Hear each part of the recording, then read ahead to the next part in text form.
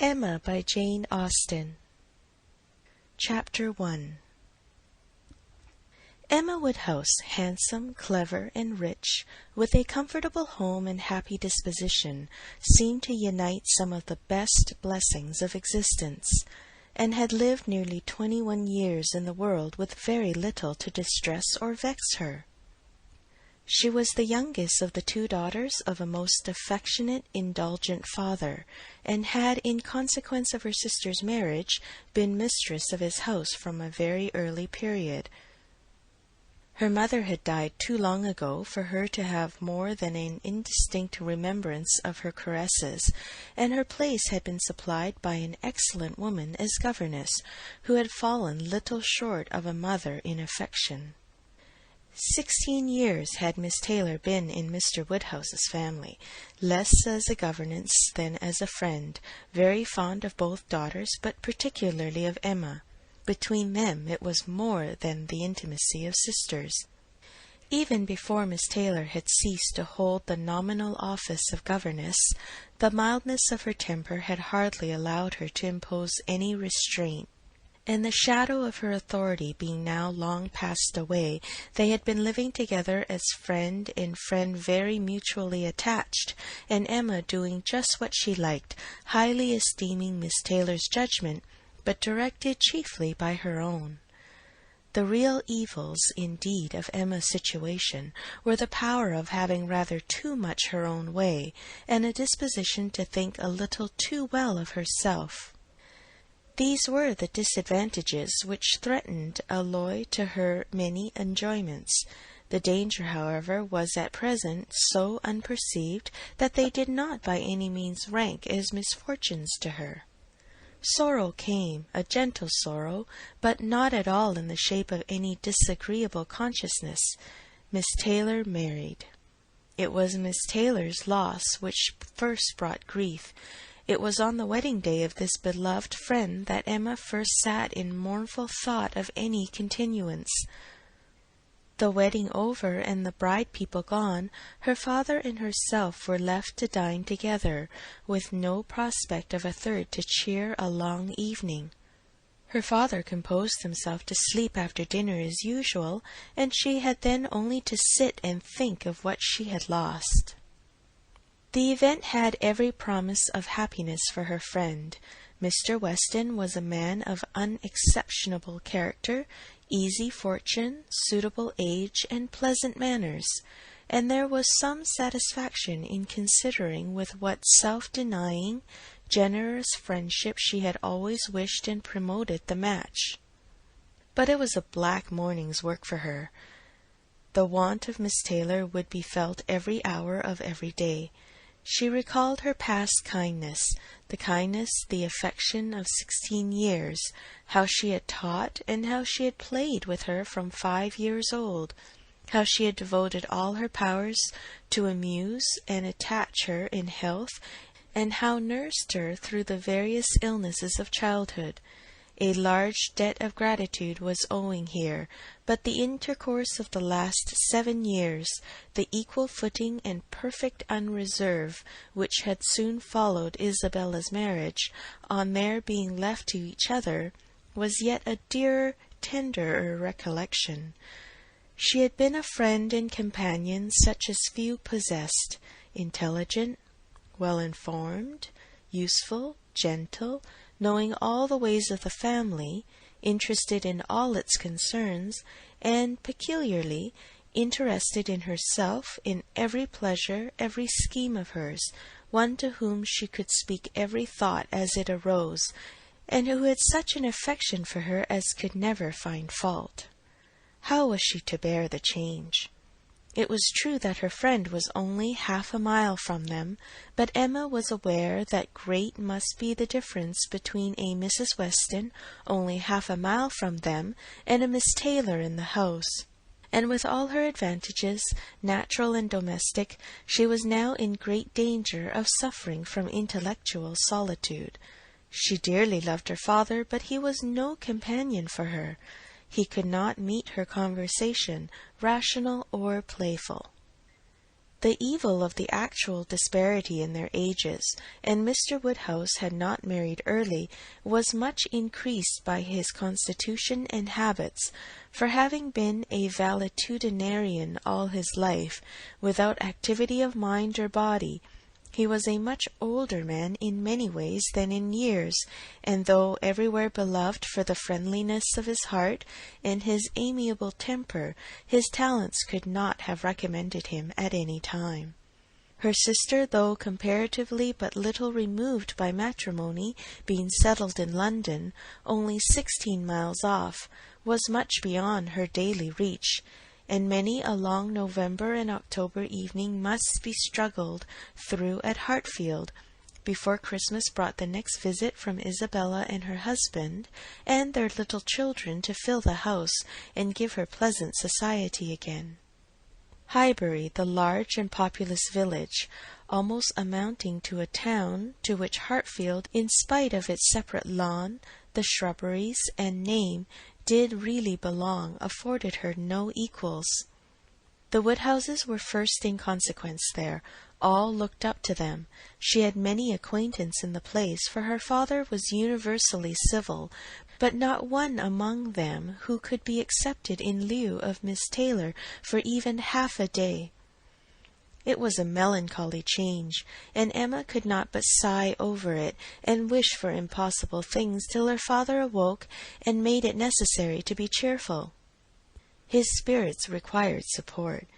He was a nervous man, easily depressed, fond of everybody that he was used to, and hating to part with them, hating change of every kind. Matrimony as the origin of change was always disagreeable, and he was by no means yet reconciled to his own daughter's marrying, nor could ever speak of her but with compassion, though it had been entirely a match of affection.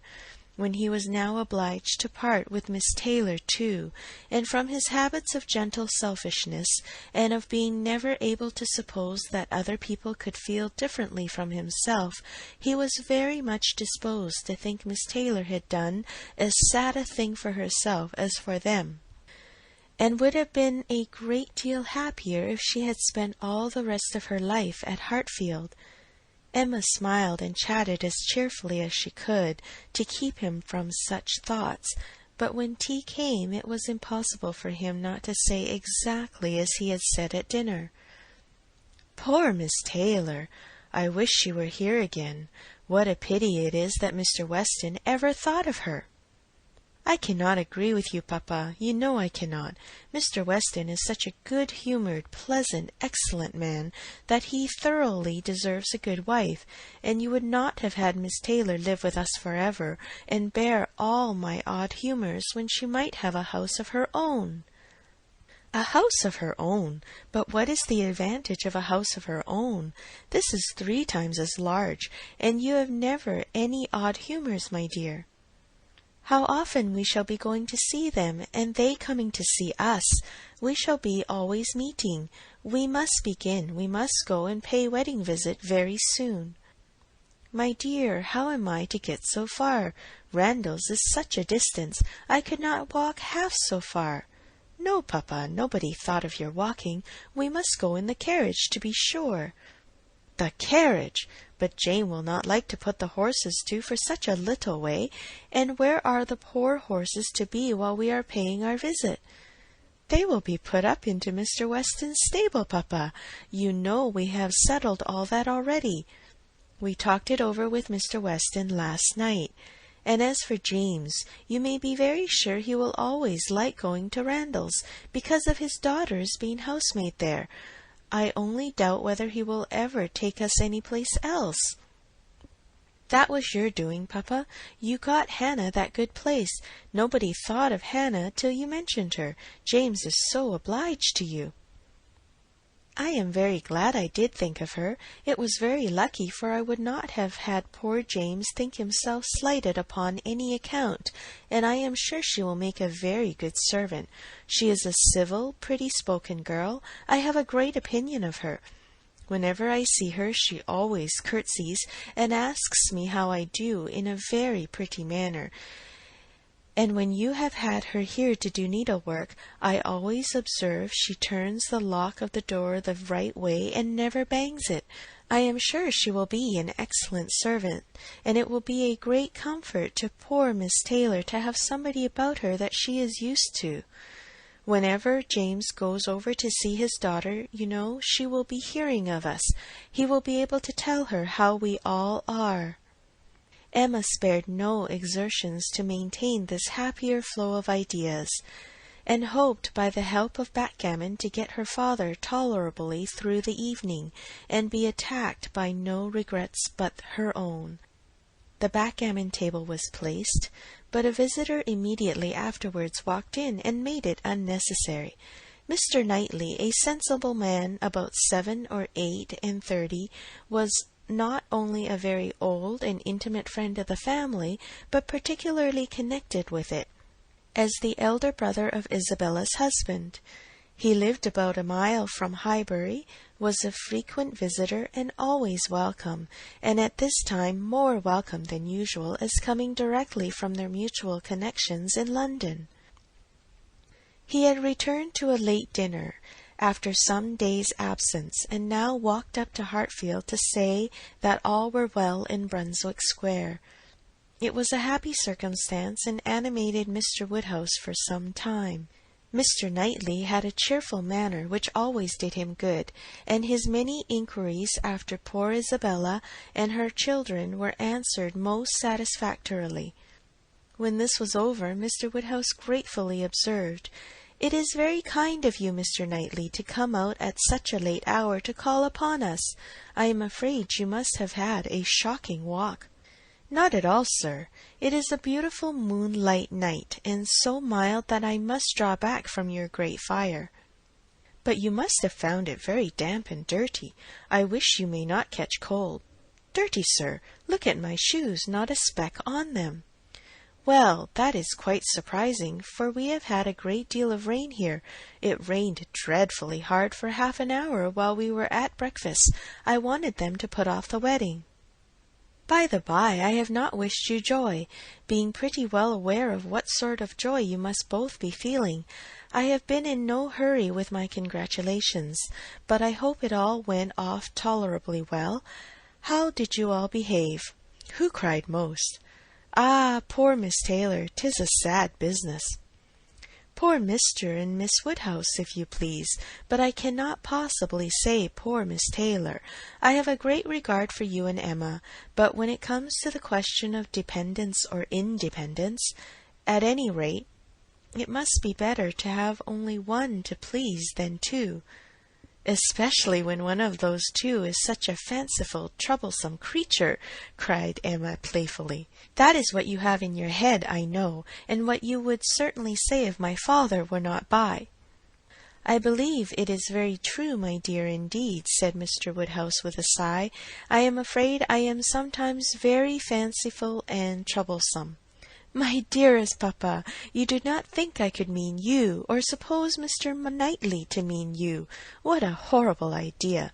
"Oh, no, I meant only myself. Mr. Knightley loves to find fault with me, you know. In a joke, it's all a joke.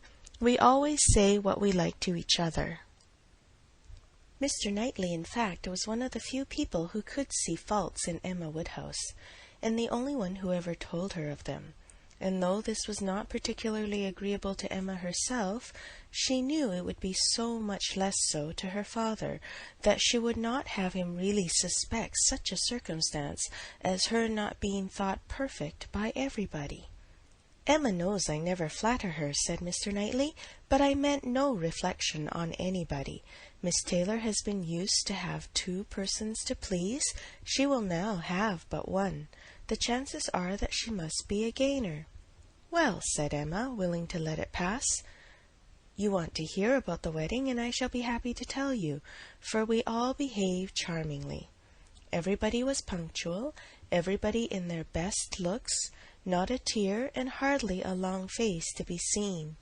Oh, no, we all felt that we were going to be only half a mile apart, and were sure of meeting every day."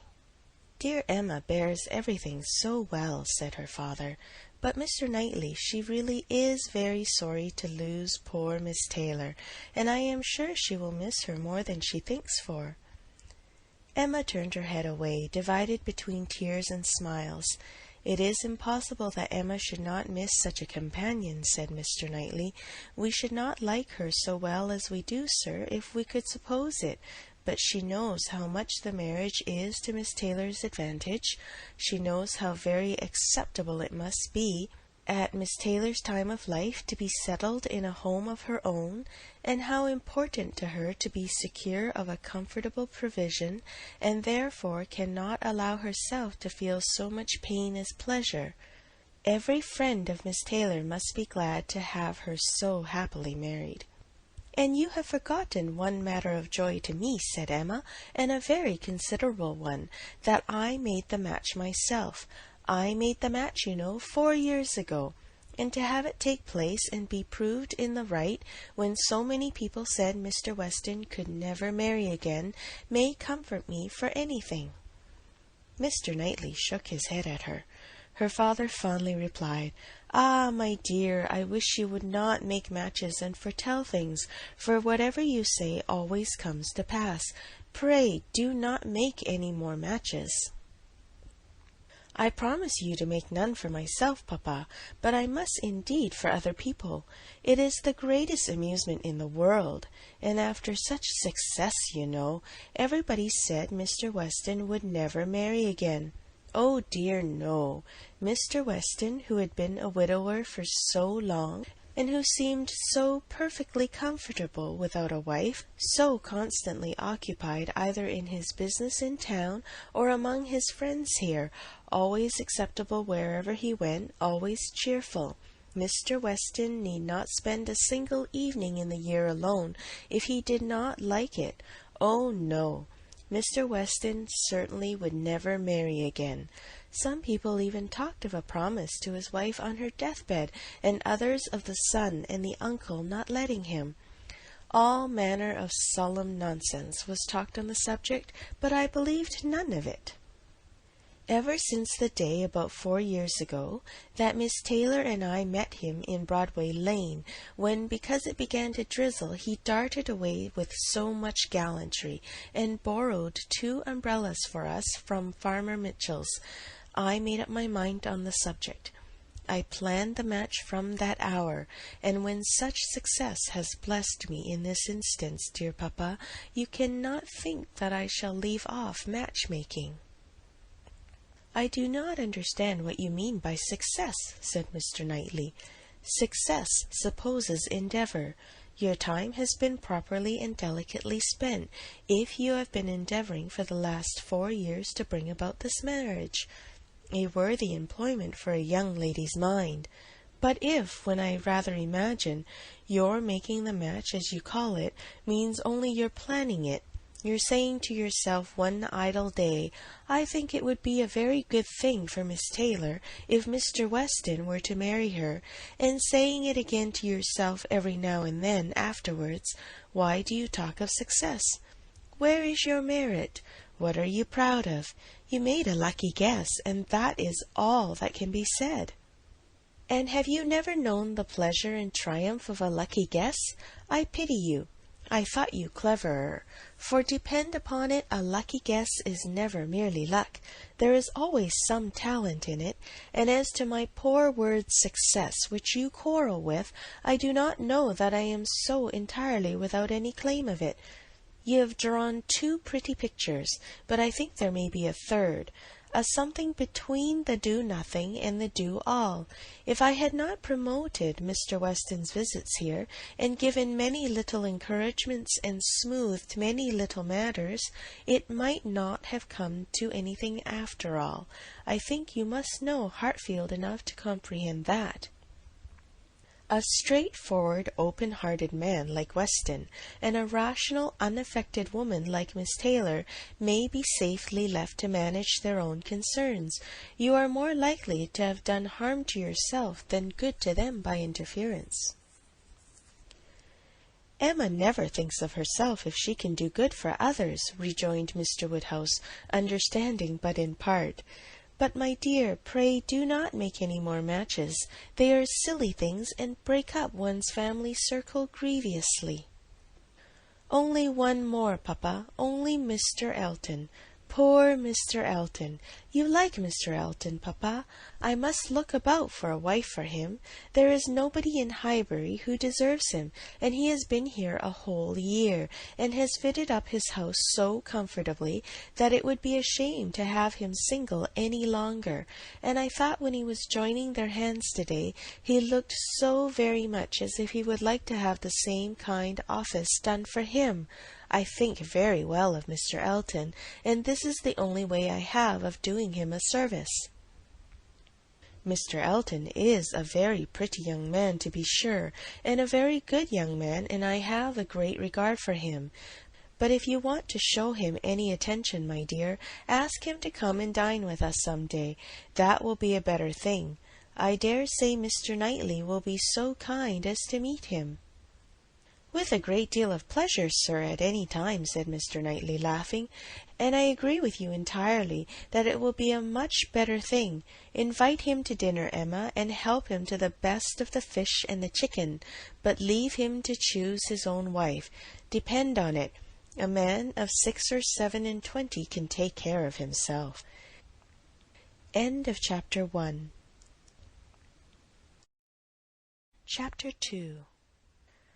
Mr. Weston was a native of Highbury, and born of a respectable family, which for the last 2 or 3 generations had been rising into gentility and property. He had received a good education, but on succeeding early in life to a small independence, had become indisposed for any of the more homely pursuits in which his brothers were engaged, and had satisfied an active, cheerful mind and social temper by entering into the militia of his county, then embodied. Captain Weston was a general favourite, and when the chances of his military life had introduced him to Miss Churchill, of a great Yorkshire family, and Miss Churchill fell in love with him, nobody was surprised except her brother and his wife, who had never seen him, and who were full of pride and importance, which the connection would offend. Miss Churchill, however, being of age, and with the full command of her fortune, though her fortune bore no proportion to the family estate, was not to be dissuaded from the marriage, and it took place to the infinite mortification of Mr. and Mrs. Churchill, who threw her off the due decorum. It was an unsuitable connection, and it did not produce much happiness. Mrs. Weston ought to have found more in it, for she had a husband whose warm heart and sweet temper made him think everything due to her in return for the great goodness of being in love with him. But though she had one sort of spirit, she had not the best. She had resolution enough to pursue her own will in spite of her brother, but not enough to refrain from unreasonable regrets at that brother's unreasonable anger, nor from missing the luxuries of her former home. They lived beyond their income, but still it was nothing in comparison to Enscombe. She did not cease to love her husband, but she wanted at once to be the wife of Captain Weston and Miss Churchill of Enscombe.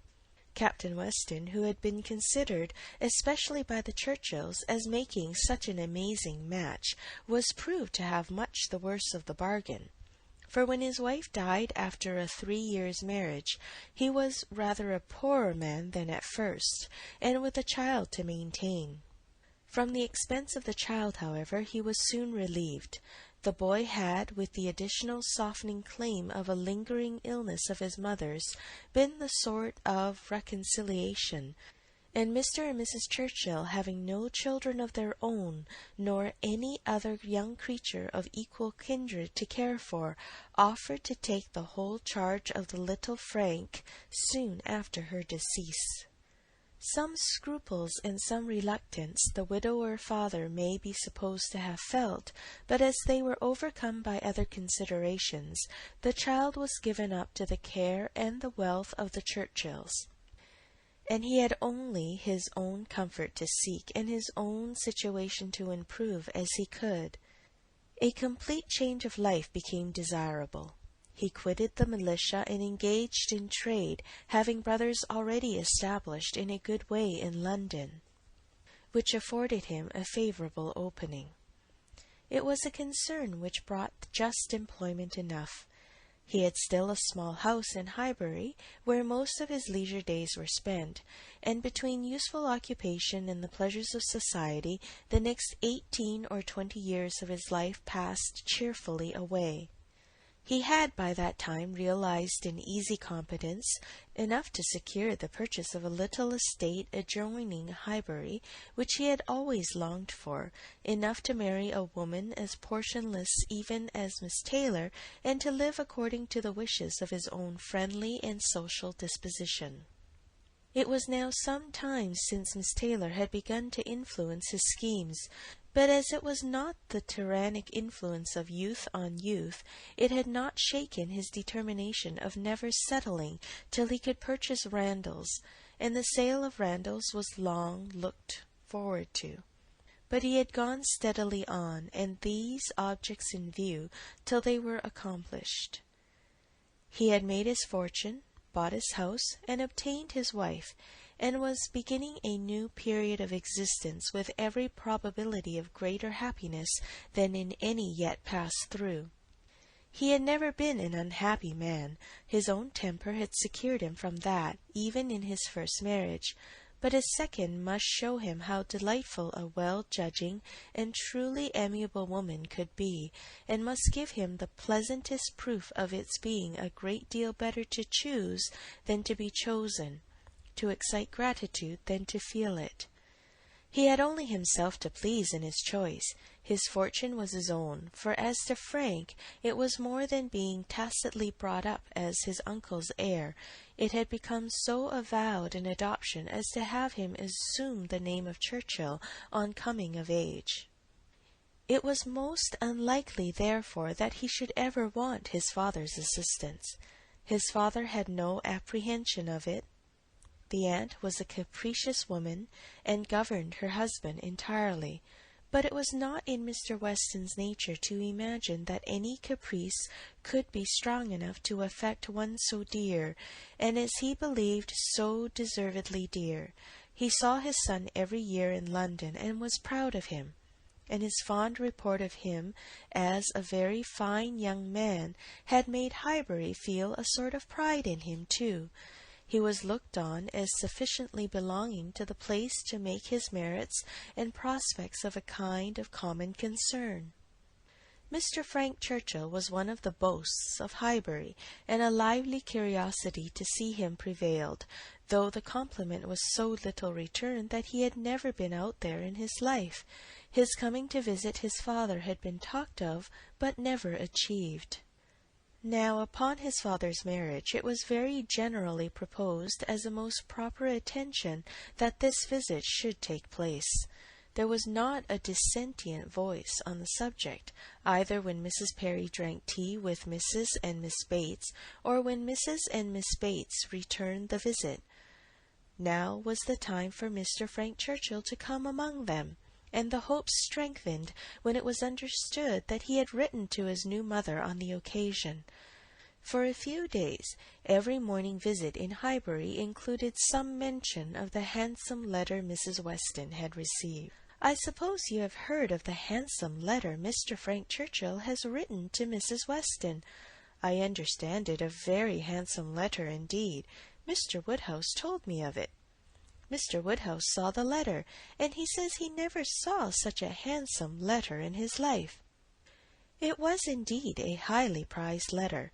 Mrs. Weston had of course formed a very favourable idea of the young man, and such a pleasing attention was an irresistible proof of his great good sense, and a most welcome to every source and every expression of congratulation which her marriage had already secured.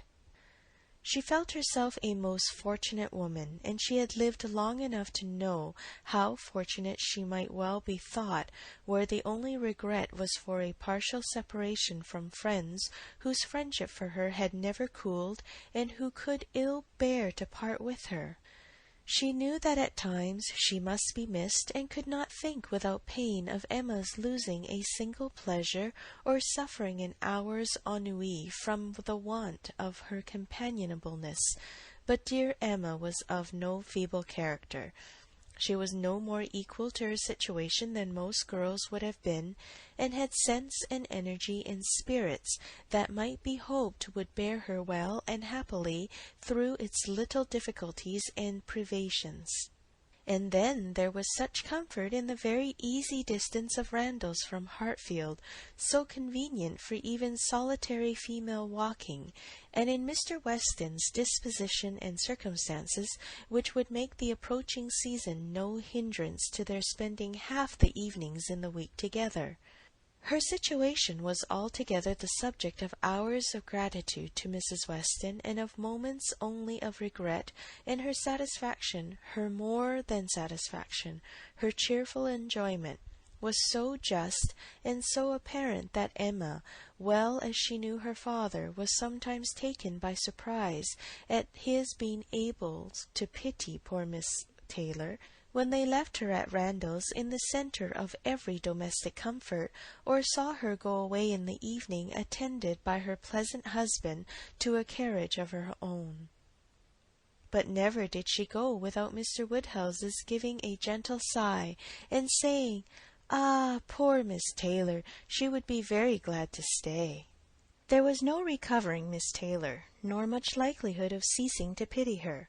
But a few weeks brought some alleviation to Mr. Woodhouse. The compliments of his neighbours were over.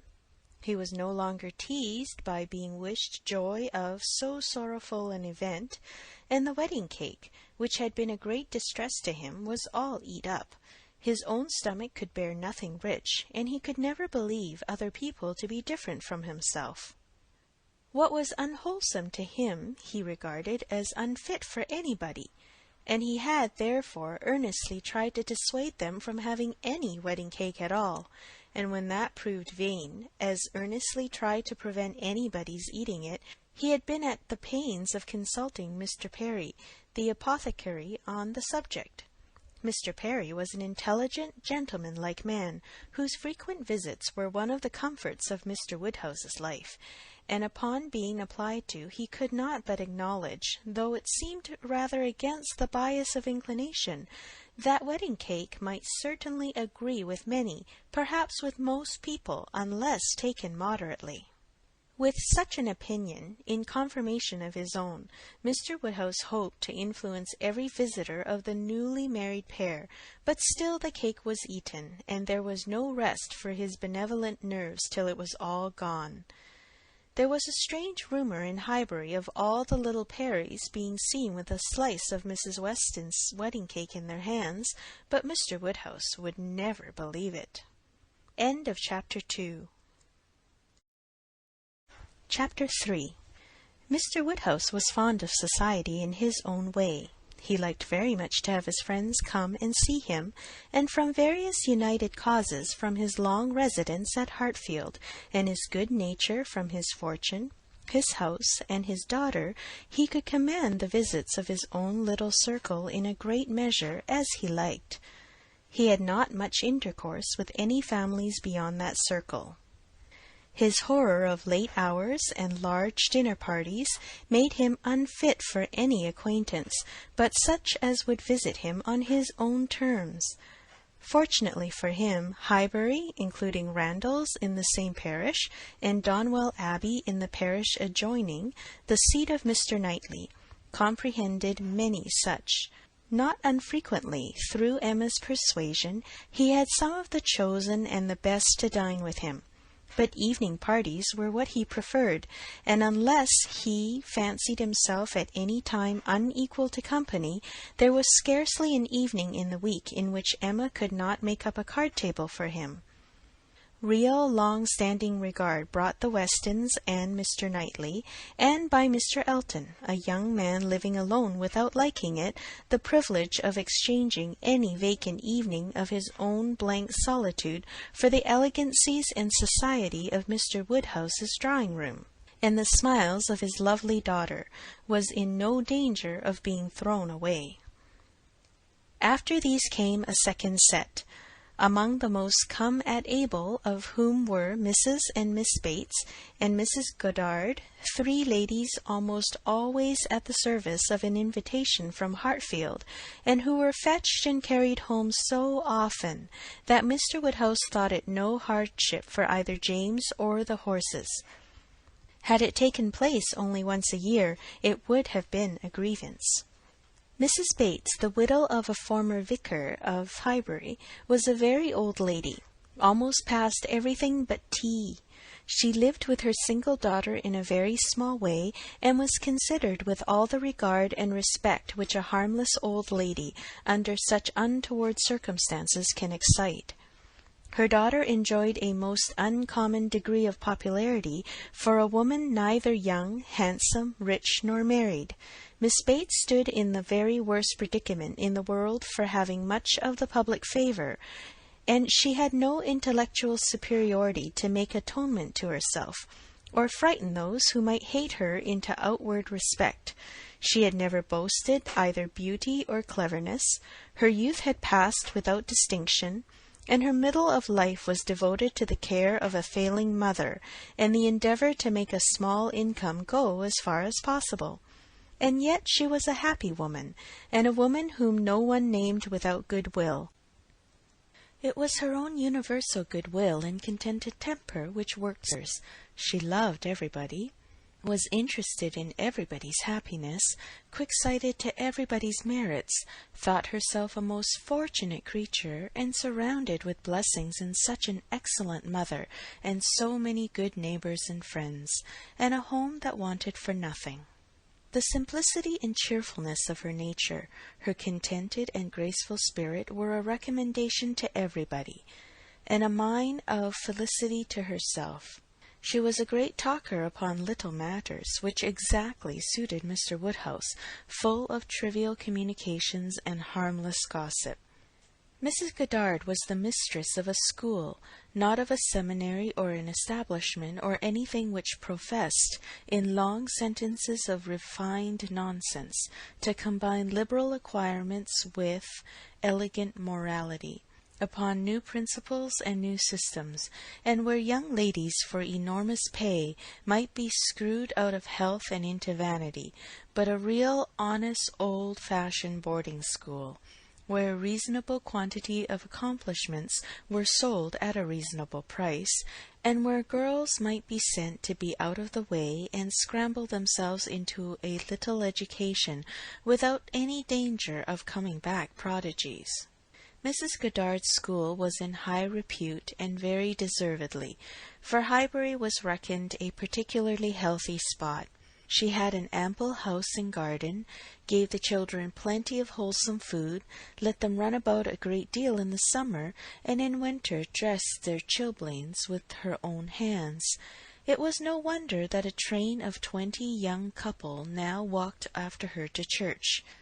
She was a plain, motherly kind of woman, who had worked hard in her youth and now thought herself entitled to the occasional holiday of a tea visit, and having formerly owed much to Mr. Woodhouse's kindness, felt his particular claim on her to leave her neat parlour hung around with fancy work whenever she could, and win or lose a few sixpences by his fireside. These were the ladies whom Emma found herself very frequently able to collect, and happy was she for her father's sake in the power, though, as far as she herself concerned, it was no remedy for the absence of Mrs. Weston. She was delighted to see her father look comfortable, and very much pleased with herself for contriving things so well. But the quiet prosings of 3 such women made her feel that every evening so spent was indeed one of the long evenings she had fearfully anticipated.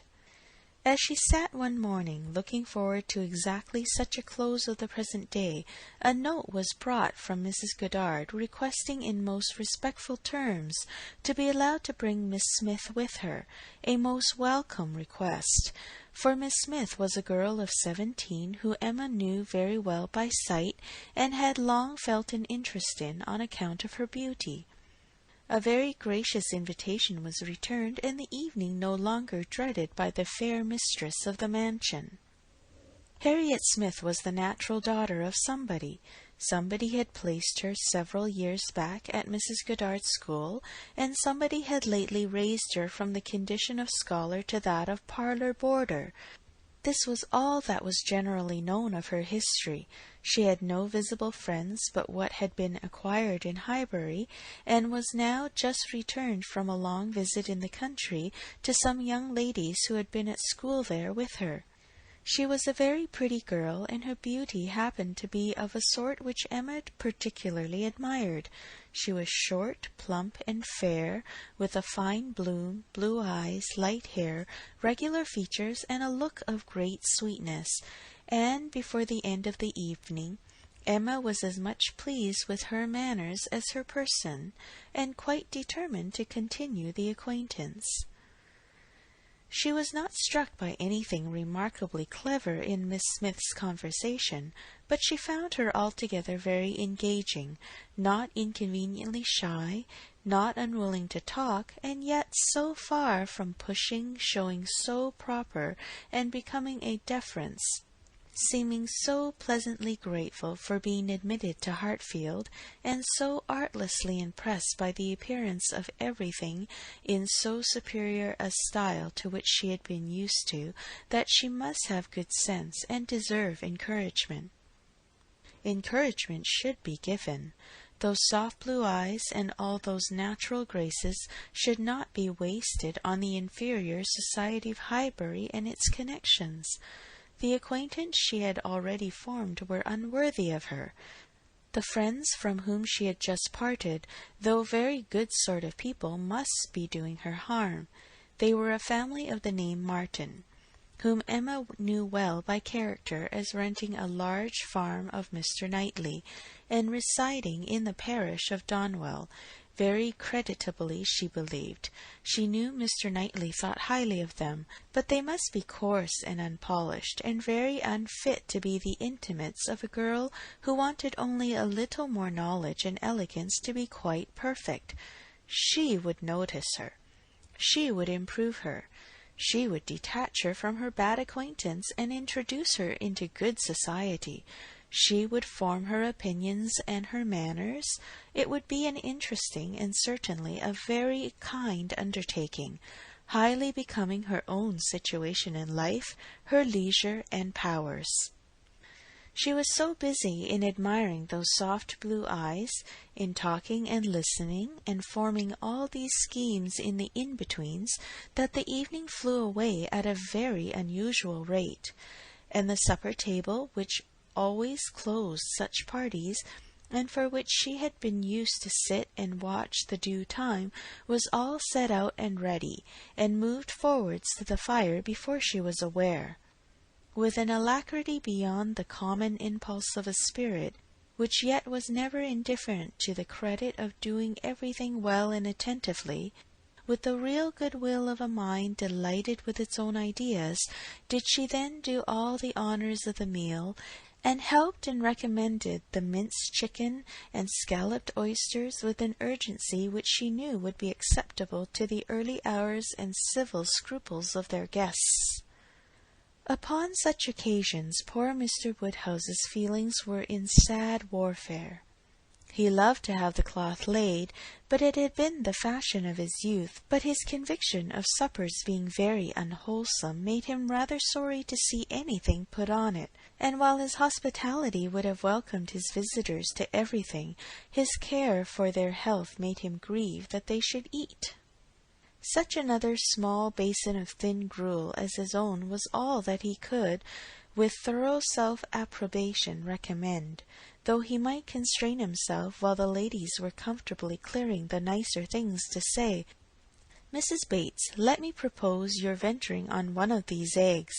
An egg boiled very soft is not unwholesome. Surly recommended boiling an egg better than anybody. I would not recommend an egg boiled by anybody else, but you need not be afraid they are very small. You see, one of our small eggs will not hurt you. Miss Bates, let Emma help you to a little bite of tart, a very little bit. Ours are all apple tarts. You need not be afraid of unwholesome preserves here. I do not advise the custard. Mrs. Goddard, what say you to half a glass of wine, a small half-glass, put into a tumbler of water? I do not think it could disagree with you." Emma allowed her father to talk, but supplied her visitors in a much more satisfactory style, and on the present evening had particular pleasure in sending them away happy. The happiness of Miss Smith was quite equal to her intentions.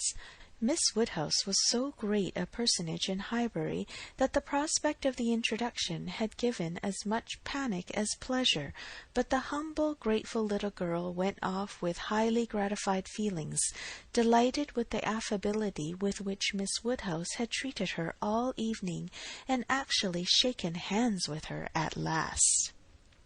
End of Chapter 3. Chapter 4.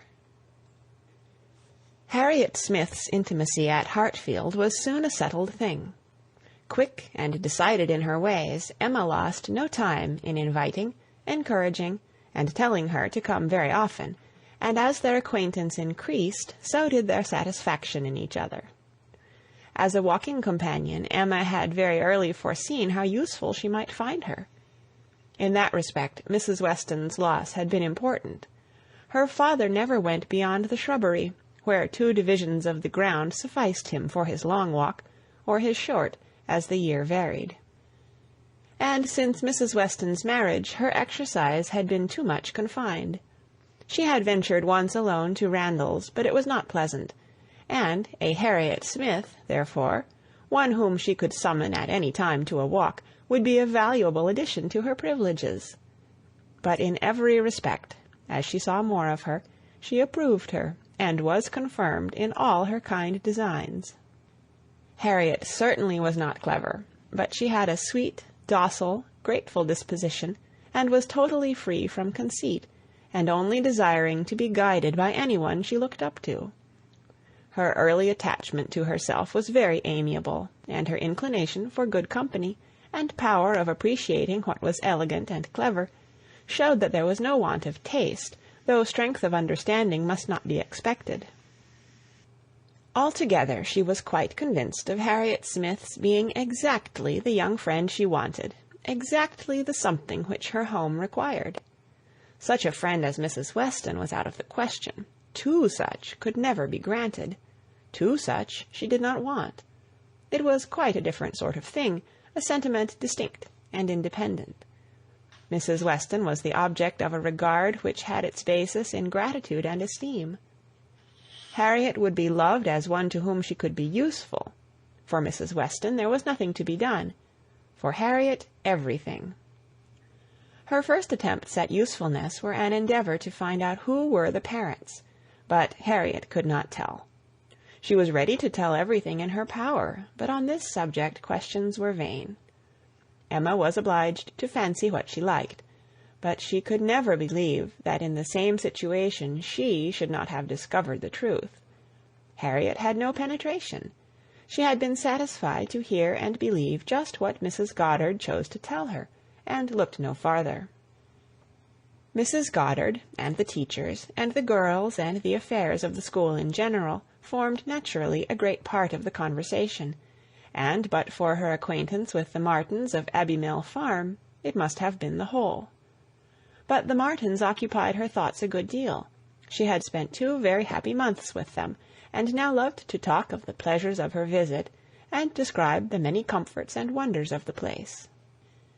Emma encouraged her talkativeness, amused by such a picture of another set of beings, and enjoying the youthful simplicity which could speak with so much exultation of Mrs. Martin's having 2 parlours, 2 very good parlours, indeed, one of them quite as large as Mrs. Goddard's drawing-room, and of her having an upper maid who had lived 25 years with her, and of their having 8 cows, 2 of them Alderneys, and 1 a little Welsh cow, a very pretty little Welsh cow indeed.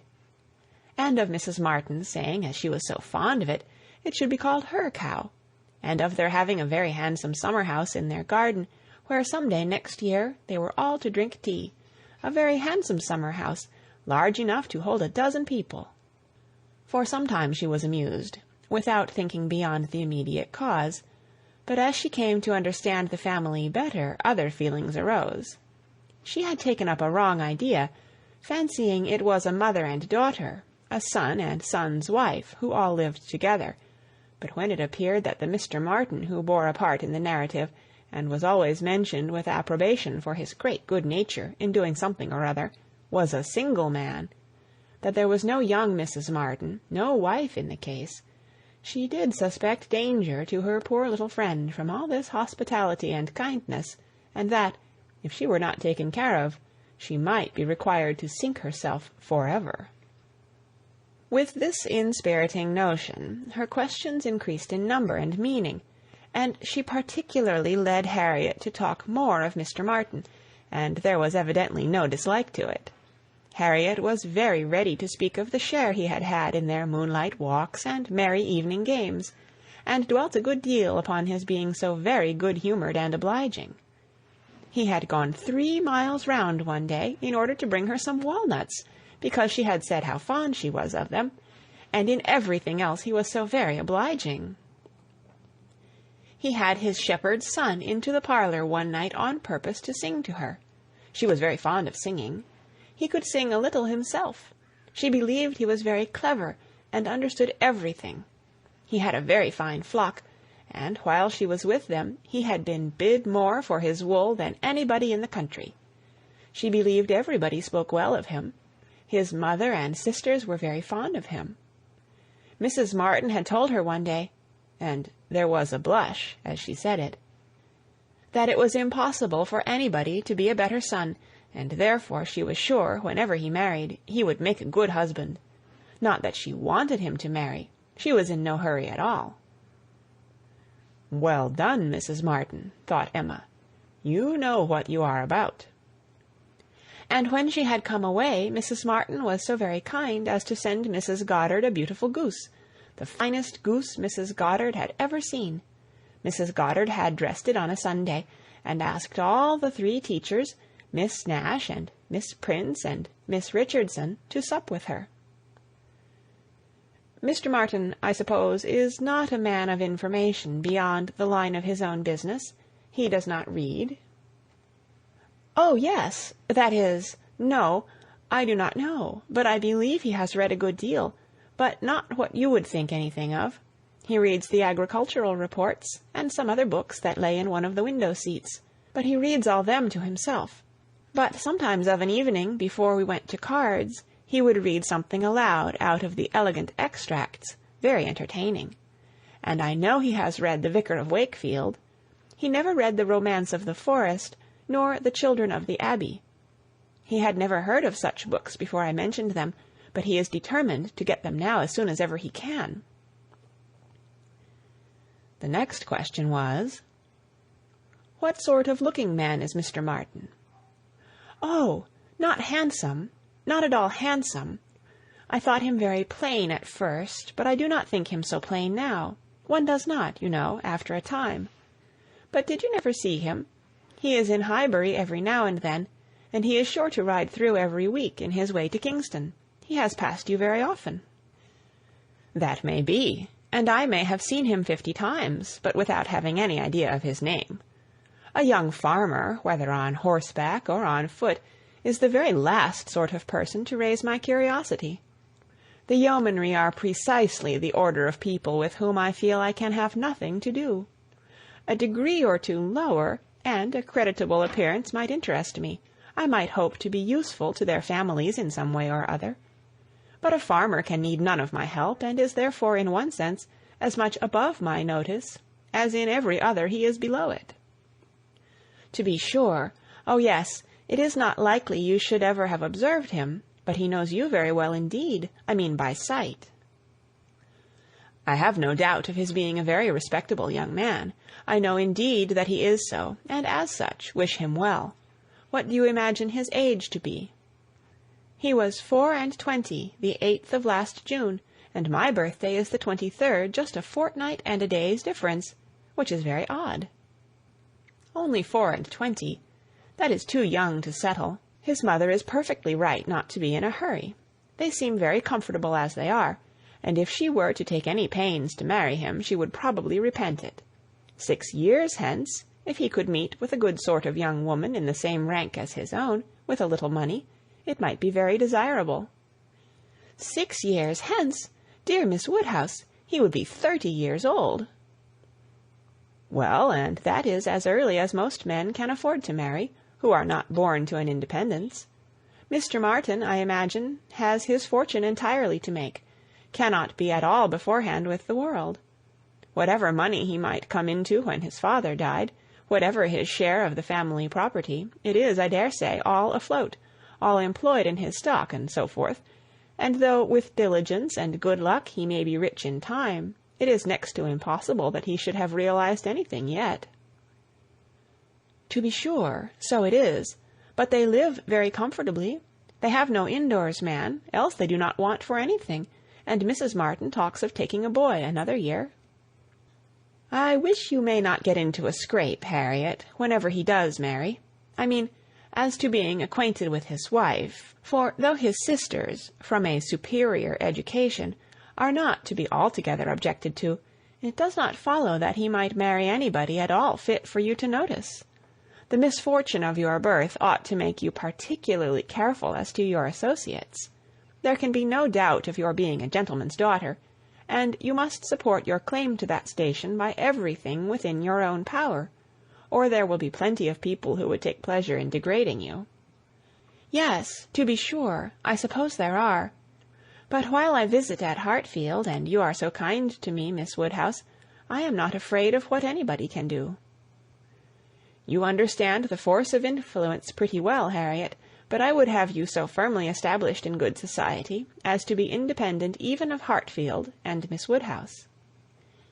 I want to see you permanently well connected, and to that end it will be advisable to have as few odd acquaintances as may be. And, therefore, I say that if you should still be in this country when Mr. Martin marries, I wish you may not be drawn in by your intimacy with the sisters to be acquainted with the wife, who will probably be some mere farmer's daughter, without education. To be sure, yes, not that I think Mr. Martin would ever marry anybody but what had had some education, and been very well brought up. However, I do not mean to set up my opinion against yours, and I am sure I shall not wish for the acquaintance of his wife. I shall always have a great regard for the Miss Martins, especially Elizabeth, and should be very sorry to give them up, for they are quite as well educated as me. But if he marries a very ignorant, vulgar woman, certainly I had better not visit her, if I can help it. Emma watched her through the fluctuations of this speech, and saw no alarming symptoms of love. The young man had been the first admirer, but she trusted there was no other hold, and that there would be no serious difficulty on Harriet's side to oppose any friendly arrangement of her own. They met Mr. Martin the very next day, as they were walking on the Donwell road. He was on foot, and after looking very respectfully at her, looked with most unfeigned satisfaction at her companion. Emma was not sorry to have such an opportunity of survey, and, walking a few yards forward while they talked together, soon made her quick eye sufficiently acquainted with Mr. Robert Martin. His appearance was very neat, and he looked like a sensible young man, but his person had no other advantage, and when he came to be contrasted with gentlemen, she thought he must lose all ground he had gained in Harriet's inclination. Harriet was not insensible of manner. She had voluntarily noticed her father's gentleness with admiration as well as wonder. Mr. Martin looked as if he did not know what manner was. They remained but a few minutes together, as Miss Woodhouse must not be kept waiting, and Harriet then came running to her with a smiling face and in a flutter of spirits, which Miss Woodhouse hoped very soon to compose. "Only think of our happening to meet him! How very odd! It was quite a chance, he said, that he had not gone round by Randalls. He did not think we ever walked this road. He thought we walked towards Randalls most days. He has not been able to get the romance of the forest yet. He was so busy the last time he was at Kingston that he quite forgot it, but he goes again to-morrow. So very odd we should happen to meet. Well, Miss Woodhouse, is he like what you expected? What do you think of him? Do you think him so very plain?" "He is very plain, undoubtedly, remarkably plain, but that is nothing compared with his entire want of gentility. I had no right to expect much, and I did not expect much, but I had no idea that he could be so very clownish, so totally without air. I had imagined him, I confess, a degree or two nearer gentility. "To be sure," said Harriet, in a mortified voice, "he is not so genteel as real gentlemen." "I think, Harriet, since your acquaintance with us, you have been repeatedly in the company of some such very real gentlemen, that you must yourself be struck with the difference in Mr. Martin. At Hartfield you have had very good specimens of well-educated, well-bred men. I should be surprised if, after seeing them, you could be in company with Mr. Martin again without perceiving him to be a very inferior creature, and rather wondering at yourself for having ever thought him at all agreeable before. Do not you begin to feel that now? Were not you struck? I am sure you must have been struck by his awkward look and abrupt manner, and the uncouthness of a voice which I heard to be wholly unmodulated as I stood here." "Certainly he is not like Mr. Knightley. He has not such a fine air and way of walking as Mr. Knightley. I see the difference plain enough. But Mr. Knightley is so very fine a man." "Mr. Knightley's air is so remarkably good that it is not fair to compare Mr. Martin with him. You might not see 1 in 100 with gentlemen so plainly written as in Mr. Knightley. But he is not the only gentleman you have been lately used to. What say you to Mr. Weston and Mr. Elton? Compare Mr. Martin with either of them. Compare their manner of carrying themselves, of walking, of speaking, of being silent. You must see the difference." "Oh, yes, there is a great difference. But Mr. Weston is almost an old man. Mr. Weston must be between 40 and 50. "Which makes his good manners the more valuable. The older a person grows, Harriet, the more important it is that their manners should not be bad. The more glaring and disgusting any loudness, or coarseness, or awkwardness becomes. What is passable in youth is detestable in later age. Mr. Martin is now awkward and abrupt. What will he be at Mr. Weston's time of life?" "There is no saying, indeed," replied Harriet, rather solemnly. "But there may be pretty good guessing. He will be a completely gross, vulgar farmer, totally inattentive to appearances, and thinking of nothing but profit and loss." "Will he, indeed? That will be very bad." "How much his business engrosses him already is very plain from the circumstance of his forgetting to inquire for the book you recommended. He was a great deal too full of the market to think of anything else, which is just as it should be for a thriving man. What has he to do with books? And I have no doubt that he will thrive and be a very rich man in time, and his being illiterate and coarse need not disturb us." "I wonder he did not remember the book," was all Harriet's answer, and spoken with a degree of grave displeasure which Emma thought might be safely left to itself. She therefore said no more for some time. Her next beginning was, "In one respect, perhaps, Mr. Elton's manners are superior to Mr. Knightley's or Mr. Weston's. They have more gentleness. They might be more safely held up as a pattern. There is an openness, a quickness, almost a bluntness in Mr. Weston, which everybody likes in him, because there is so much good humour with it, but that would not do to be copied.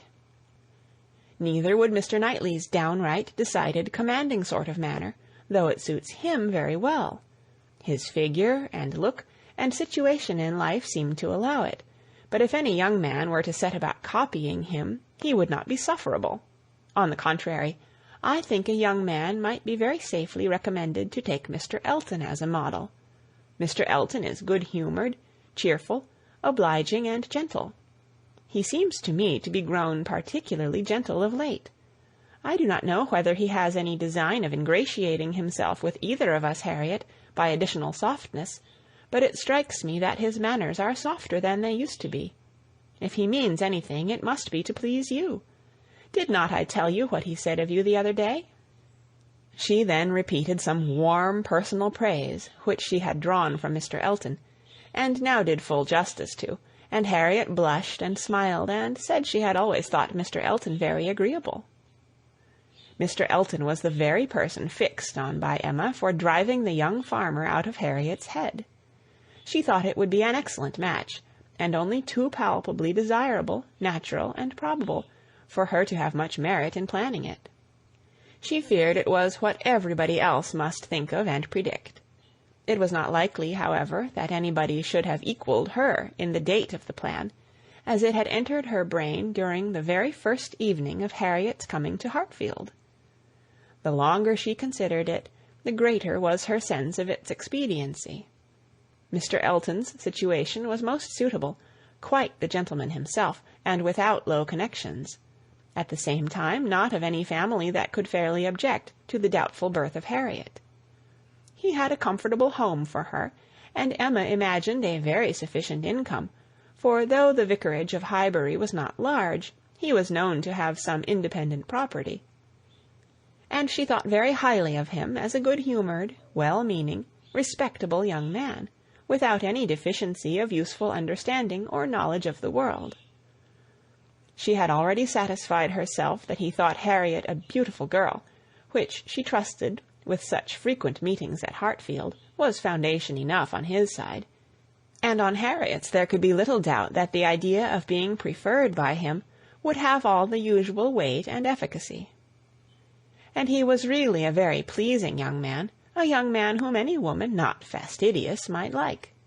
He was reckoned very handsome, his person much admired in general, though not by her, there being a want of elegance of feature which she could not dispense with. But the girl who could be gratified by a Robert Martin's riding about the country to get walnuts for her might very well be conquered by Mr. Elton's admiration. End of Volume 1, Chapter 4. Read by Kara Schallenberg. www.kray.org. On September 28, 2006, in Oceanside, California.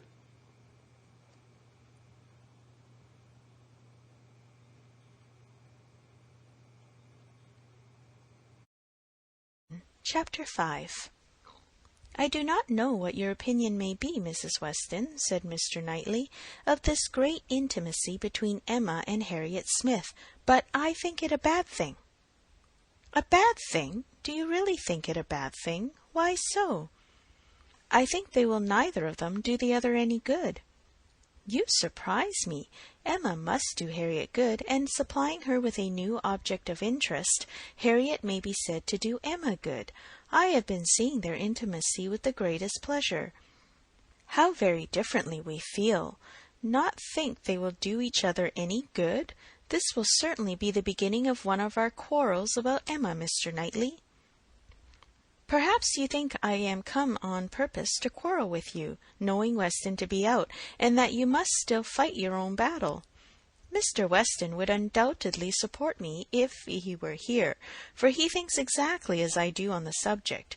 We were speaking of it only yesterday, and agreeing how fortunate it was for Emma that there should be such a girl in Highbury for her to associate with. Mr. Knightley, I shall not allow you to be a fair judge in this case.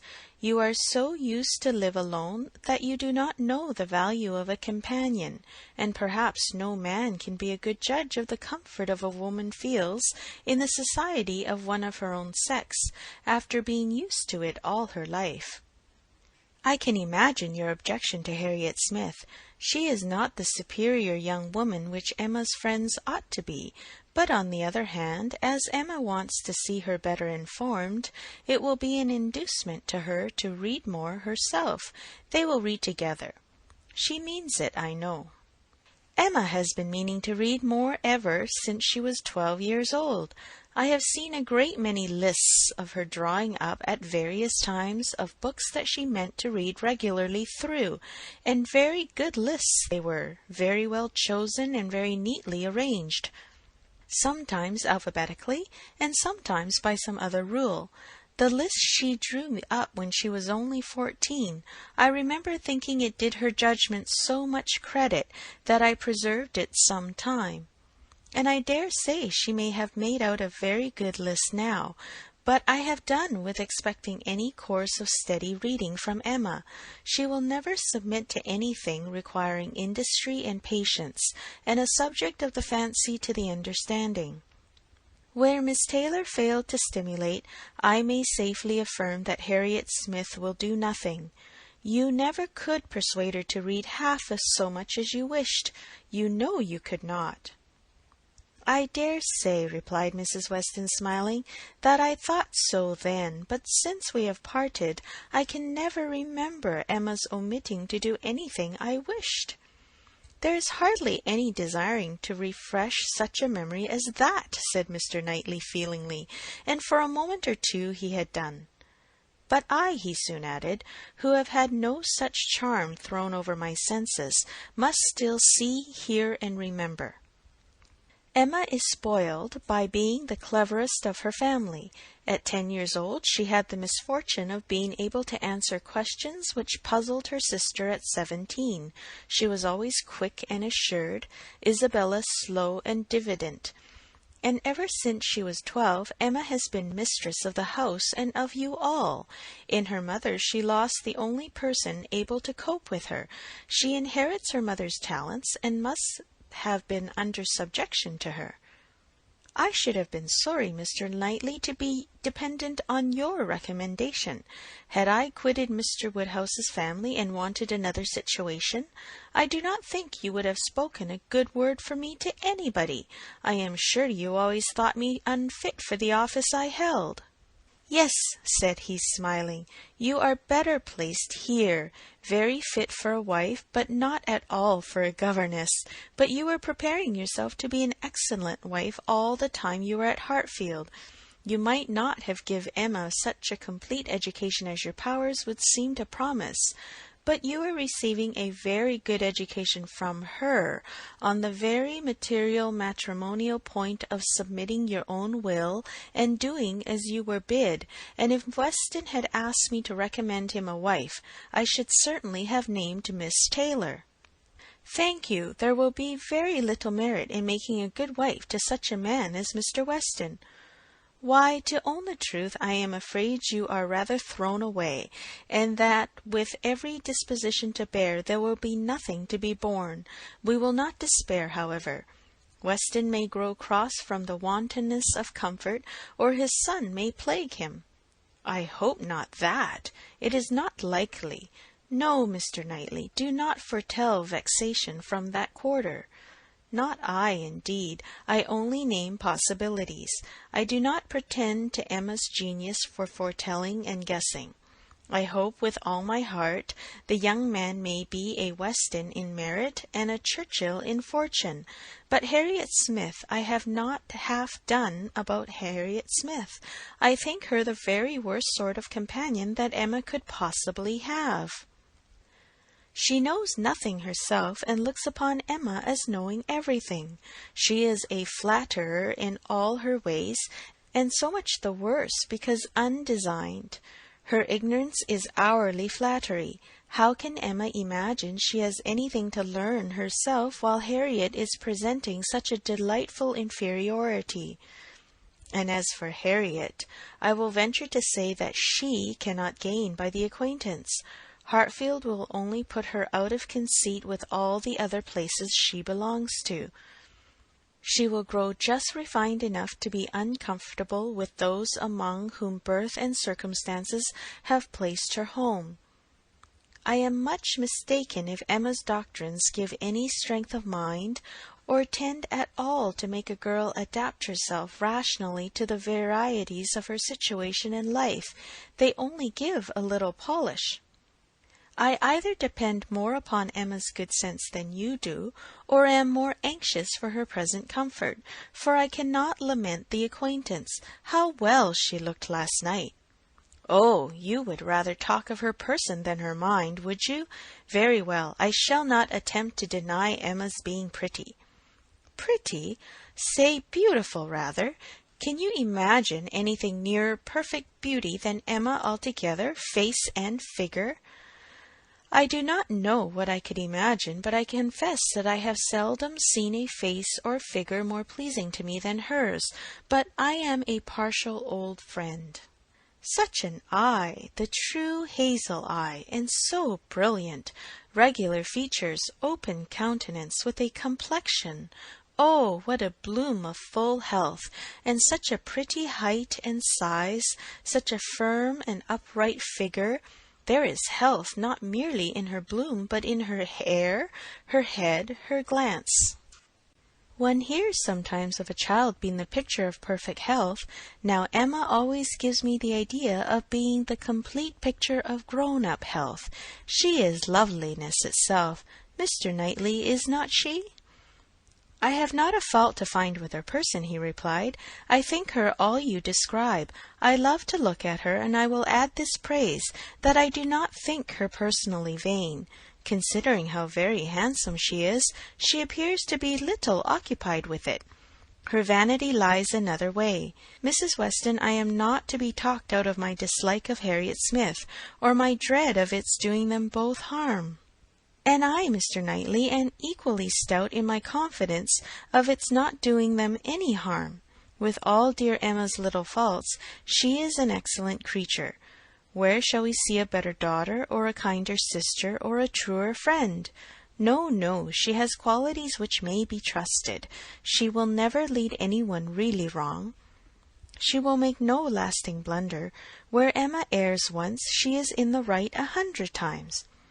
Very well, I will not plague you any more. Emma shall be an angel, and I will keep my spleen to myself till Christmas brings John and Isabella. John loves Emma with a reasonable, and therefore not a blind affection, and Isabella always thinks as he does, except when he is not quite frightened enough about the children. I am sure of having their opinions with me. I know that you all love her really too well to be unjust or unkind, but excuse me, Mr. Knightley, if I take the liberty, I consider myself, you know, as having somewhat of the privilege of speech that Emma's mother might have had, the liberty of hinting that I do not think any possible good can arise from Harriet Smith's intimacy being made a matter of much discussion among you. Pray excuse me. But supposing any little inconvenience may be apprehended from the intimacy, it cannot be expected that Emma, accountable to nobody but her father, who perfectly approves the acquaintance, should put an end to it so long as it is a source of pleasure to herself. It has been so many years my province to give advice, that you cannot be surprised, Mr. Knightley, at this little remains of office. Not at all, cried he. I am very much obliged to you for it. It is very good advice, and it shall have a better fate than your advice has often found, for it shall be attended to. Mrs. John Knightley is easily alarmed, and might be made unhappy about her sister. Be satisfied, said he, I will not raise any outcry. I will keep my ill humour to myself. I have a very sincere interest in Emma. Isabella does not seem more my sister, has never excited a greater interest. Perhaps hardly so great. There is an anxiety, a curiosity in what one feels for Emma. I wonder what will become of her. So do I, said Mrs. Weston gently, very much. She always declares she will never marry, which of course means just nothing at all, but I have no idea that she has yet ever seen a man she cared for. It would not be a bad thing for her to be very much in love with a proper object. I should like to see Emma in love, and in some doubt of a return. It would do her good. But there is nobody hereabouts to attach her, and she goes so seldom from home. There does indeed seem as little to tempt her to break her resolution at present, said Mrs. Weston, as can well be, and while she is so happy at Hartfield, I cannot wish her to be forming any attachment which would be creating such difficulties on poor Mr. Woodhouse's account. I do not recommend matrimony at present to Emma, though I mean no slight to the state, I assure you. Part of her meaning was to conceal some favourite thoughts of her own and Mr. Weston's on the subject, as much as possible. There were wishes at Randalls respecting Emma's destiny, but it was not desirable to have them suspected, and the quiet transition which Mr. Knightley soon afterwards made to "What does Weston think of the weather? Shall we have rain?" convinced her that he had nothing more to say or surmise about Hartfield. End of Chapter 5. Chapter 6. Emma could not feel a doubt of having given Harriet's fancy a proper direction, and raised the gratitude of her young vanity to a very good purpose, for she found her decidedly more sensible than before of Mr. Elton's being a remarkably handsome man, with most agreeable manners, and as she had no hesitation in following up the assurance of his admiration by agreeable hints, she was soon pretty confident of creating as much liking on Harriet's side as there could be any occasion for. She was quite convinced of Mr. Elton's being in the fairest way of falling in love, if not in love already. She had no scruple with regard to him. He talked of Harriet, and praised her so warmly that she could not suppose anything wanting which a little time would not add. His perception of the striking improvement of Harriet's manner since her introduction at Hartfield was not one of the least agreeable proofs of his growing attachment. "You have given Miss Smith all that she required," said he. "You have made her graceful and easy. She was a beautiful creature when she came to you, but in my opinion the attractions you have added are infinitely superior to what she received from nature. I am glad you think I have been useful to her, but Harriet only wanted drawing out and receiving a few, very few hints. She had all the natural grace of sweetness of temper and artlessness in herself. I have done very little." "If it were admissible to contradict a lady," said the gallant Mr. Elton, "I have perhaps given her a little more decision of character, have taught her to think on points which had not fallen in her way before." "Exactly so. That is what principally strikes me. So much superadded decision of character. Skilful has been the hand." "Great has been the pleasure, I am sure. I never met with a disposition more truly amiable." "I have no doubt of it." And it was spoken with a sort of sighing animation, which had a vast deal of the lover. She was not less pleased another day with the manner in which he seconded a sudden wish of hers to have Harriet's picture. "Did you ever have your likeness taken, Harriet?" said she. "Did you ever sit for your picture?" Harriet was on the point of leaving the room, and only stopped to say, with a very interesting naivete, "Oh, dear no, never." No sooner was she out of sight than Emma exclaimed, "What an exquisite possession a picture of her would be!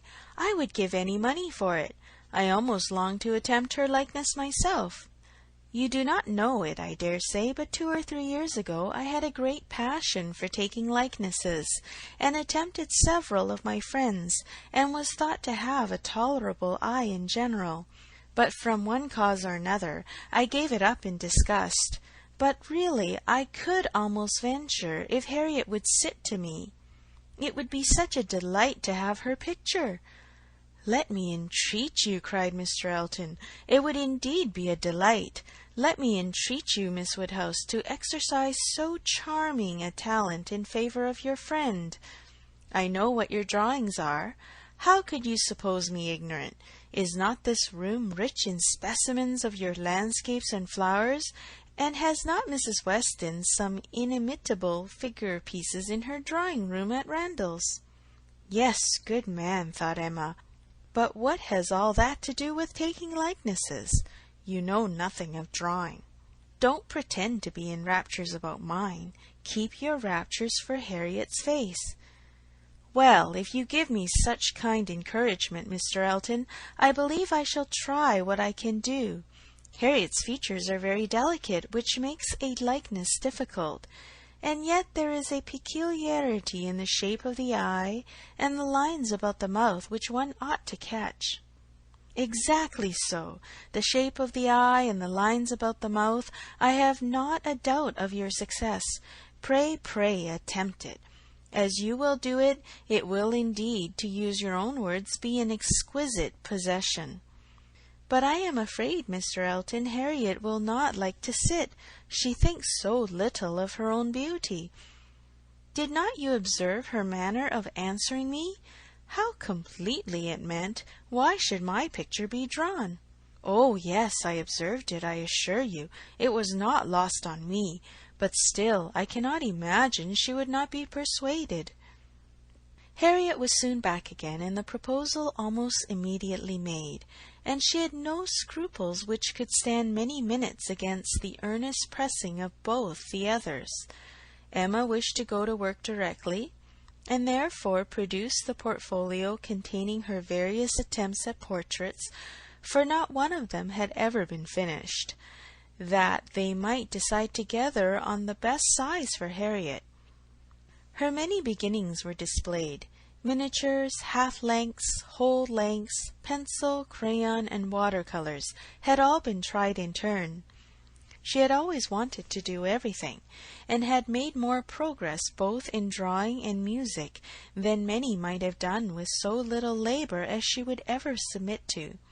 She played and sang and drew in almost every style, but steadiness had always been wanting, and in nothing had she approached the degree of excellence which she would have been glad to command, and ought not to have failed of. She was not much deceived as to her own skill either as an artist or a musician, but she was not unwilling to have others deceived, or sorry to know her reputation for accomplishment often higher than it deserved. There was merit in every drawing, in the least finished, perhaps the most.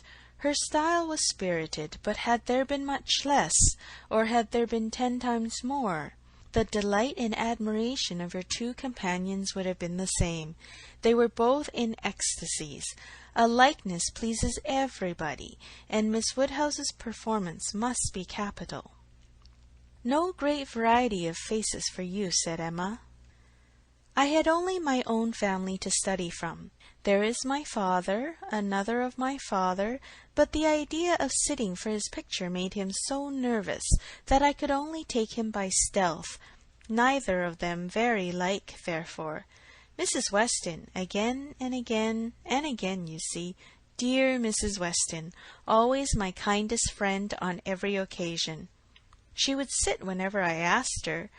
There is my sister, and really quite her own little elegant figure, and the face not unlike. I should have made a good likeness of her, if she would have sat longer, but she was in such a hurry to have me draw her 4 children that she would not be quiet. Then here come all my attempts at 3 of those 4 children. There they are, Henry and John and Bella, from one end of the sheet to the other, and any one of them might do for any one of the rest. She was so eager to have them drawn that I could not refuse, but there is no making children of 3 or 4 years old stand still, you know, nor can it be very easy to take any likeness of them beyond the air and complexion, unless they are coarser featured than any of mamma's children ever were. Here is my sketch of the 4th, who was a baby. I took him as he was sleeping on the sofa, and it is as strong a likeness of his cockade as you would wish to see. He had nestled down his head most conveniently. That's very like. I am rather proud of little George. The corner of the sofa is very good. Then here is my last, unclosing a pretty sketch of a gentleman in small size, whole length. My last and my best, my brother, Mr. John Knightley. This did not want much of being finished, when I put it away in a pet, and vowed I would never take another likeness. I could not help being provoked, for after all my pains, and when I had really made a very good likeness of it, Mrs. Weston and I were quite agreed in thinking it very like. Only too handsome, too flattering, but that was a fault on the right side. After all this, came poor dear Isabella's cold approbation of, Yes, it was a little like, but to be sure it did not do him justice. We had had a great deal of trouble in persuading him to sit at all. It was made a great favour of, and altogether it was more than I could bear, and so I never would finish it, to have it apologized over as an unfavourable likeness to every morning visitor in Brunswick Square, and as I said, I did then forswear ever drawing anybody again. But for Harriet's sake, or rather for my own, and as there are no husbands and wives in the case at present, I will break my resolution now. Mr. Elton seemed very properly struck and delighted by the idea, and was repeating, "No husbands and wives in the case at present indeed, as you observe. Exactly so. No husbands and wives," with so interesting a consciousness that Emma began to consider whether she had not better leave them together at once. But as she wanted to be drawing, the declaration must wait a little longer. She had soon fixed on the size and sort of portrait. It was to be a whole length in watercolours, like Mr. John Knightley's, and was destined, if she could please herself, to hold a very honourable station over the mantelpiece. The sitting began, and Harriet, smiling and blushing, and afraid of not keeping her attitude and countenance, presented a very sweet mixture of youthful expression to the steady eyes of the artist. But there was no doing anything, with Mr. Elton fidgeting behind her, and watching every touch. She gave him credit for stationing himself where he might gaze and gaze again without offence, but was really obliged to put an end to it, and request him to place himself elsewhere. It then occurred to her to employ him in reading. If he would be so good as to read to them, it would be a kindness indeed. It would amuse away the difficulties of her part, and lessen the irksomeness of Miss Smith's. Mr. Elton was only too happy. Harriet listened, and Emma drew in peace. She must allow him to be still frequently coming to look. Anything less would certainly have been too little in a lover. And he was ready at the smallest intermission of the pencil to jump up and see the progress and be charmed. There was no being displeased with such an encourager, for his admiration made him discern a likeness almost before it was possible. She could not respect his eye, but his love and his complaisance were unexceptionable. The sitting was altogether very satisfactory. She was quite enough pleased with the first day's sketch to wish to go on. There was no want of likeness.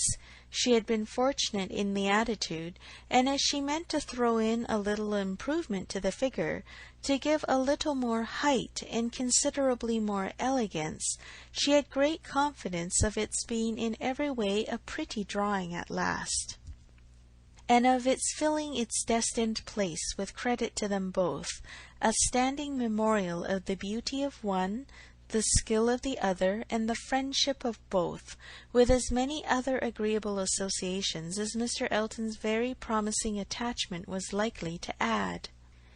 Harriet was to sit again the next day, and Mr. Elton, just as he ought, entreated for the permission of attending and reading to them again.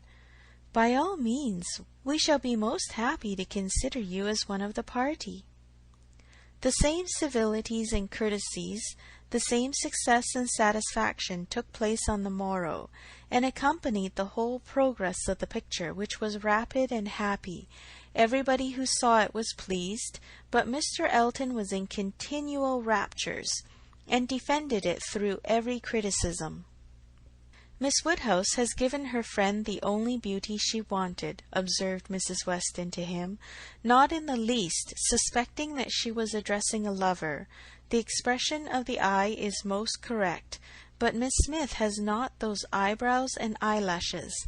It is the fault of her face that she has them not." "Do you think so?" replied he. "I cannot agree with you. It appears to me a perfect resemblance in every feature. I never saw such a likeness in my life. We must allow for the effect of shades, you know." "You have made her too tall, Emma," said Mr. Knightley. Emma knew that she had, but would not own to it. And Mr. Elton warmly added, "Oh, no, certainly not too tall, not in the least too tall. Consider she is sitting down, which naturally presents a different, which in short gives exactly the idea, and the proportions must be preserved, you know. Proportions, foreshortening, oh no. It gives one exactly the idea of such a height as Miss Smith's. Exactly so, indeed." "It is very pretty," said Mr. Woodhouse. "So prettily done, just as your drawings always are, my dear. I do not know anybody who draws as well as you do. The only thing I do not thoroughly like is that she seems to be sitting out of doors, with only a little shawl over her shoulders, and it makes one think she must catch cold." "But, dear papa, it is supposed to be a summer day, a warm day in summer. Look at the tree." "But it is never safe to go sit outdoors, my dear." "You, sir, may say anything," cried Mr. Elton, "but I must confess that I regard it as a most happy thought, the placing of Miss Smith out of doors, and the tree is touched with such inimitable spirit. Any other situation would have been much less in character. The naivete of Miss Smith's manners, and altogether, oh, it is most admirable. I cannot keep my eyes from it. I never saw such a likeness." The next thing wanted was to get the picture framed, and here were a few difficulties. It must be done directly. It must be done in London. The order must go through the hands of some intelligent person whose taste could be depended on, and Isabella, the usual doer of all commissions, could not be applied to, because it was December, and Mr. Woodhouse could not bear the idea of her stirring out of her house in the fogs of December. But no sooner was the distress known to Mr. Elton than it was removed. His gallantry was always on high alert. Might he be trusted with a commission? What infinite pleasure should he have in executing it? He could ride to London at any time. It was impossible to say how much he should be gratified by being employed on such an errand. He was too good. She could not endure the thought. She would not give him such a troublesome office for the world. Brought on the desired repetition of entreaties and insurances, and a very few minutes settled the business. Mr. Elton was to take the drawing to London, choose the frame, and give the directions, and Emma thought she could so pack it as to ensure its safety without much incommoding him, while he seemed mostly fearful of not being incommoded enough. "What a precious deposit!" said he with a tender sigh as he received it. "This man is almost too gallant to be in love," thought Emma. "I should say so, but that I suppose there may be 100 different ways of being in love. He is an excellent young man, and will suit Harriet exactly. It will be an exactly so, as he says himself, but he does sigh and languish and study for compliments rather more than I could endure as a principal. I come in for a pretty good share as a second, but it is his gratitude on Harriet's account." End of chapter 6. Chapter 7. The very day of Mr. Elton's going to London produced a fresh occasion for Emma's services towards her friend. Harriet had been at Hartfield, as usual, soon after breakfast, and after a time had gone home to return again to dinner. She returned, and sooner than had been talked of, and with an agitated, hurried look, announcing something extraordinary to have happened, which she was longing to tell. Half a minute brought it all out. She had heard as soon as she got back to Mrs. Goddard's that Mr. Martin had been there an hour before, and finding she was not at home, nor particularly expected, had left a parcel for her from one of his sisters and gone away. And on opening this parcel, she had actually found, besides the 2 songs which she had lent Elizabeth to copy, a letter to herself, and this letter was from him, from Mr. Martin, and contained a direct proposal of marriage. Who could have thought it? She was so surprised she did not know what to do. Yes, quite a proposal of marriage, and a very good letter, At least she thought so. And he wrote as if he really loved her very much. But she did not know, and so she was come as fast as she could to ask Miss Woodhouse what she should do. Emma was half ashamed of her friend for seeming so pleased and so doubtful. "Upon my word," she cried, "the young man is determined not to lose anything for want of asking. He will connect himself well if he can." "Will you read the letter?" cried Harriet. "Pray do. I'd rather you would." Emma was not sorry to be pressed. She read and was surprised. The style of the letter was much above her expectation. There were not merely no grammatical errors, but as a composition it would not have disgraced a gentleman. The language, though plain, was strong and unaffected, and the sentiments it conveyed very much to the credit of the writer. It was short, but expressed good sense, warm attachment, liberality, propriety, even delicacy of feeling. She paused over it, while Harriet stood anxiously watching for her opinion, with a "well, well," and was at last forced to add, "Is it a good letter, or is it too short?" "Yes, indeed, a very good letter," replied Emma rather slowly. "So good a letter, Harriet, that everything considered, I think one of his sisters must have helped him. I can hardly imagine the young man whom I saw talking with you the other day could express himself so well, if left quite to his own powers, and yet it is not the style of a woman. No, certainly it is too strong and concise, not diffuse enough for a woman. No doubt he is a sensible man, and I suppose may have a natural talent for, thinks clearly and strongly, and when he takes a pen in hand, his thoughts naturally find proper words. It is so with some men. Yes, I understand the sort of mind, vigorous, decided, with sentiments to a certain point, not coarse. A better written letter, Harriet, returning it, than I had expected." "Well," said the still waiting Harriet, "well, and what shall I do?" "What shall you do? In what respect? Do you mean with regard to this letter?" "Yes." "But what are you in doubt of? You must answer it, of course, and speedily." "Yes, but what shall I say? Dear Miss Woodhouse, do advise me." "Oh, no, no! The letter had much better be all your own. You will express yourself very properly, I am sure. There is no danger of your not being intelligible, which is the first thing. Your meaning must be unequivocal, no doubts or demurs, and such expressions of gratitude and concern for the pain you are inflicting as propriety requires will present themselves unbidden to your mind, I am persuaded. You need not be prompted to write with the appearance of sorrow for his disappointment." "You think I ought to refuse him, then?" said Harriet, looking down. "Ought to refuse him? My dear Harriet, what do you mean? Are you in any doubt as to that? I thought, but I beg your pardon, perhaps I have been under a mistake. I certainly have been misunderstanding you, if you feel in doubt as to the purport of your answer. I have imagined you were consulting me only as to the wording of it." Harriet was silent. With a little reserve of manner, Emma continued, "You mean to return a favorable answer, I collect?" "No, I do not. That is, I do not mean. What shall I do?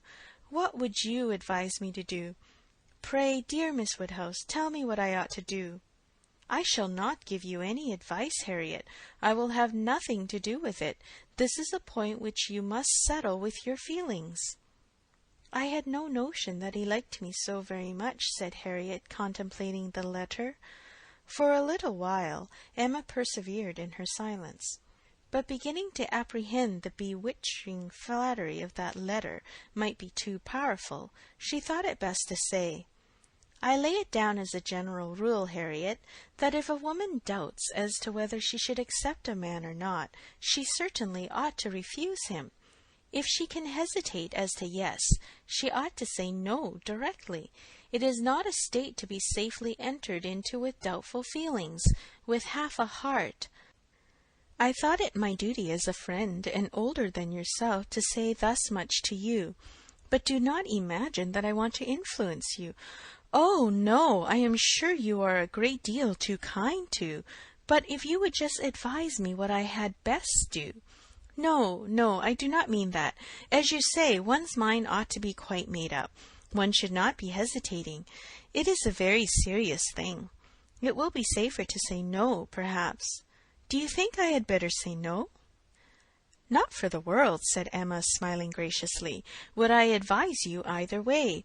You must be the best person to judge your own happiness, if you prefer Mr. Martin to every other person. If you think him the most agreeable man you have ever been in company with, why should you hesitate? You blush, Harriet. Does anybody else occur to you at this moment under such a definition? Harriet, Harriet, do not deceive yourself. Do not be run away with by gratitude and compassion. At this moment, whom are you thinking of? The symptoms were favorable. Instead of answering, Harriet turned away confused, and stood thoughtfully by the fire, and though the letter was still in her hand, it was now mechanically twisted about without regard. Emma waited the result with impatience, but not without strong hopes. At last, with some hesitation, Harriet said, Miss Woodhouse, as you will not give me your opinion, I must do as well as I can by myself, and I have now quite determined, and really almost made up my mind to refuse Mr. Martin. Do you think I am right? Perfectly, perfectly right, my dearest Harriet. You are doing just what you ought.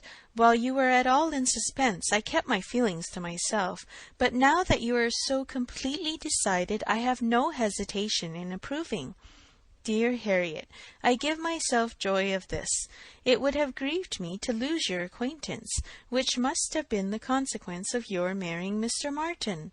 While you were in the smallest degree wavering, I said nothing about it because I would not influence, but it would have been the loss of a friend to me. I could not have visited Mrs. Robert Martin of Abbey Mill Farm. Now I am secure of you forever. Harriet had not surmised her own danger, but the idea of it struck her forcibly. You could not have visited me, she cried, looking aghast. No, to be sure you could not. But I never thought of that before. That would have been too dreadful. What an escape! Dear Miss Woodhouse, I would not give up the pleasure and honour of being intimate with you for anything in the world. Indeed, Harriet, it would have been a severe pang to lose you, but it must have been. You would have thrown yourself out of all good society. I must have given you up. Dear me, how should I ever have borne it? It would have killed me never to come to Hartfield any more. Dear affectionate creature, you banished to Abbey Mill Farm, you confined to the society of the illiterate and vulgar all your life. I wonder how the young man could have the assurance to ask it. He must have a pretty good opinion of himself. I do not think he is conceited either in general, said Harriet, her conscience opposing such censure. At least he is very good-natured, and I shall always feel much obliged to him, and have a great regard for, but that is quite a different thing from... And you know, though he may like me, it does not follow that I should, and certainly I must confess that since my visiting here I have seen people, and if one comes to compare them, persons and manners, there is no comparison at all. One is so very handsome and agreeable. However, I do really think Mr. Martin is a very amiable young man, and have a great opinion of him, and his being so attached to me, and his writing such a letter. But as to leaving you, it is what I would not do upon any consideration. Thank you, my own sweet little friend. We will not be parted. A woman is not to marry a man merely because she is asked, or because he is attached to her, and can write a tolerable letter. Oh, no, and it is but a short letter, too. Emma felt the bad taste of her friend, but let it pass with a very true, and it would be a small consolation to her, for the clownish manner which might be offending her every hour of the day, to know that her husband could write a good letter. "Oh, yes, very. Nobody cares for a letter. The thing is, to be always happy with pleasant companions. I am quite determined to refuse him. But how shall I do? What shall I say?"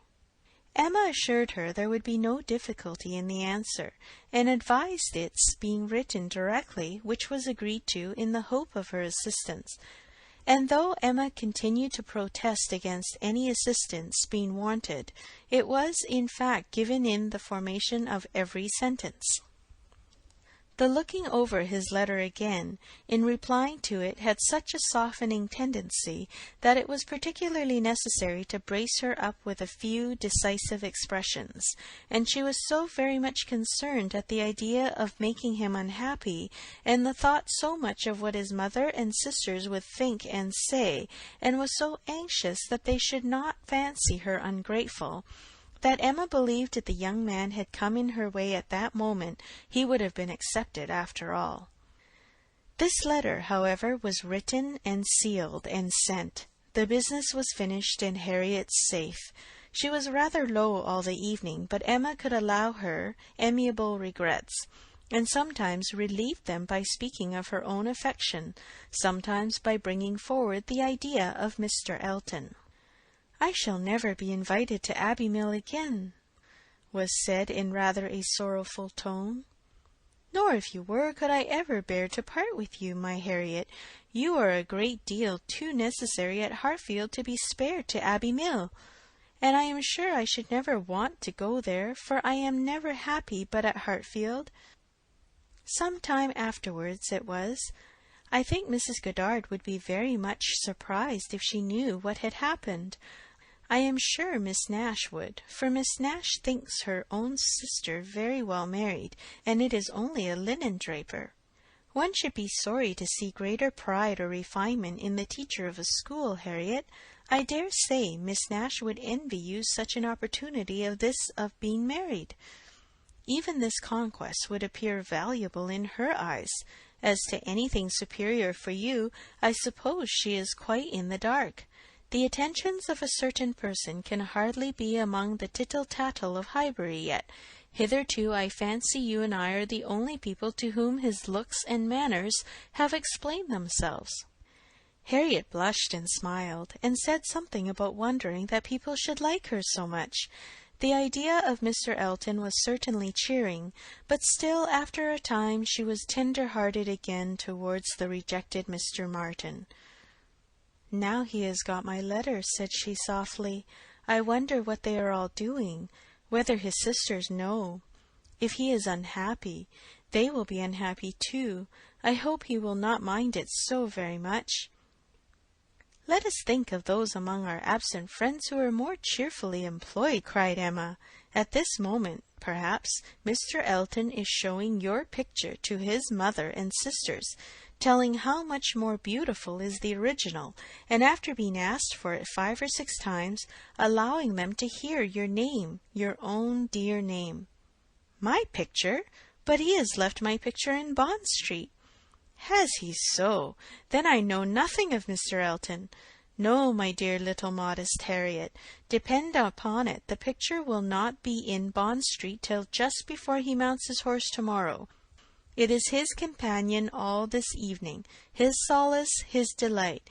It opens his designs to his family, it introduces you among them, it diffuses through the party those pleasantest feelings of our nature, eager curiosity and warm prepossession. How cheerful, how animated, how suspicious, how busy their imaginations all are!" Harriet smiled again, and her smiles grew stronger. End of Chapter 7. Chapter 8. Harriet slept at Hartfield that night. For some weeks past she had been spending more than half her time there, and gradually getting to have a bedroom appropriated to herself. And Emma judged it best in every respect, safest and kindest, to keep her with them as much as possible just at present. She was obliged to go the next morning for an hour or 2 to Mrs. Goddard's, but it was then to be settled that she should return to Hartfield to make a regular visit of some days. While she was gone, Mr. Knightley called and sat some time with Mr. Woodhouse and Emma, till Mr. Woodhouse, who had previously made up his mind to walk out, was persuaded by his daughter not to defer it, and was induced by the entreaties of both, though against the scruples of his own civility, to leave Mr. Knightley for that purpose. Mr. Knightley, who had nothing of ceremony about him, was offering by his short, decided answers an amusing contrast to the protracted apologies and civil hesitations of the other. "Well, I believe, if you will excuse me, Mr. Knightley, if you will not consider me as doing a very rude thing, I shall take Emma's advice and go out for a quarter of an hour. As the sun is out, I believe I had better take my 3 turns while I can. I treat you without ceremony, Mr. Knightley. We invalids think we are privileged people." "My dear sir, do not make a stranger of me." "I have an excellent substitute in my daughter. Emma will be happy to entertain you, and therefore I think I will beg your excuse and take my 3 turns, my winter walk." "You cannot do better, sir." "I would ask for the pleasure of your company, Mr. Knightley, but I am a very slow walker, and my pace would be tedious to you. And besides, you have another long walk before you to Donwell Abbey." "Thank you, sir, thank you. I am going this moment myself, and I think the sooner you go the better. I will fetch your great coat and open the garden door for you." Mr. Woodhouse at last was off, but Mr. Knightley, instead of being immediately off likewise, sat down again, seemingly inclined for more chat. He began speaking of Harriet, and speaking of her with more voluntary praise than Emma had ever heard before. "I cannot rate her beauty as you do," said he, "but she is a pretty little creature, and I am inclined to think very well of her disposition. Her character depends upon who she is with, but in good hands she will turn out a valuable woman." "I am glad you think so, and the good hands, I hope, may not be wanting." "Come," said he, "you are anxious for a compliment, so I will tell you that you have improved her. You have cured her of her schoolgirl's giggle. She really does you credit." "Thank you. I should be mortified indeed if I did not believe I had been of some use. But it is not everybody who will bestow praise where they may. You do not often overpower me with it." "You are expecting her again, you say, this morning?" "Almost every moment. She has been longer already than she intended." "Something has happened to delay her. Some visitors, perhaps?" "Highbury gossip! Tiresome wretches!" "Harriet may not consider everybody tiresome that you would." Emma knew this was too true for contradiction, and therefore said nothing. He presently added with a smile, "I do not pretend to fix on times or places, but I must tell you that I have good reason to believe your little friend will soon hear of something to her advantage." "Indeed! How so? Of what sort?" "A very serious sort, I assure you," still smiling. "Very serious? I can think of but one thing. Who is in love with her? Who makes you their confidant?" Emma was more than half in hopes of Mr. Elton's having dropped a hint. Mr. Knightley was a sort of general friend and adviser, and she knew Mr. Elton looked up to him. "I have reason to think," he replied, "that Harriet Smith will soon have an offer of marriage, and from a most unexceptionable quarter. Robert Martin is the man. Her visit to Abbey Mill this summer seems to have done his business. He is desperately in love, and means to marry her." "He is very obliging," said Emma, "but is he sure that Harriet means to marry him?" "Well, well, means to make her an offer, then. Will that do? He came to the Abbey 2 evenings ago, on purpose to consult me about it. He knows I have a thorough regard for him and all his family, and I believe considers me as one of his best friends. He came to ask me whether I thought it would be imprudent in him to settle so early, whether I thought her too young. In short, whether I approved his choice altogether, having some apprehension perhaps of her being considered, especially since you're making so much of her, as in line of society above him. I was very much pleased with all that he said. I never hear better sense from anyone than Robert Martin. He speaks to the purpose, open, straightforward, and very well judging. He told me everything, his circumstances and plans, and what they all propose doing in the event of his marriage. He is an excellent young man, both as son and brother. I had no hesitation in advising him to marry. He proved to me that he could afford it, and that being the case, I was convinced he could not do better. I praised the fair lady too, and altogether sent him away very happy. If he had never esteemed my opinion before, he would have thought highly of me then, and, I dare say, left the house thinking me the best friend and counsellor man ever had. This happened the night before last. Now, as we may fairly suppose, he would not allow much time to pass before he spoke to the lady, and as he does not appear to have spoken yesterday, it is not unlikely that he should be at Mrs. Goddard's today, and she may be detained by a visitor without thinking him at all a tiresome wretch. "Pray, Mr. Knightley," said Emma, who had been smiling to herself through a great part of this speech, "how do you know that Mr. Martin did not speak yesterday?"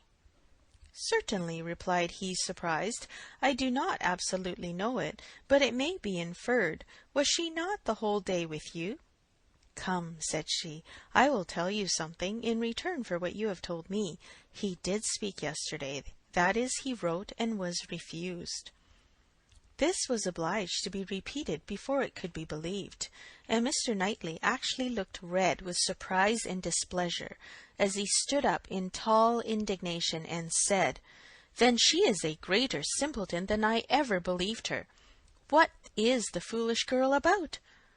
"Oh, to be sure," cried Emma, "it is always incomprehensible to a man that a woman should ever refuse an offer of marriage.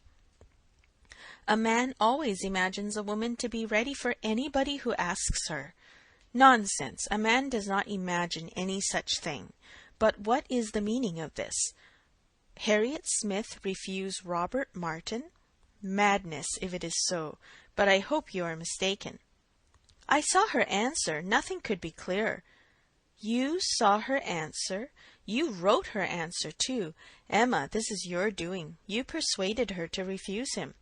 And if I did, which however I am far from allowing, I should not feel that I have done wrong. Mr. Martin is a very respectable young man, but I cannot admit him to be Harriet's equal, and am rather surprised indeed that he should have ventured to address her. By your account he does seem to have had some scruples. It is a pity that they were ever got over." "Not Harriet's equal!" exclaimed Mr. Knightley loudly and warmly, and with calmer asperity added a few moments afterwards, "No, he is not her equal indeed, for he is as much her superior in sense as in situation. Emma, your infatuation about that girl blinds you. What are Harriet Smith's claims, either of birth, nature, or education, to any connection higher than Robert Martin?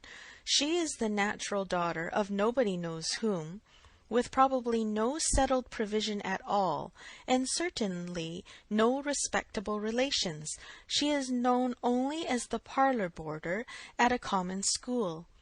She is not a sensible girl, nor a girl of any information. She has been taught nothing useful, and is too young and too simple to have acquired anything herself. At her age she can have no experience, and with her little wit is not very likely ever to have any that can avail her. She is pretty, and she is good-tempered, and that is all. My only scruple in advising the match was on his account, as being beneath his deserts, and a bad connection for him. I felt that as to fortune, in all probability he might do much better, and that as to rational companion or useful helpmate he could not do worse. But I could not reason so to a man in love, and was willing to trust to there being no harm in her, to her having that sort of disposition which in good hands like his might be easily led aright and turn out very well.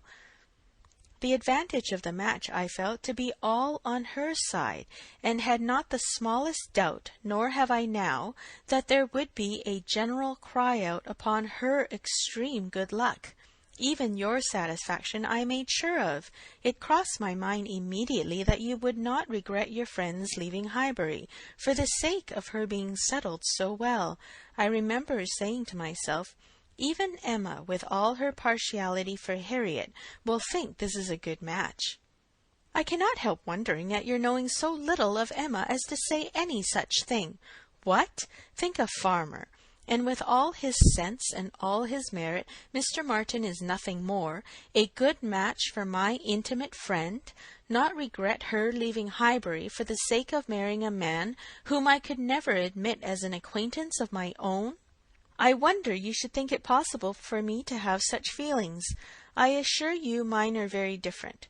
I must think your statement by no means fair. You are not just to Harriet's claims. They would be estimated very differently by others as well as myself. Mr. Martin may be the richest of the two, but he is undoubtedly her inferior as to rank in society. The sphere in which she moves is much above his. It would be a degradation. A degradation to illegitimacy and ignorance, to be married to a respectable, intelligent, gentleman farmer. As to the circumstances of her birth, though in a legal sense she may be called nobody, it will not hold in common sense. She is not to pay for the offence of others, by being held below the level of those with whom she is brought up. There can scarcely be a doubt that her father is a gentleman, and a gentleman of fortune. Her allowance is very liberal. Nothing has ever been grudged for her improvement or comfort. That she is a gentleman's daughter is indubitable to me. That she associates with gentleman's daughter, no one, I apprehend, will deny. She is superior to Mr. Robert Martin. Whoever might be her parents, said Mr. Knightley, whoever may have had the charge of her, it does not appear to have been any part of their plan to introduce her into what you would call good society. After receiving a very indifferent education, she is left in Mrs. Goddard's hands to shift as she can, to move in short in Mrs. Goddard's line, to have Mrs. Goddard's acquaintance. Her friends evidently thought this good enough for her, and it was good enough. She desired nothing better herself. Till you chose to turn her into a friend, her mind had no distaste for her own set, nor any ambition beyond it. She was as happy as possible with the Martins in the summer. She had no sense of superiority then. If she has it now, you have given it. You have been no friend to Harriet Smith, Emma. Robert Martin would never have proceeded so far if he had not felt persuaded of her not being disinclined to him. I know him well. He has too much real feeling to address any woman on the haphazard of selfish passion, and as to conceit, he is the farthest from it of any man I know. Depend on it, he had encouragement. It was most convenient to Emma not to make a direct reply to this assertion. She chose rather to take up her own line of the subject again. You are a very warm friend to Mr. Martin, but as I said before, are unjust to Harriet. Harriet's claims to marry well are not so contemptible as you represent them. She is not a clever girl, but has better sense than you are aware of, and does not deserve to have her understanding spoken of so slightingly. Waiving that point, however, and supposing her to be, as you describe her, only pretty and good-natured, let me tell you that in the degree she possesses them, they are not trivial recommendations to the world in general. For she is, in fact, a beautiful girl, and must be thought so by 99 people out of 100, until it appears that men are much more philosophic on the subject of beauty than they are generally supposed, till they do fall in love with well-informed minds instead of handsome faces. A girl with such loveliness as Harriet has a certainty of being admired and sought after, of having the power of choosing from among many, consequently a claim to be nice. Her good nature, too, is not so very slight a claim, comprehending as it does real, thorough sweetness of temper and manner, a very humble opinion of herself, and a great readiness to be pleased with other people. I am very much mistaken if your sex in general would not think such beauty and such temper the highest claims a woman could possess. Upon my word, Emma, to hear you abusing the reason you have is almost enough to make me think so too. Better be without sense than misapply it as you do. To be sure, cried she playfully, I know that is the feeling of you all. I know that such a girl as Harriet is exactly what every man delights in, what at once bewitches his senses and satisfies his judgment. Oh, Harriet may pick and choose. Were you yourself ever to marry, she is the very woman for you. And she, at 17, just entering into life, just beginning to be known, to be wondered at because she does not accept the first offer she receives. No, pray, let her have time to look about her. I have always thought it a very foolish intimacy, said Mr. Knightley presently, though I have kept my thoughts to myself, but I now perceive that it will be a very unfortunate one for Harriet. You will puff her up with such ideas of her own beauty and of what she has a claim to, that in a little while nobody within her reach will be good enough for her. Vanity working on a weak head produces every sort of mischief. Nothing so easy as for a young lady to raise her expectations too high. Miss Harriet Smith may not find offers of marriage flow in so fast, though she is a very pretty girl. Men of sense, whatever you may choose to say, do not want silly wives. Men of family would not be very fond of connecting themselves with a girl of such obscurity, and most prudent men would be afraid of the inconvenience and disgrace they might be involved in, when the mystery of her parentage came to be revealed. Let her marry Robert Martin, and she is safe, respectable, and happy forever. But if you encourage her to expect to marry greatly, and teach her to be satisfied with nothing less than a man of consequence and large fortune, she may be a parlour boarder at Mrs. Goddard's all the rest of her life. Or at least, for Harriet Smith is a girl who will marry somebody or other till she grows desperate, and is glad to catch at the old writing-master's son. We think so very differently on this point, Mr. Knightley, that there can be no use in canvassing it. We shall only be making each other more angry. But as to my letting her marry Robert Martin, it is impossible. She has refused him, and so decidedly, I think, as must prevent any second application. She must abide by the evil of having refused him, whatever it may be. And as to the refusal itself, I will not pretend to say that I might not influence her a little, but I assure you there was very little for me or for anybody to do. His appearance is so much against him, and his manners so bad, that if ever she were disposed to favour him, she is not now. I can imagine that before she had seen anybody superior, she might tolerate him. He was the brother of her friends, and he took pains to please her, and altogether having seen nobody better, that she might have been his great assistant, she might not, while she was at Abbey Mill, find him disagreeable. But the case is altered now. She knows now what gentlemen are, and nothing but a gentleman in education and manner has any chance with Harriet. Nonsense, arrant nonsense, as ever was talked, cried Mr. Knightley. Robert Martin's manners have sense, sincerity, and good humour to recommend them, and his mind has more true gentility than Harriet Smith could understand. Emma made no answer, and tried to look cheerfully unconcerned, but was feeling very uncomfortable, and wanting him very much to be gone. She did not repent what she had done. She still thought herself a better judge of such a point of female right and refinement than he could be, but yet she had a sort of habitual respect for his judgment in general, which made her dislike having it so loudly against her, and to have him sitting just opposite to her in angry state was very disagreeable. Some minutes passed in this unpleasant silence, with only one attempt on Emma's side to talk of the weather, but he made no answer. He was thinking. The result of his thoughts appeared at last in these words: Robert Martin has no great loss, if he can but think so, and I hope it will not be long before he does.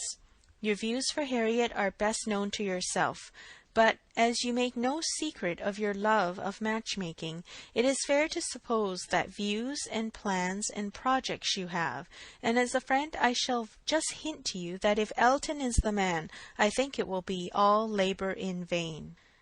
Emma laughed and disclaimed. He continued, Depend on it, Elton will not do. Elton is a very good sort of man, and a very respectable vicar of Highbury, but not at all likely to make an imprudent match. He knows the value of a good income as well as anybody. Elton may talk sentimentally, but he will act rationally. He is as well acquainted with his own claims as you can be with Harriet's. He knows that he is a very handsome young man, and a great favourite wherever he goes, and from his general view of talking in unreserved moments, when there are only men present, I am convinced that he does not mean to throw himself away. I have heard him speak with great animation of a large family of young ladies that his sisters are intimate with, who have all £20,000 apiece. I am very much obliged to you, said Emma, laughing again.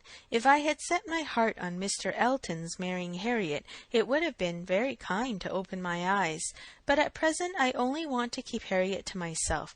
I have done with matchmaking, indeed. I could never hope to equal my own doings at Randalls. I shall leave off while I am well. Good morning to you, said he, rising and walking off abruptly. He was very much vexed. He felt the disappointment of the young man, and was mortified to have been the means of promoting it by the sanction he had given, and the part which he was persuaded Emma had taken in the affair was provoking him exceedingly. Emma remained in a state of vexation too, but there was more indistinctness in the cause of hers than in his. She did not always feel so absolutely satisfied with herself, so entirely convinced that her opinions were right and her adversaries wrong, as Mr. Knightley. He walked off in more complete self-approbation than he had left for her. She was not so materially cast down, however, but that a little time and the return of Harriet were very adequate restoratives. Harriet staying away so long was beginning to make her uneasy. The possibility of the young man's coming to Mrs. Goddard's that morning, and meeting with Harriet and pleading his own cause, gave alarming ideas. The dread of such a failure after all became the prominent uneasiness, and when Harriet appeared and in very good spirits, and without having any such reason to give for her long absence, she felt a satisfaction which settled her with her own mind, and convinced her that let Mr. Knightley think or say what he would, she had done nothing which woman's friendship and woman's feelings would not justify. He had frightened her a little about Mr. Elton, but when she considered that Mr. Knightley could not have observed him as she had, neither with the interest, nor, she must be allowed to tell herself, in spite of Mr. Knightley's pretensions, with the skill of such an observer on such a question as herself, that he had spoken it hastily and in anger, she was able to believe that he had rather said what he wished resentfully to be true than what he knew anything about. He certainly might have heard Mr. Elton speak with more unreserve than she had ever done, and Mr. Elton might not be an imprudent, inconsiderate disposition as to money matters. He might naturally be rather attentive than otherwise to them, but then Mr. Knightley did not make due allowance for the influence of a strong passion, at war with all interested motives. Mr. Knightley saw no such passion, and of course thought nothing of its effects, but she saw too much of it to feel a doubt of its overcoming any hesitation that a reasonable prudence might originally suggest, and more than a reasonable becoming degree of prudence she was very sure did not belong to Mr. Elton. Harriet's cheerful look and manner established hers. She came back, not to think of Mr. Martin, but to talk of Mr. Elton. Miss Nash had been telling her something, which she repeated immediately with great delight. Mr. Perry had been to Mrs. Goddard's to attend a sick child, and Miss Nash had seen him, and he had told Miss Nash that as he was coming back yesterday from Clayton Park, he had met Mr. Elton, and found to his great surprise that Mr. Elton was actually on his road to London, and not meaning to return till the morrow, though it was the whist club night, which he had never been known to miss before. And Mr. Perry had remonstrated with him about it, and told him how shabby it was in him, their best player, to absent himself, and tried very much to persuade him to put off his journey only one day, but it would not do. Mr. Elton had been determined to go, and had said in a very particular way indeed that he was going on business which he would not put off for any inducement in the world, and something about a very enviable commission, and being the bearer of something exceedingly precious. Mr. Perry could not quite understand him, but he was very sure there must be a lady in the case, and he told him so. And Mr. Elton only looked very conscious and smiling, and rode off in great spirits. Miss Nash had told her all about this, and had talked a great deal more about Mr. Elton, and said, looking so very significantly at her, that she did not pretend to understand what his business might be, but she only knew that any woman whom Mr. Elton could prefer, she should think the luckiest woman in the world. For beyond a doubt, Mr. Elton had not his equal for beauty or agreeableness. End of Chapter 8. Chapter 9. Mr. Knightley might quarrel with her, but Emma could not quarrel with herself. He was so much displeased that it was longer than usual before he came to Hartfield again. And when they did meet, his grave look showed that she was not forgiven. She was sorry, but could not repent. On the contrary, her plans and proceedings were more and more justified and endeared to her by the general appearances of the next few days. The picture, elegantly framed, came safely to hand soon after Mr. Elton's return, and being hung over the mantelpiece of the common sitting-room, he got up to look at it and sighed out his half-sentences of admiration, just as he ought. And as for Harriet's feelings, they were visibly forming themselves into as strong and steady an attachment as her youth and sort of mind admitted.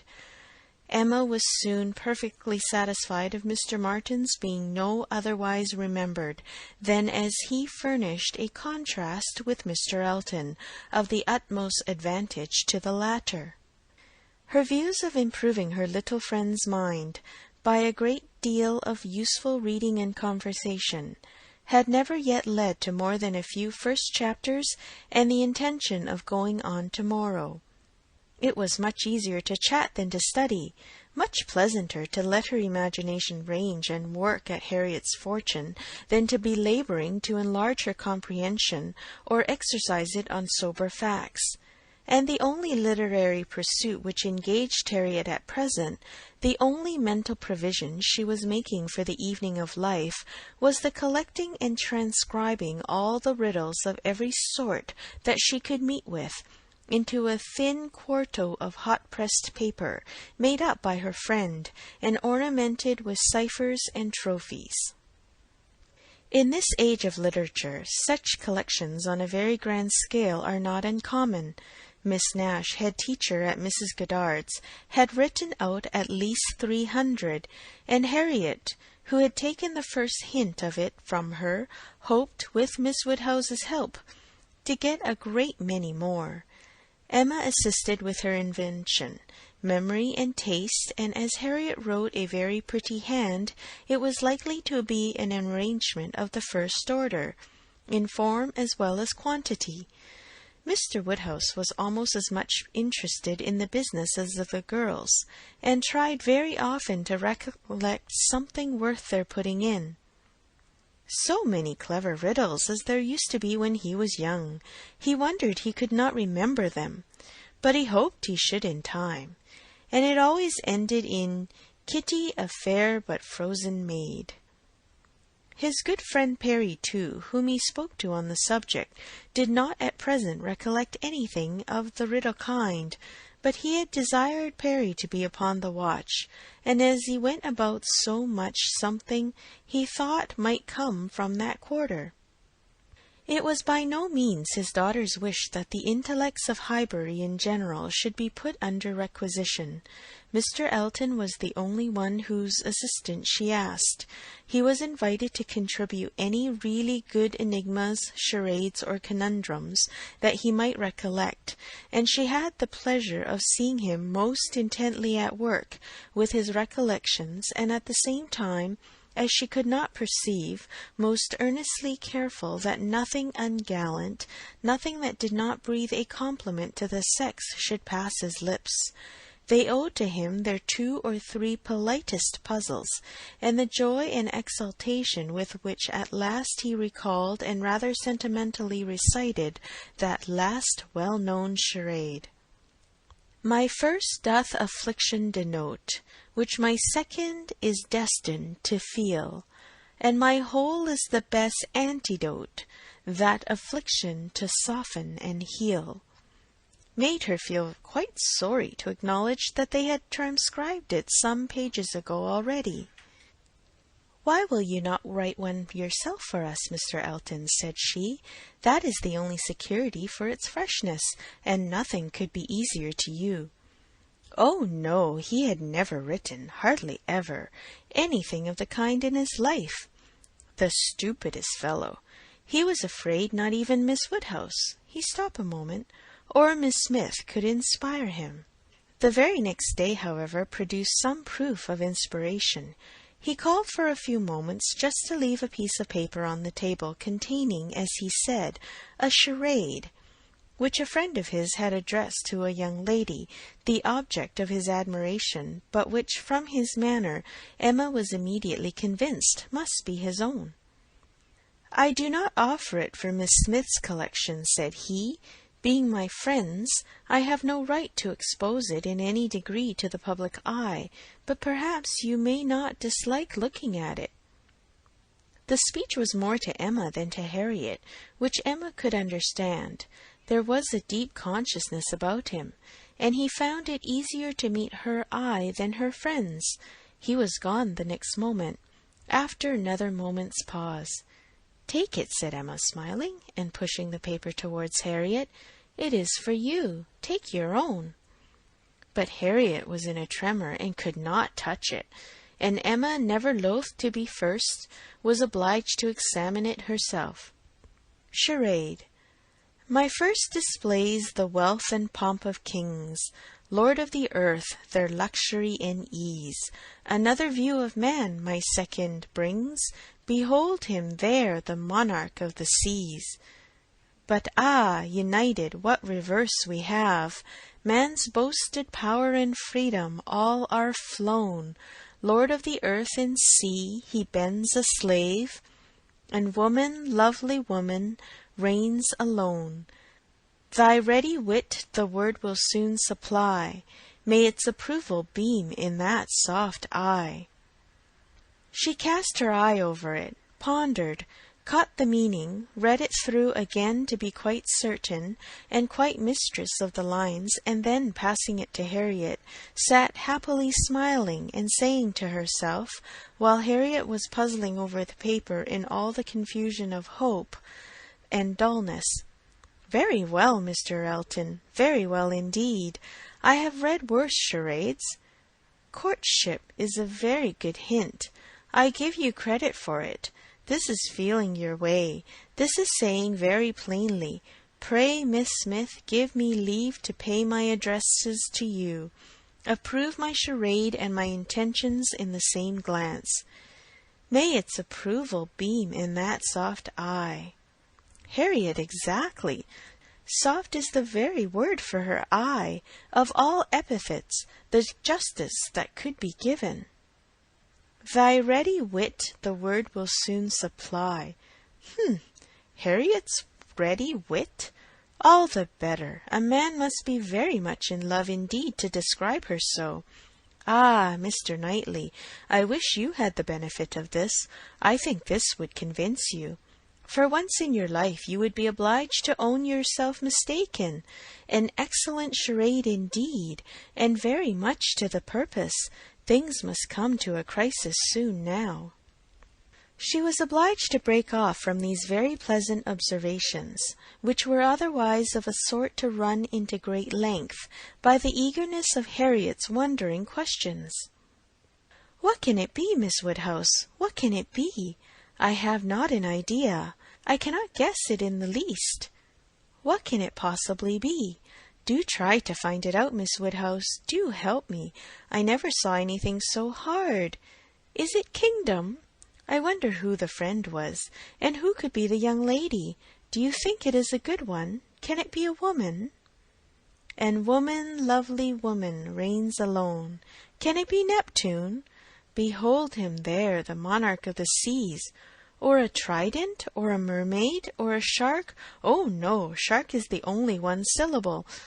It must be very clever, he would not have brought it. Oh, Miss Woodhouse, do you think we shall ever find it out? Mermaids and sharks! Nonsense!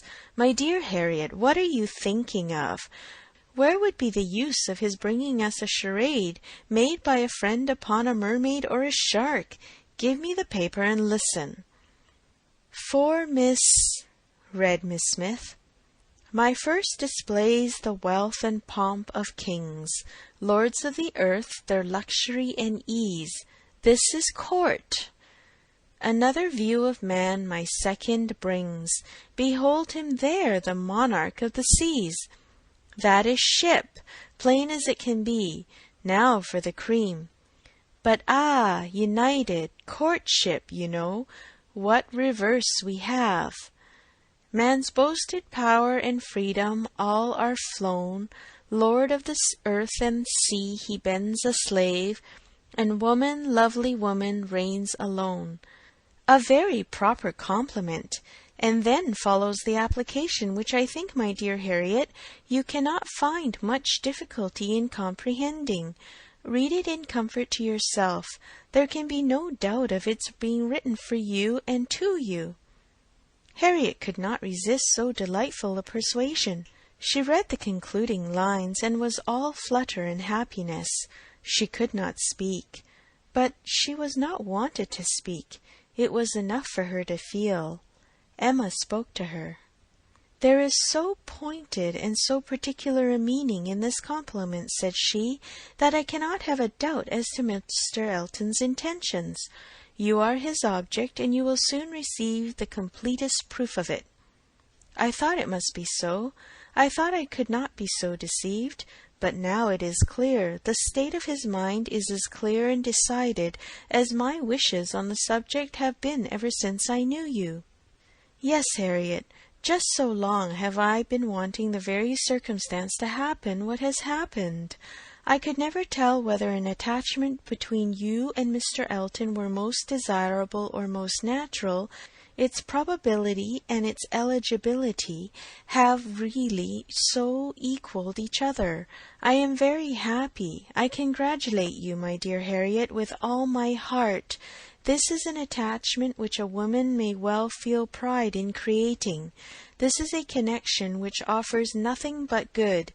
It will give you everything that you want, consideration, independence, a proper home.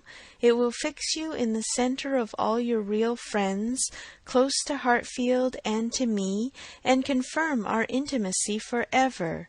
This, Harriet, is an alliance which can never raise a blush in either of us." "Dear Miss Woodhouse, and dear Miss Woodhouse," was all that Harriet, with many tender embraces, could articulate at first, but when they did arrive at something more like conversation, it was sufficiently clear to her friend that she saw, felt, anticipated, and remembered just as she ought. Mr. Elton's superiority had very ample acknowledgment. "Whatever you say is always right," cried Harriet, "and therefore I suppose and believe and hope it must not be so. But otherwise I could not have imagined it. It is so much beyond anything I deserve. Mr. Elton, who might marry anybody. There cannot be two opinions about him. He is so very superior. Only think of those sweet verses. To Miss... Dear me, how clever! Could it be really meant for me? I cannot make a question or listen to a question about that. It is a certainty.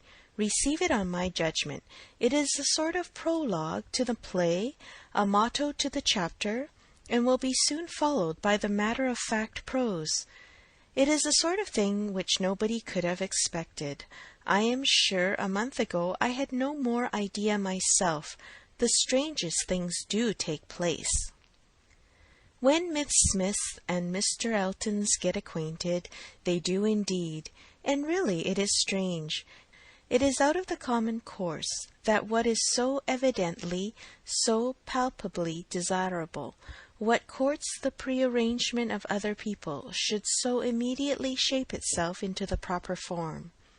You and Mr. Elton are by situation called together. You belong to one another by every circumstance of your respective homes. Your marrying will be equal to the match at Randall's.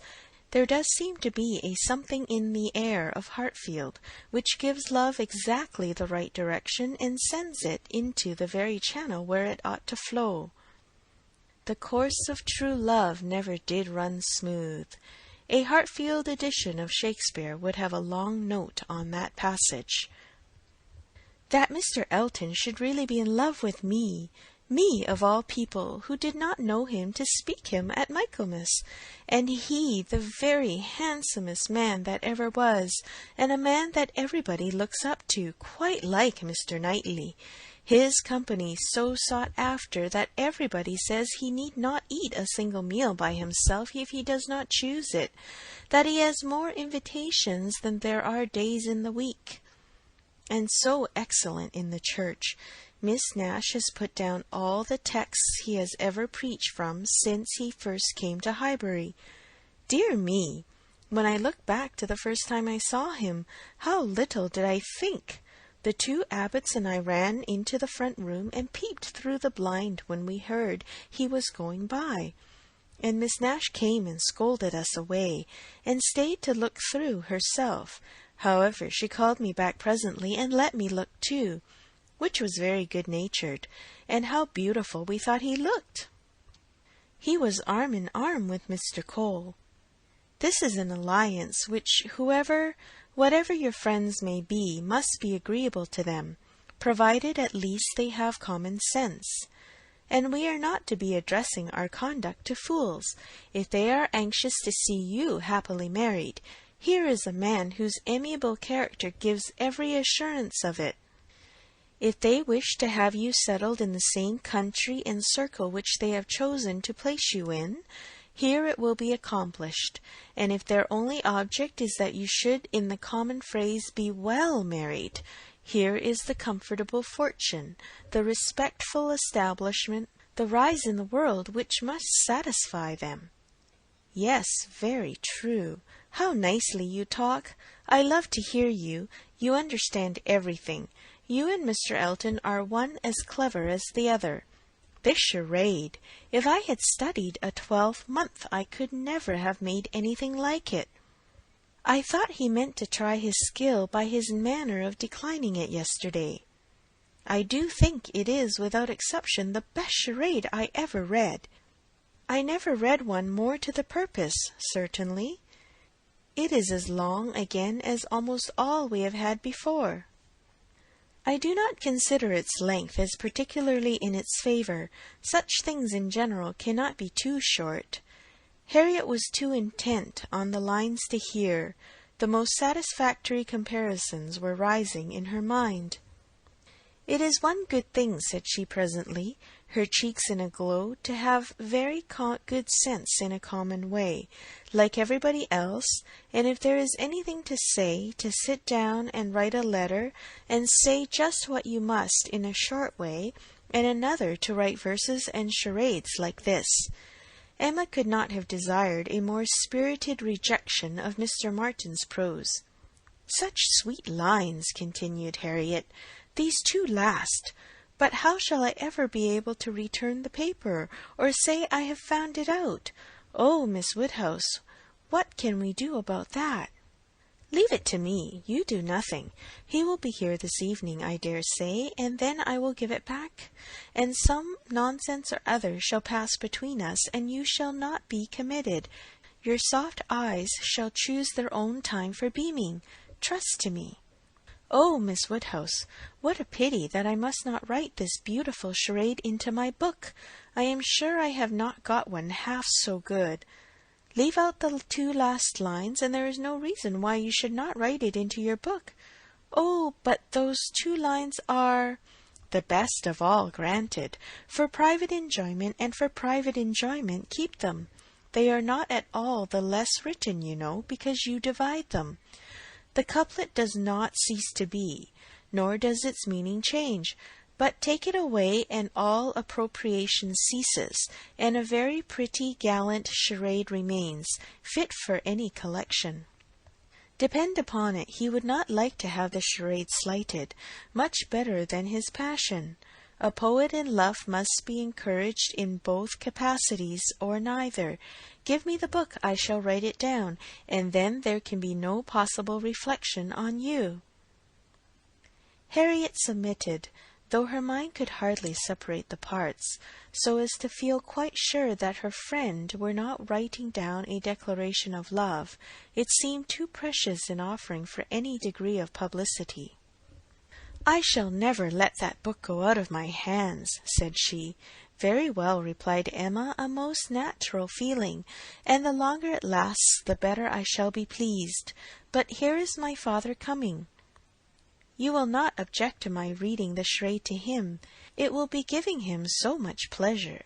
He loves anything of the sort, and especially anything that pays woman a compliment. He has the tenderest spirit of gallantry towards us all. You must let me read it to him." Harriet looked grave.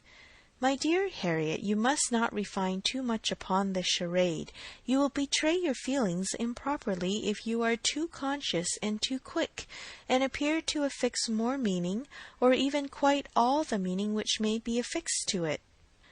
Do not be overpowered by such a little tribute of admiration. If he had been anxious for secrecy, he would not have left the paper while I was by, but he rather pushed it towards me than towards you. Do not let us be too solemn on the business. He has encouragement enough to proceed without our sighing out our souls over the charade." "Oh, no, I hope I shall not be ridiculous about it. Do as you please." Mr. Woodhouse came in, and very soon led to the subject again, by the recurrence of his very frequent inquiry of, "Well, my dears, how does your book go on? Have you got anything fresh?" "Yes, papa, we have something to read you, something quite fresh. A piece of paper was found on the table this morning, dropped, we suppose, by a fairy, containing a very pretty charade, and we have just copied it in." She read it to him, just as he liked to have anything read, slowly and distinctly, and 2 or 3 times over, with explanations of every part as she proceeded, and he was very much pleased, and, as she had foreseen, especially struck with a complimentary conclusion. "Aye, that's very just indeed. That's very properly said. Very true. Woman, lovely woman. It is such a pretty charade, my dear, that I can easily guess what fairy brought it. Nobody could have written so prettily but you, Emma." Emma only nodded and smiled. After a little thinking and a very tender sigh, he added, "Ah, it is no difficulty to see who you take after. Your dear mother was so clever at all those things." "If I had but her memory! But I can remember nothing, not even the particular riddle which you have heard me mention. I can only recollect the first stanza, and there are several. Kitty, a fair but frozen maid, kindled a flame I yet deplore. The hoodwinked boy I called to aid, though of his near approach afraid, so fatal to my suit before. And that is all that I can recollect of it, but it is very clever all the way through. But I think, my dear, you said you had got it. Yes, Papa, it is written out in our second page. We copied it from the elegant extracts. It is Garrick's, you know. Ay, very true. I wish I could recollect more of it. Kitty, a fair but frozen maid. The name makes me think of poor Isabella, for she was very near being christened Catherine, after her grandmother. I hope we shall have her here next week. Have you thought, my dear, where you shall put her, and what room there will be for the children? Oh, yes, she will have her own room, of course, the room she always has, and there is the nursery for the children, just as usual, you know. Why should there be any change? I do not know, my dear, but it is so long since she was here, not since last Easter, and then only for a few days. Mr. John Knightley's being a lawyer is very inconvenient. Poor Isabella! She is sadly taken away from us all, and how sorry she will be when she comes not to see Miss Taylor here. She will not be surprised, Papa, at least. I do not know, my dear. I am sure I was very much surprised when I first heard she was going to be married. We must ask Mr. and Mrs. Weston to dine with us while Isabella is here. Yes, my dear, if there is time. But, in a very depressed tone, she is coming only for a week. There will not be time for anything. It is unfortunate that they cannot stay longer, but it seems a case of necessity. Mr. John Knightley must be in town again on the 28th, and we ought to be thankful, Papa, that we are going to have the whole of the time they can give to the country, that 2 or 3 days are not to be taken out for the Abbey. Mr. Knightley promises to give up his claim this Christmas, though you know it is longer since they were with him than with us. It would be very hard indeed, my dear, if poor Isabella were to be anywhere but at Hartfield. Mr. Woodhouse could never allow for Mr. Knightley's claims on his brother, or anybody's claims on Isabella except his own. He sat musing a little while, and then said, "But I do not see why poor Isabella shall be obliged to go back so soon, though he does. I think, Emma, I shall try and persuade her to stay longer with us. She and the children might stay very well." "Ah, Papa, that is what you never have been able to accomplish, and I do not think you ever will. Isabella cannot bear to stay behind her husband." This was too true for contradiction. Unwelcome as it was, Mr. Woodhouse could only give a submissive sigh, and as Emma saw his spirits affected by the idea of his daughter's attachment to her husband, she immediately led to such a branch of the subject as much raised them. "Harriet must give us as much of her company as she can while my brother and sister are here. I am sure she will be pleased with the children. We are very proud of the children, are we not, Papa? I wonder which she will think the handsomest, Henry or John? Ay, I wonder which she will. Poor little dears, how glad they will be to come.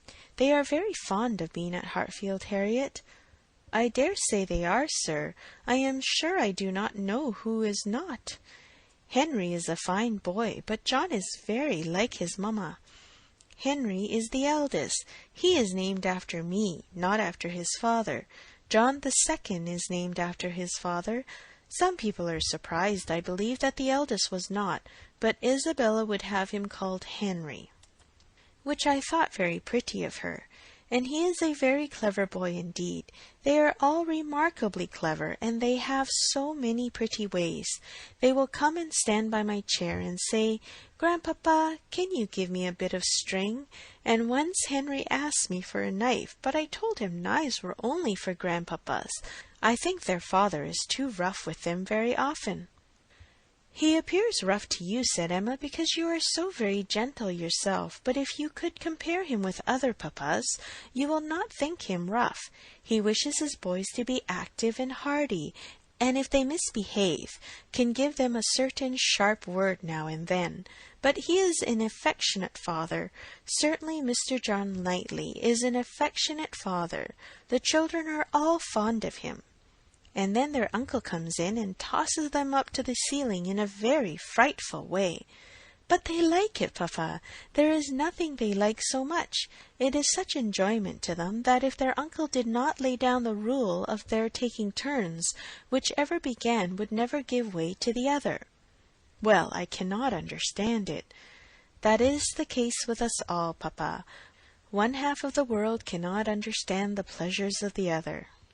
Later in the morning, and just as the girls were going to separate in preparation for the regular 4 o'clock dinner, the hero of this charade walked in again. Harriet turned away, but Emma could receive him with the usual smile, and her quick eye soon discerned in his the consciousness of having made a push, of having thrown a die, and she imagined he was come to see whether he might turn up. His ostensible reason, however, was to ask whether Mr. Woodhouse's party could be made up in the evening without him, or whether he should be in the smallest degree necessary at Hartfield. If he were, everything else must give way. But otherwise his friend Cole had been saying so much about his dining with him, had made such a point of it, that he had promised him conditionally to come. Emma thanked him, but could not allow of his disappointing his friend on their account. Her father was sure of his rubber. He re-urged, she re-declined, and he seemed then about to make his bow, when taking the paper from the paper, she returned it. "Oh, here is the charade you were so obliging as to leave with us. Thank you for the sight of it. We admired it so much that I have ventured to write it into Miss Smith's collection. Your friend will not take it amiss, I hope. Of course I have not transcribed beyond the first 8 lines." Mr. Elton certainly did not very well know what to say. He looked rather doubtingly, rather confused, said something about honour, glanced at Harriet and at Emma, then seeing the book open on the table, took it up and examined it very attentively. With the view of passing off an awkward moment, Emma smilingly said, "You must make my apologies to your friend, but so good a charade must not be confined to 1 or 2. He may be sure of every woman's approbation while he writes with such gallantry." "I have no hesitation in saying," replied Mr. Elton, though hesitating a good deal while he spoke, "I have no hesitation in saying, at least if my friend feels at all as I do, I have not the smallest doubt that, could he see his little effusion honoured as I see it," looking at the book again and replacing it on the table, "he would consider it as the proudest moment of his life." After the speech he was gone as soon as possible. Emma could not think it too soon, for with all his good and agreeable qualities, there was a sort of parade in his speeches, which was very apt to incline her to laugh. She ran away to indulge the inclination, leaving the tender and the sublime of pleasures to Harriet's share. End of Chapter 9. Emma by Jane Austen. Chapter 10. Though now the middle of December, there had yet been no weather to prevent the young ladies from tolerably regular exercise, and on the morrow Emma had a charitable visit to pay to a poor sick family, who lived a little way out of Highbury. Their road to this detached cottage was down Vicarage Lane, a lane leading at right angles from the broad though irregular main street of the place, and, as may be inferred, containing the blessed abode of Mr. Elton. A few inferior dwellings were first to be passed, and then about 1/4 of a mile down the lane rose the vicarage, an old and not very good house, almost as close to the road as it could be. It had no advantage of situation, but there had been very much smartened up by the present proprietor, and such as it was, there could be no possibility of the two friends passing it without a slackening pace and observing eyes. Emma's remark was, "There it is. There go you and your riddle book one of these days." Harriet's was, "Oh, what a sweet house! How very beautiful! There are the yellow curtains that Miss Nash admires so much." "I do not often walk this way now," said Emma, as they proceeded, "but then there will be an inducement, and I shall gradually get intimately acquainted with all the hedges, gates, pools, and pollards of this part of Highbury." Harriet, she found, had never in her life been within inside the vicarage, and her curiosity to see it was so extreme that, considering exteriors and probabilities, Emma could only class it as a proof of love, with Mr. Elton seeing ready wit in her. "I wish we could contrive it," said she, "but I cannot think of any tolerable pretence for going in. No servant that I want to inquire about of his housekeeper, no message from my father." She pondered, but could think of nothing. After a mutual silence of some minutes, Harriet thus began again. "I do so wonder, Miss Woodhouse, that you should not be married, or going to be married, so charming as you are." Emma laughed and replied, "My being charming, Harriet, is not quite enough to induce me to marry. I must find other people charming, one other person at least, and I am not only not going to be married at present, but have very little intention of ever marrying at all." "Ah, so you say, but I cannot believe it. I must see somebody very superior to anyone I have ever seen, to be tempted. Mr. Elton, you know," recollecting herself, "is out of the question, and I do not wish to see any such person. I would rather not be tempted. I cannot really change for the better. If I were to marry, I must expect to repent it." "Dear me, it is so odd to hear a woman talk so. I have none of the usual inducements of women to marry. Were I to fall in love, indeed it would be a different thing, but I never have been in love. It is not my way or my nature, and I do not think I ever shall, and without love I am sure I should be a fool to change such a situation as mine. Fortune I do not want, employment I do not want, consequence I do not want. I believe few married women are half as much mistress of their husband's house as I am of Hartfield, and never, never could I expect to be so truly beloved and important, so always first, and always right in the man's eyes as I am in my father's. But then to be an old maid at last, like Miss Bates! That is as formidable an image as you could present, Harriet, and if I thought I should ever be like Miss Bates, so silly, so satisfied, so smiling, so prosing, so undistinguishing and unfastidious, and so apt to tell everything relative to everybody about me, I would marry tomorrow. But between us, I am convinced there never can be any likeness, except in being unmarried. But still you will be an old maid, and that's so dreadful." "Never mind, Harriet, I shall be a poor old maid, and it is poverty only which makes celibacy contemptible to a general public.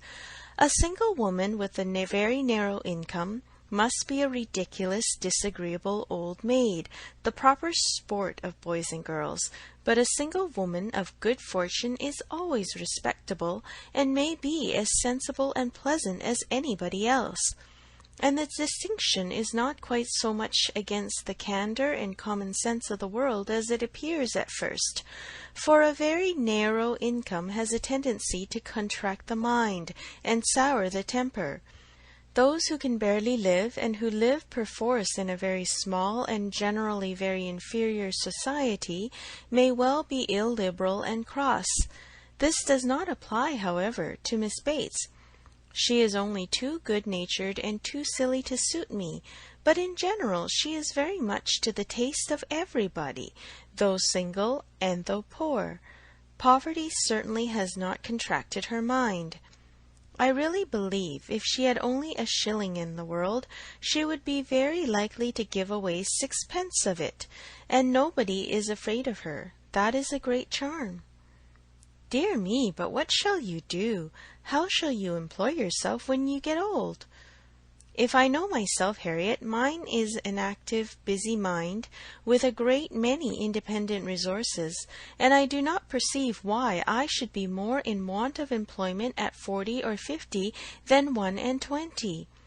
Woman's usual occupations of hand and mind will be as open to me then as they are now, or with no important variation. If I draw less, I shall read more. If I give up music, I will take to carpet work. And as for objects of interest, objects for the affections, which is in truth the great point of inferiority, the want of which is really the great evil to be avoided in not marrying, I shall be very well off, with all the children of a sister I love so much to care about. There will be enough of them, in all probability, to supply every sort of sensation that declining life can need. There will be enough for every hope and every fear, and though my attachment to none can equal that of a parent, it suits my ideas of comfort better than what is warmer and blinder. My nieces and nephews! I shall often have a niece with me. Do you know Miss Bates's niece? That is, I know you must have seen her 100 times, but are you acquainted? Oh, yes, we are always forced to be acquainted whenever she comes to Highbury. By the by, that is almost enough to put one out of conceit with a niece.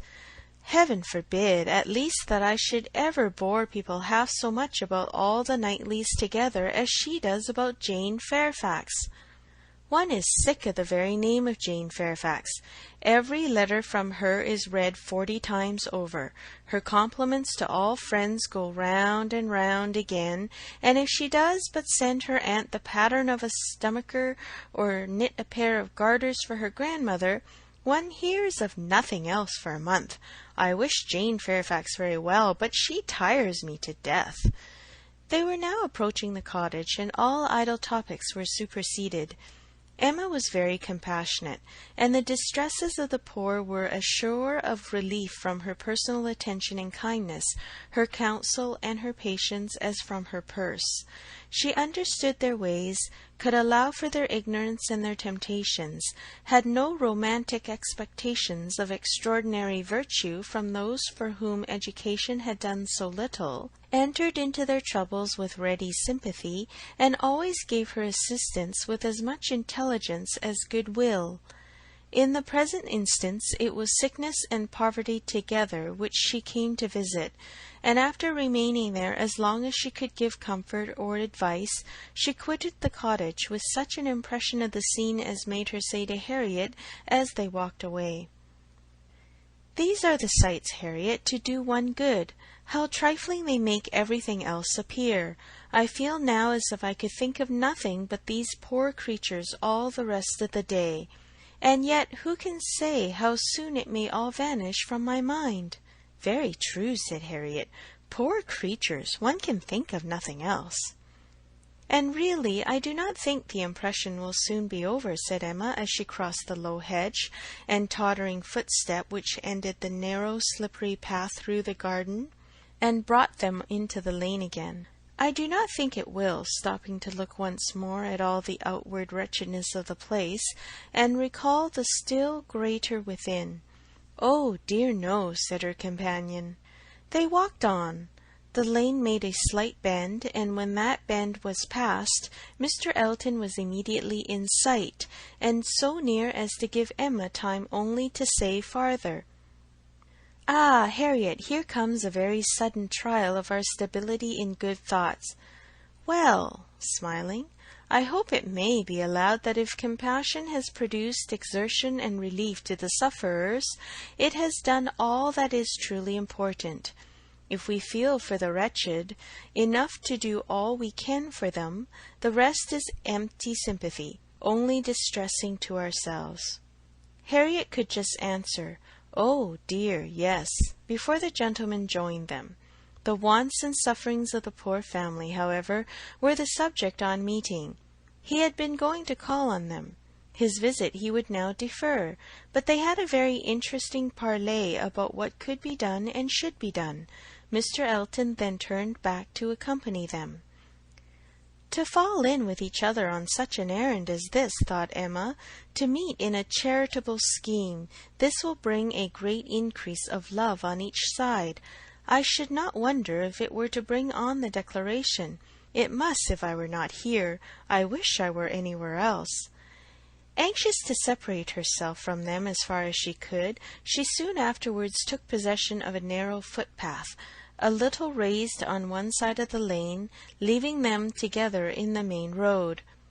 But she had not been there 2 minutes when she found that Harriet's habits of dependence and imitation were bringing her up too, and that in short they would both be soon after her. This would not do. She immediately stopped, under pretence of having some alteration to make in the lacing of her half-boot, and stooping down in complete occupation of the footpath, begged them to have the goodness to walk on, and she would follow in half a minute. They did as they were desired, and by the time she judged it reasonable to have done with her boot, she had the comfort of farther delay in her power being overtaken by a child from the cottage, setting out according to orders with her pitcher, to fetch broth from Hartfield. To walk by the side of this child and talk to and question her was the most natural thing in the world, or would have been the most natural had she been acting just then without design, and by this means the others were able to keep ahead without any obligation of waiting for her. She gained on them, however, involuntarily. The child's pace was quick, theirs rather slow, and she was the more concerned at it from their being evidently in a conversation which interested them. Mr. Elton was speaking with animation, Harriet listening with a very pleased attention, and Emma, having sent the child on, was beginning to think how she might draw back a little more, when they both looked around, and she was obliged to join them. Mr. Elton was still talking, still engaged in some interesting detail, and Emma experienced some disappointment when she found that he was only giving his fair companion an account of the yesterday's party at his friend Cole's, and that she was come in herself for the Stilton cheese, the North Wiltshire, the butter, the celery, the beetroot, and all the dessert. This would soon have led to something better, of course, was her consoling reflection.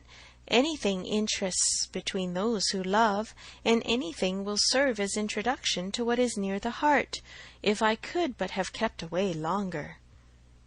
They now walked on together quietly, till within view of the vicarage pales, when a sudden resolution of at least getting Harriet into the house made her again find something very amiss about her boot, and fall behind to arrange it once more. She then broke the lace off short, and dexterously throwing it into a ditch, was presently obliged to entreat them to stop, and acknowledged her inability to put herself to rights so as to be able to walk home in tolerable comfort. "Part of my lace is gone," said she, "and I do not know how I am to contrive. I really am a most troublesome companion to you both, but I hope I am not often so ill-equipped. Mr. Elton, I must beg leave to stop at your house and ask your housekeeper for a bit of ribbon or string, or anything just to keep my boot on." Mr. Elton looked all happiness at this proposition, and nothing could exceed his alertness and attention in conducting them into his house, and endeavouring to make everything appear to advantage.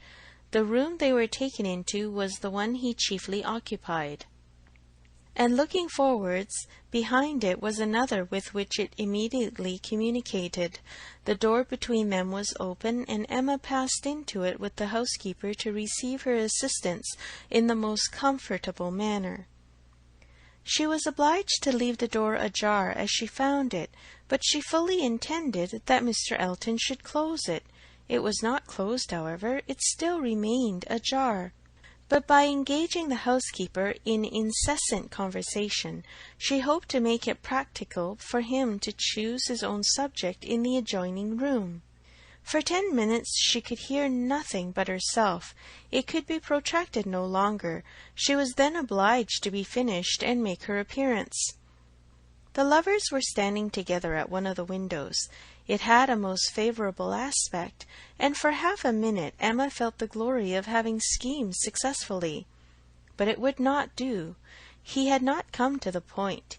He had been most agreeable, most delightful. He had told Harriet that he had seen them go by and had purposely followed them. Other little gallantries and allusions had been dropped, but nothing serious. Cautious, very cautious, thought Emma. He advances inch by inch, and will hazard nothing till he believes himself secure. Still, however, though everything had not been accomplished by her ingenious device, she could not but flatter herself that it had been the occasion of much present enjoyment to both, and must be leading them forward to the great event. End of Chapter 10.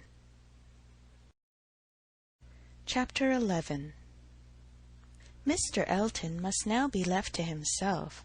It was no longer in Emma's power to superintend his happiness or quicken his measures. The coming of her sister's family was so very near at hand, that first in anticipation and then in reality it became henceforth her prime object of interest. And during the 10 days of their stay in Hartfield, it was not to be expected, she did not herself expect, that anything beyond occasional fortuitous assistance could be afforded by her to the lovers. They might advance rapidly if they would, however they must advance somehow or other, whether they would or no. She hardly wished to have more leisure for them. There are people who the more you do for them, the less they will do for themselves. Mr. and Mrs. John Knightley, from having been longer than usual absent from Surrey, were excited, of course, rather more than the usual interest. Till this year, every long vacation since their marriage had been divided between Hartfield and Donwell Abbey.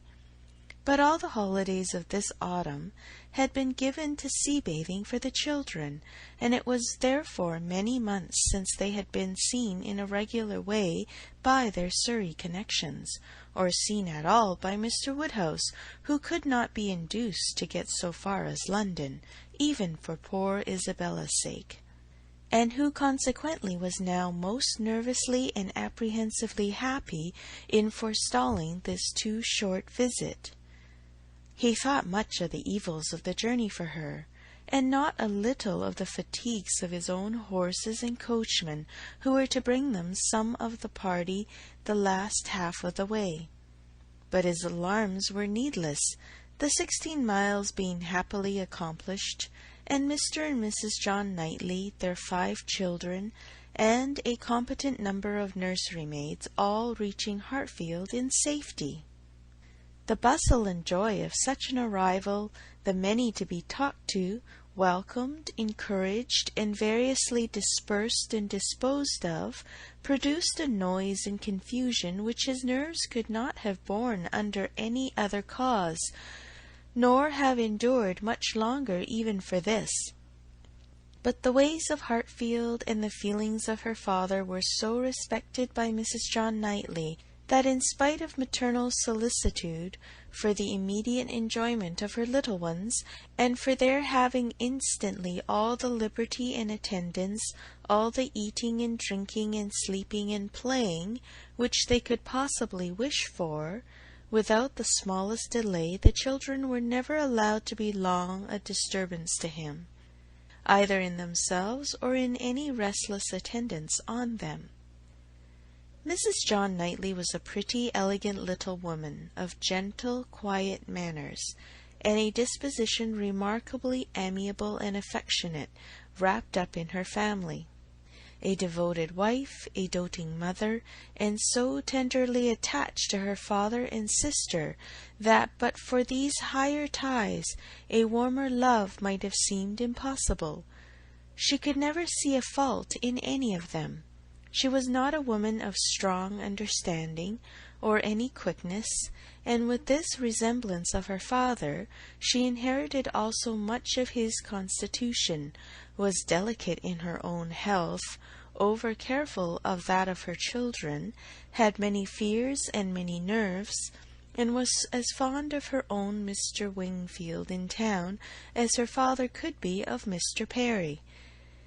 They were alike, too, in a general benevolence of temper and a strong habit of regard for every old acquaintance.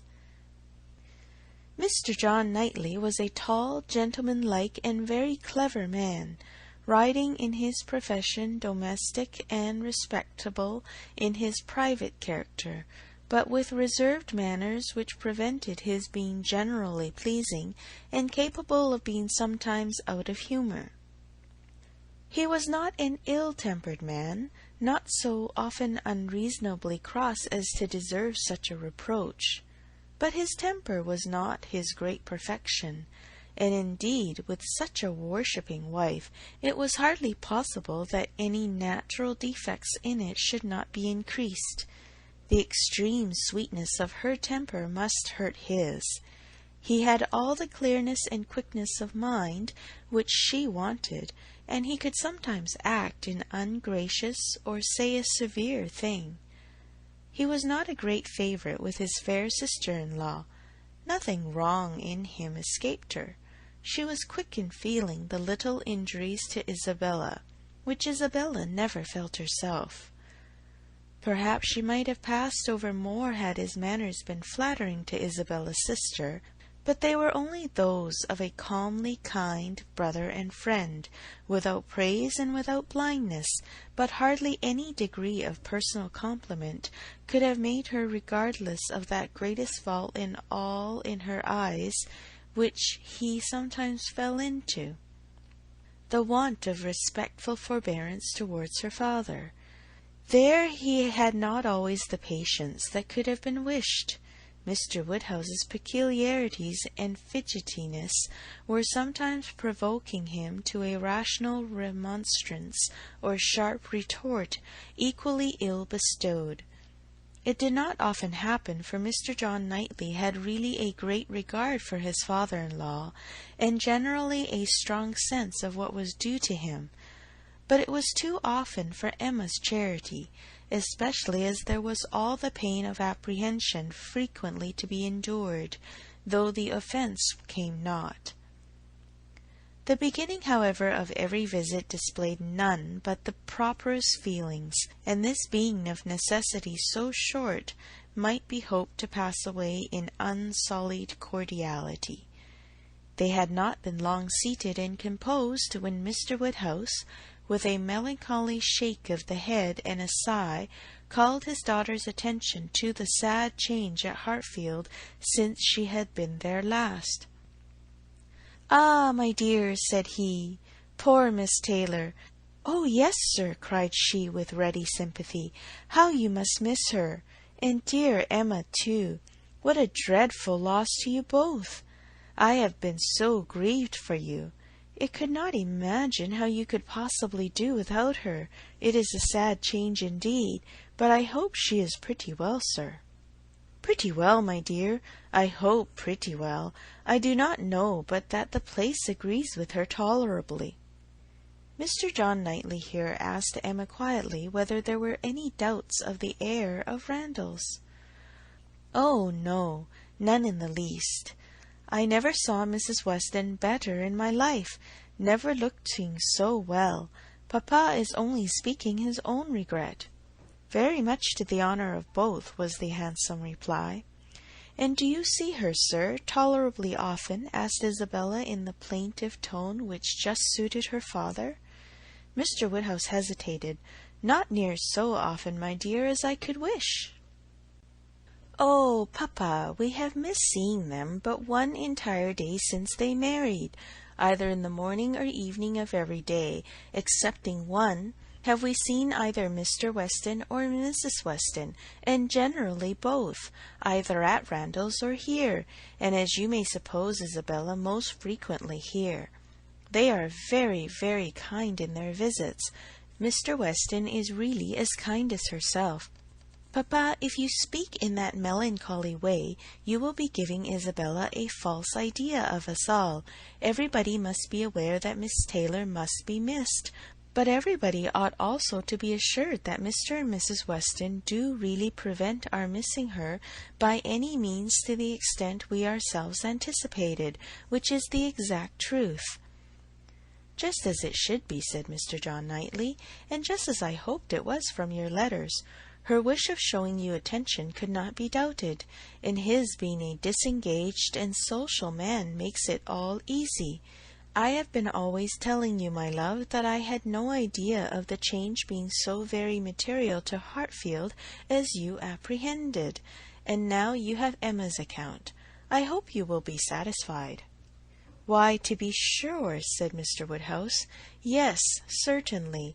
I cannot deny that Mrs. Weston, poor Mrs. Weston, does come and see us pretty often, but then she is always obliged to go away again. It would be very hard upon Mr. Weston if she did not, papa. You quite forget poor Mr. Weston." "I think, indeed," said John Knightley pleasantly, "that Mr. Weston has some little claim. You and I, Emma, will venture to take the part of the poor husband. I being a husband, and you not being a wife, the claims of the man may very likely strike us with equal force. As for Isabella, she has been married long enough to see the convenience of putting all the Mr. Westons aside as much as she can." "Me, my love!" cried his wife, hearing and understanding only in part. "Are you talking about me? I am sure nobody ought to be, or can be, a greater advocate for matrimony than I am, and if it had not been for the misery of her leaving Hartfield, I should never have thought of Miss Taylor but as the most fortunate woman in the world. And as to slighting Mr. Weston, that excellent Mr. Weston, I think there is nothing he does not deserve. I believe he is one of the very best-tempered men ever existed. Excepting yourself and your brother, I do not know his equal for temper. I shall never forget his flying Henry's kite for him that very windy day last Easter, and ever since his particular kindness last September 12th month in writing that note at 12 o'clock at night, on purpose to assure me that there was no scarlet fever at Cobham. I have been convinced there could not be a more feeling heart nor a better man in existence. If anybody can deserve him, it must be Miss Taylor." "Where is the young man?" said Mr. John Knightley. "Has he been here on this occasion, or has he not?" "He has not been here yet," replied Emma. "There was a strong expectation of his coming soon after the marriage, but it ended in nothing, and I have not heard him mentioned lately." "But you should tell them of the letter, my dear," said her father. "He wrote a letter to poor Mrs. Weston, to congratulate her, and a very proper, handsome letter it was. She showed it to me. I thought it very well done of him indeed. Whether it was his own idea, you know, one cannot tell. He is but young, and his uncle, perhaps—" "My dear papa, he is 23. You forget how time passes." 23!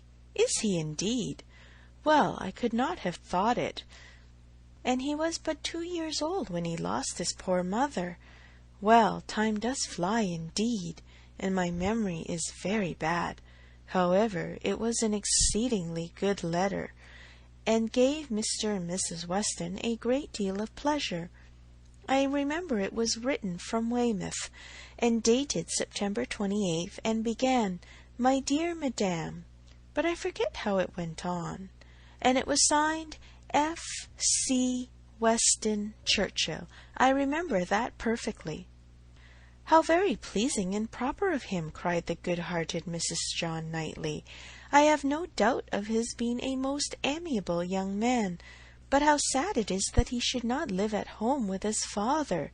There is something so shocking in a child's being taken away from his parents and natural home. I could never comprehend how Mr. Weston could part with him. To give up one's child! I really never could think well of anybody who proposed such a thing to anybody else." "Nobody ever did think well of the Churchills, I fancy," observed Mr. John Knightley coolly. "But you need not imagine Mr. Weston to have felt what you would feel in giving up Henry or John. Mr. Weston is rather an easy, cheerful, tempered man than a man of strong feelings. He takes things as he finds them, and makes enjoyment of them somehow or other, depending, I suspect, much more upon what is called society for his comforts that is, upon the power of eating and drinking, and playing whist with his neighbors 5 times a week, than upon family affection or anything that home affords. Emma could not like what bordered on a reflection on Mr. Weston, and half a mind to take it up, but she struggled and let it pass. She would keep the peace if possible, and there was something honourable and valuable in the strong domestic habits, the all-sufficiency of home to himself, whence resulted her brother's disposition to look down on the common rate of social intercourse, and those to whom it was important. It had a high claim to forbearance. End of chapter 11. Emma by Jane Austen. Chapter 12. Mr. Knightley was to dine with them, rather against the inclination of Mr. Woodhouse, who did not like that any one should share with him in Isabella's first day. Emma's sense of right, however, had decided it, and besides the consideration of what was due to each brother, she had particular pleasure from the circumstance of the late disagreement between Mr. Knightley and herself in procuring him the proper invitation. She hoped they might now become friends again. She thought it was time to make up. Making up indeed would not do. She certainly had not been in the wrong, and he would never own that he had. Concession must be out of the question, but it was time to appear to forget that they had ever quarrelled, and she hoped it might rather assist the restoration of friendship, that when he came into the room she had one of the children with her, the youngest, a nice little girl about 8 months old, who was now making her first visit to Hartfield, and very happy to be danced about in her aunt's arms. It did assist, for though he began with grave looks and short questions, he was soon led on to talk of them all in the usual way, and to take the child out of her arms with all the unceremoniousness of perfect amity. Emma felt they were friends again, and the conviction giving her at first great satisfaction, and then a little sauciness, she could not help saying as he was admiring the baby, "What a comfort it is that we think alike about our nephews and nieces. As to men and women, our opinions are sometimes very different, but with regard to these children, I observe we never disagree. If you were as much guided by nature in your estimate of men and women, and as little under the power of fancy and whim in your dealings with them as you are where these children are concerned, we might always think alike." "Yes," said he, smiling, "and reason good. I was 16 years old when you were born." "A material difference, then," she replied, "and no doubt you were much my superior in judgment at that period of our lives. But does not the lapse of 21 years bring our understandings a good deal nearer?" "Yes, a good deal nearer, but still not near enough to give me a chance of being right if we think differently. I have still the advantage of you by 16 years' experience, and by not being a pretty young woman and a spoiled child. Come, my dear Emma, let us be friends, and say no more about it. Tell your aunt, little Emma, that she ought to set you a better example than to be renewing old grievances, and that if she were not wrong before, she is now." "That's true," she cried, "very true. Little Emma grow up a better woman than your aunt, but infinitely cleverer, and not half so conceited. Now, Mr. Knightley, a word or two more, and I have done. As far as good intentions went, we were both right, and I must say that no effects on my side of the argument have yet proved wrong. I only want to know that Mr. Martin is not very, very bitterly disappointed." "A man cannot be more so," was his short, full answer. "Ah, indeed I am very sorry. Come, shake hands with me." This had just taken place, and with great cordiality, when John Knightley made his appearance. "How d'ye do, George?" said Mr. John Knightley. "John, how are you?" succeeded in the true English style, bearing under a calmness which seemed all but indifference, the real attachment which would have led either of them, if requisite, to do everything for the good of the other. The evening was quiet and conversable, and Mr. Woodhouse declined cards entirely for the sake of comfortable talk with his dear Isabella, and the little party made two natural divisions. On one side he and his daughter, on the other the two Mr. Knightleys, their subjects totally distinct, or very rarely mixing, and Emma only occasionally joining in one or the other. The brothers talked of their own concerns and pursuits, but principally on those of the elder, whose temper was by much the most communicative, and who was always the greater talker. As a magistrate, he had generally some point of law to consult John about, or at least some curious anecdote to give, and as a farmer, as keeping in hand the home farm at Donwell, he had to tell what every field was to bear next year, and to give all such local information as could not fail of being interesting to a brother whose home it had equally been the longest part of his life, and whose attachments were strong.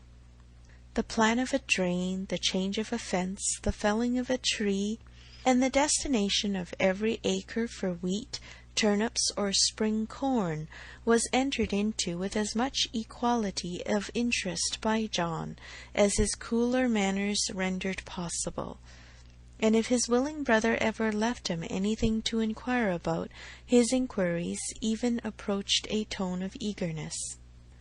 While they were thus comfortably occupied, Mr. Woodhouse was enjoying a full flow of happy regrets and fearful affection with his daughter. "My poor dear Isabella," said he, fondly shaking her hand, and interrupting for a few moments her busy labours for some one of her 5 children, "how long it is, how terrible long since you were here, and how tired you must be after your journey. You must go to bed early, my dear, and I recommend a little gruel to you before you go, and I will have a nice basin of gruel together.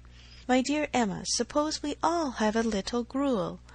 Emma could not suppose any such thing, knowing as she did that both the Mr. Knightleys were as unpersuadable on that article as herself, and 2 basins only were ordered. After a little more discourse in praise of gruel, with some wondering at its not being taken every evening by everybody, he proceeded to say with an air of grave reflection, "It was an awkward business, my dear, your spending the autumn at Southend instead of coming here. I never had much opinion of the sea air." "Mr. Wingfield most strenuously recommended it, sir, or we should not have gone. He recommended it for all the children, but particularly for the weakness in little Bella's throat, both sea air and bathing." "Ah, my dear, but Perry had many doubts about the sea doing her any good, and as to myself, I have been long perfectly convinced, though perhaps I never told you so before, that the sea is very rarely of use to anybody. I am sure it almost killed me once." "Come, come," cried Emma, feeling this to be an unsafe subject, "I must beg you not to talk of the sea. It makes me envious and miserable. I have never seen it. Southend is prohibited, if you please. My dear Isabella, I have not heard you make one inquiry about Mr. Perry yet, and he never forgets you." "Oh, good Mr. Perry! How is he, sir?" "Why, pretty well, but not quite well. Poor Perry is bilious, and he has not time to take care of himself. He tells me he has not time to take care of himself, which is very sad, but he is always wanted all round country. I suppose there is not a man in such practice anywhere, but there is not so clever a man anywhere."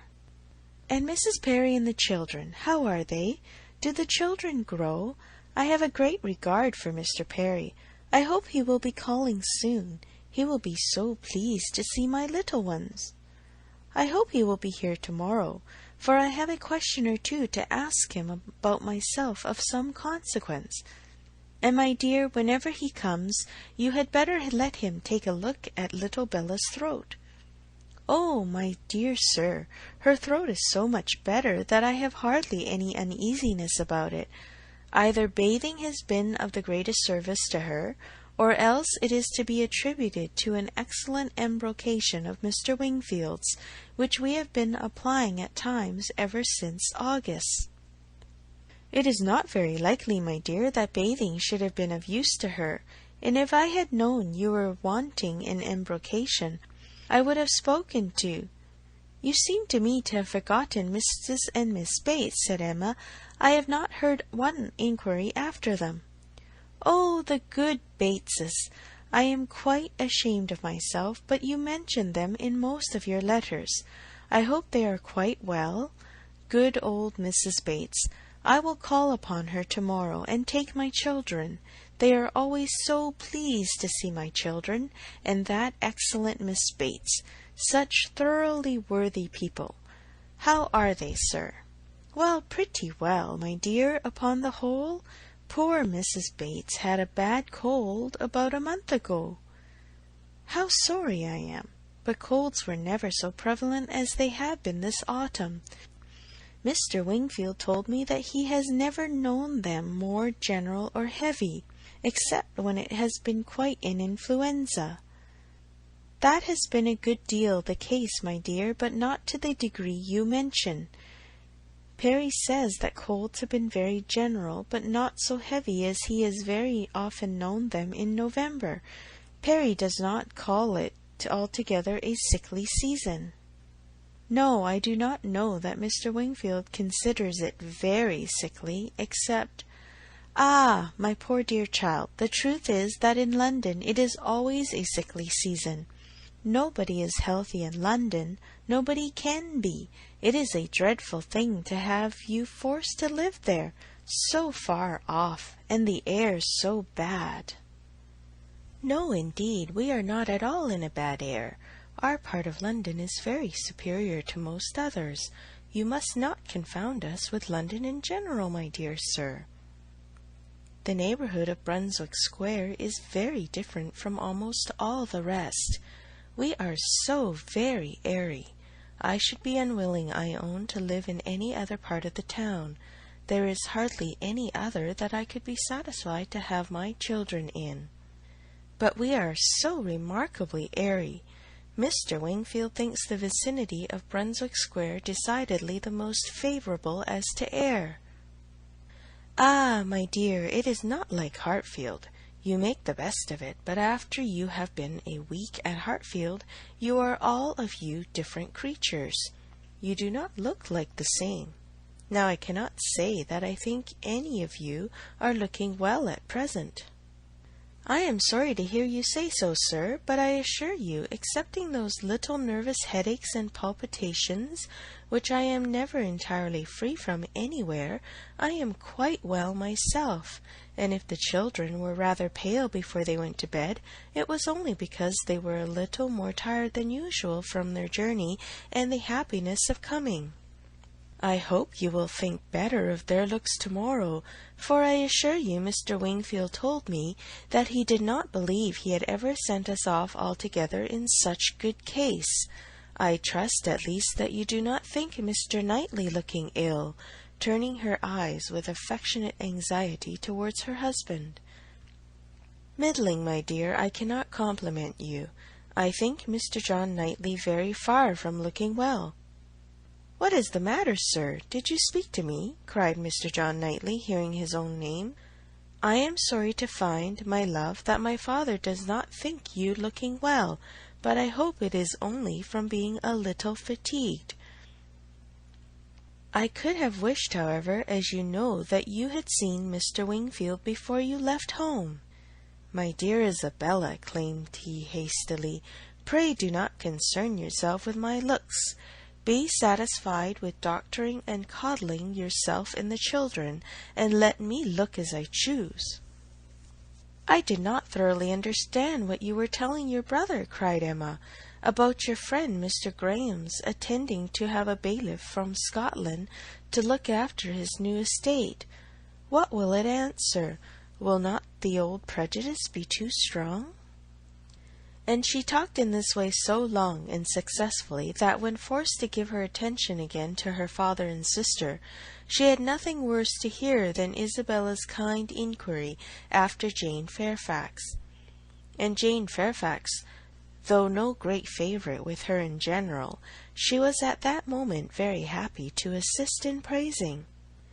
"That sweet, amiable Jane Fairfax," said Mrs. John Knightley. "It is so long since I have seen her, except now and then for a moment accidentally in town. What happiness it must be to her good old grandmother and excellent aunt when she comes to visit them. I always regret excessively on dear Emma's account that she cannot be more at Highbury. But now their daughter is married, I suppose Colonel and Mrs. Campbell will not be able to part with her at all. She would be such a delightful companion for Emma." Mr. Woodhouse agreed to it all, but added, "Our little friend Harriet Smith, however, is just such another pretty kind of young person. You will like Harriet. Emma could not have a better companion than Harriet." "I am most happy to hear it. But only Jane Fairfax one knows to be so very accomplished and superior, and exactly Emma's age." This topic was discussed very happily, and others succeeded of similar moment, and passed away with similar harmony, but the evening did not close without a little return of agitation. The gruel came and supplied a great deal to be said, much praise and many comments, undoubting decisions of its wholesomeness for every constitution, and pretty severe philippics upon the many houses where it was never met with tolerable, but unfortunately among the failures which the daughter had to instance, the most recent and therefore most prominent was in her own cook at Southend, a young woman hired for the same time, who never had been able to understand what she meant by a basin of nice, smooth gruel, thin but not too thin. Often as she had wished for and ordered it, she had never been able to get anything tolerable. Here was a dangerous opening. "Ah," said Mr. Woodhouse, shaking his head and fixing his eyes on her with tender concern. The ejaculation in Emma's ear expressed, "Ah, there is no end of sad consequences of your going to Southend. It does not bear talking of." And for a little while she hoped he would not talk of it, but then a silent rumination might suffice to restore him to the relish of his own smooth gruel. After an interval of some minutes, however, he began with, "I shall always be very sorry that you went to the sea this autumn instead of coming here." "But why should you be sorry, sir? I assure you it did the children a great deal of good. And moreover, if you must go to the sea, it had better not have been to Southend. Southend is an unhealthy place. Perry was surprised to hear you had fixed upon Southend." "I know there is such an idea with many people, but indeed it is quite a mistake, sir. We all had our health perfectly well there, never found the least inconvenience from the mud, and Mr. Wingfield says it is entirely a mistake to suppose the place unhealthy, and I am sure he may be depended on, for he thoroughly understands the nature of the air, and his own brother and family have been there repeatedly." "You should have gone to Cromer, my dear, if you went anywhere. Perry was a week at Cromer once, and he holds it to be the best of all the sea-bathing places. A fine open sea, he says, and very pure air. And by what I understand, you might have had lodgings there quite away from the sea, a quarter of a mile off, very comfortable. You should have consulted Perry. But, my dear sir, the difference of the journey, only consider how great it would have been, 100 miles, perhaps, instead of 40. "Ah, my dear, as Perry says, where health is at stake, nothing else should be considered, and if one is to travel, there is not much to choose between 40 miles and 100. Better not move at all, better stay in London altogether than travel 40 miles to get into worse air." This is just what Perry said. It seemed to him a very ill-judged measure. Emma's attempts to stop her father had been in vain, and when he had reached such a point as this, she could not wonder at her brother-in-law's breaking out. "Mr. Perry," said he, in a voice of very strong displeasure, "would do well to keep his opinion till it is asked for. Why does he make it any business of his to wonder at what I do, at my taking my family to one part of the coast or another? I may be allowed, I hope, the use of my judgment as well as Mr. Perry. I want his directions no more than his drugs." He paused, and growing cooler in a moment, added, with only sarcastic dryness, "If Mr. Perry can tell me how to convey a wife and 5 children a distance of 130 miles with no greater expense or inconvenience than a distance of 40, I should be as willing to prefer Comer to Southend as he could himself." "True, true," cried Mr. Knightley, with the most ready interposition. "Very true. That's a consideration indeed. But, John, as to what I was telling you of my idea of moving the path to Langham, to turning it more to the right that it may not cut through the home meadows, I cannot conceive any difficulty. I should not attempt it, if it were to be the means of inconvenience to the Highbury people, but if you call to mind exactly the present line of the path, the only way of proving it, however, will be to turn to our maps. I shall see you at the Abbey tomorrow morning, I hope, and then we shall look them over, and you shall give me your opinion."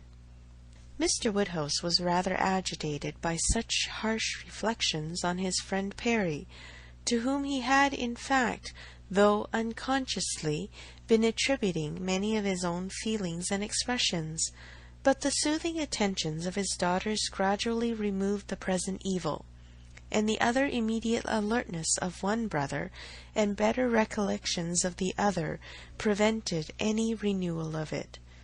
End of chapter 12.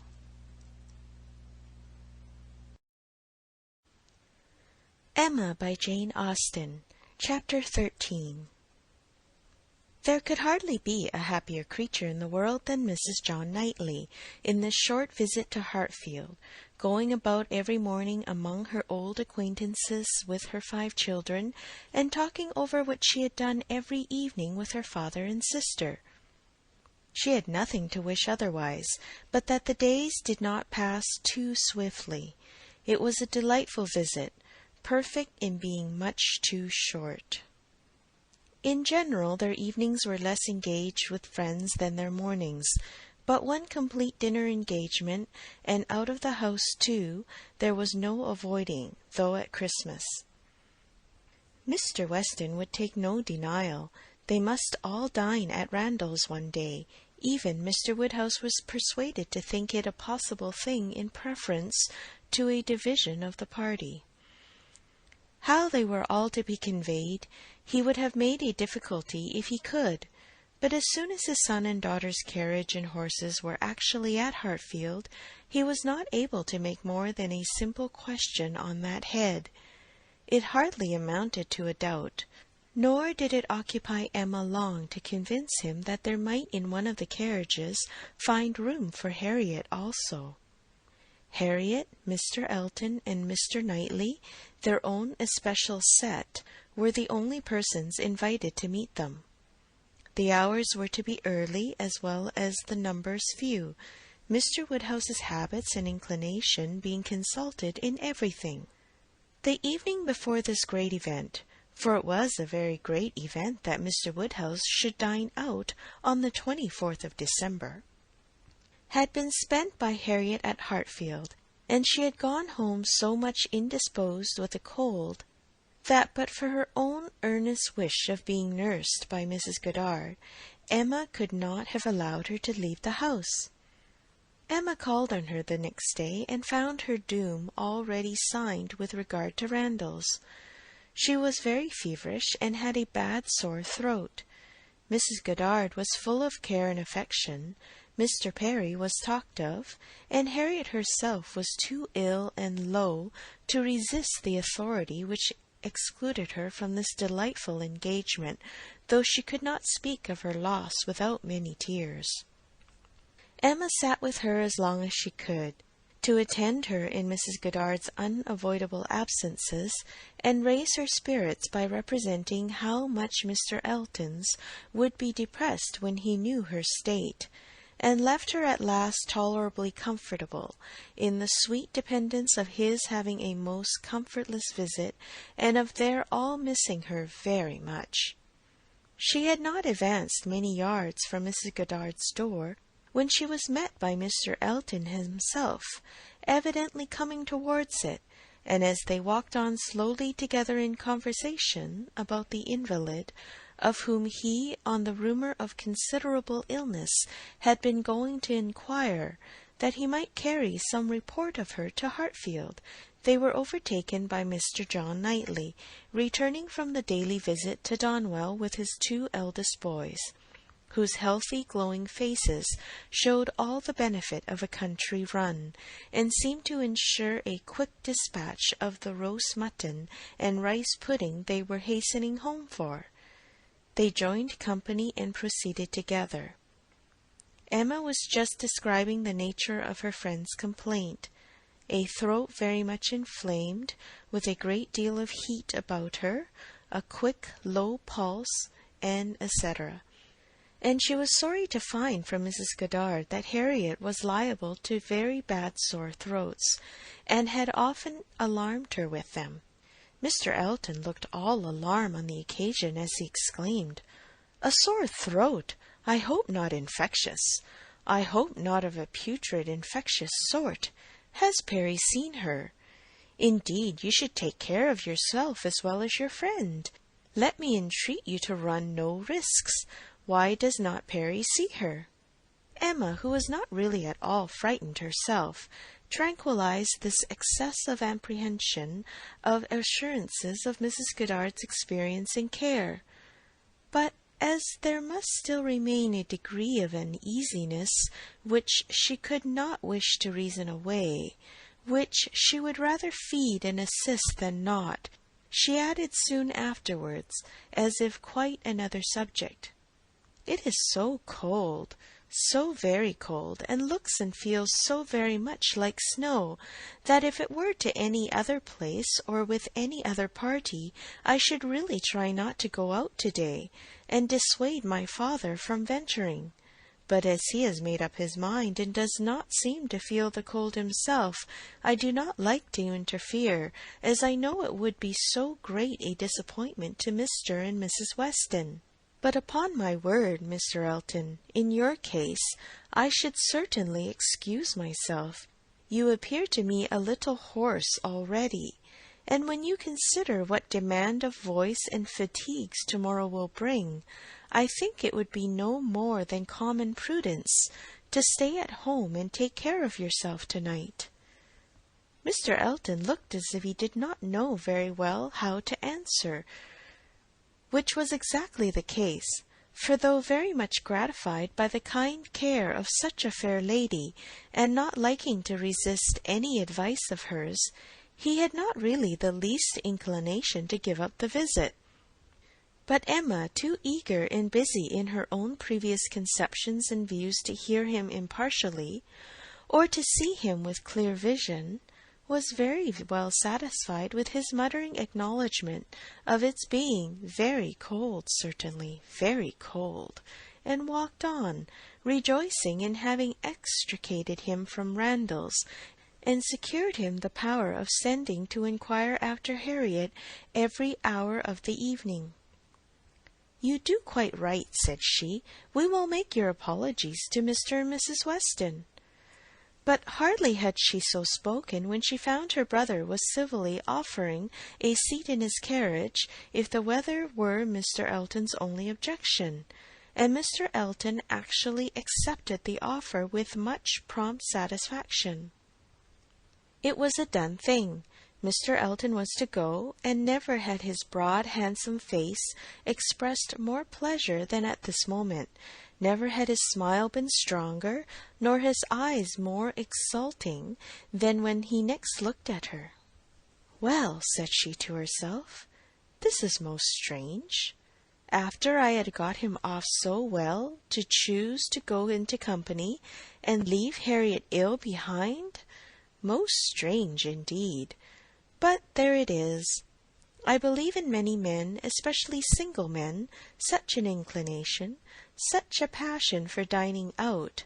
A dinner engagement is so high in the class of their pleasures, their enjoyments, their dignities, almost their duties, that anything gives way to it, and this must be the case with Mr. Elton. A most valuable, amiable, pleasing young man, undoubtedly, and very much in love with Harriet, but still he cannot refuse an invitation. He must dine out wherever he is asked. What a strange thing love is! He can see ready wit in Harriet, but will not dine alone for her." Soon afterwards Mr. Elton quitted them, and she could not but do him the justice of feeling that there was a great deal of sentiment in his manner of naming Harriet at parting. In the tone of his voice, while assuring her that he should call at Mrs. Goddard's for news of her fair friend, the last thing before he prepared for the happiness of meeting her again, when he hoped to be able to give a better report, and he sighed and smiled himself off in a way that left the balance of approbation much in his favour. After a few minutes of entire silence between them, John Knightley began with, "I never in my life saw a man more intent on being agreeable than Mr. Elton. It is downright labour to him where ladies are concerned. With men he can be rational and unaffected, but when he has ladies to please, every feature works."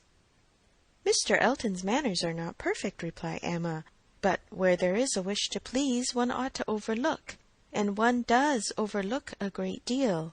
Where a man does his best with only moderate powers, he will have the advantage over negligent superiority. There is such perfect good temper and good will in Mr. Elton as one cannot but value." "Yes," said Mr. John Knightley presently, with some slyness, "he seems to have a great deal of good will towards you." "Me!" she replied with a smile of astonishment. "Are you imagining me to be Mr. Elton's object?" "Such an imagination has crossed me, I own, Emma, and if it never occurred to you before, you may as well take it into consideration now." "Mr. Elton in love with me? What an idea!" "I do not say it is so, but you will do well to consider whether it is or not, and to regulate your behaviour accordingly. I think your manners to him encouraging. I speak as a friend, Emma.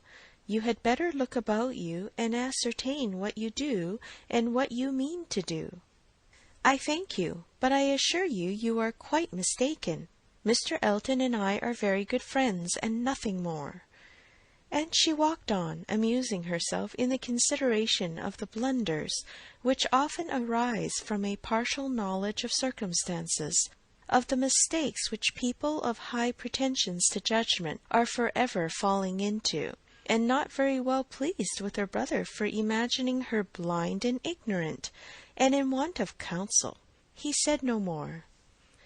Mr. Woodhouse had so completely made up his mind to the visit that in spite of the increasing coldness he seemed to have no idea of shrinking from it, and set forward at last most punctually with his eldest daughter in his own carriage, with less apparent consciousness of the weather than either of the others, too full of the wonder of his own going and the pleasure it was going to afford at Randalls to see that it was cold, and too well wrapped up to feel it.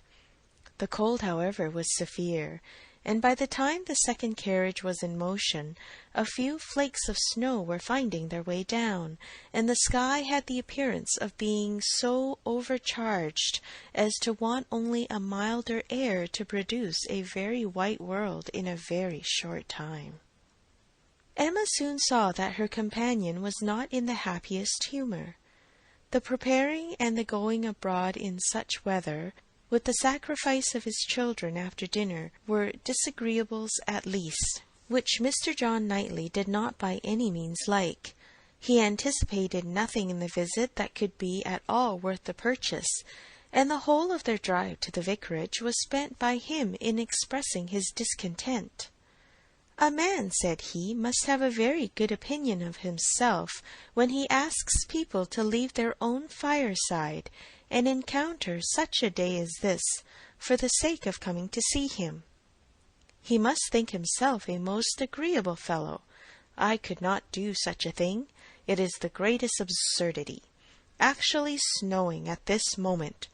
The folly of not allowing people to be comfortable at home, and the folly of people's not staying comfortably at home when they can.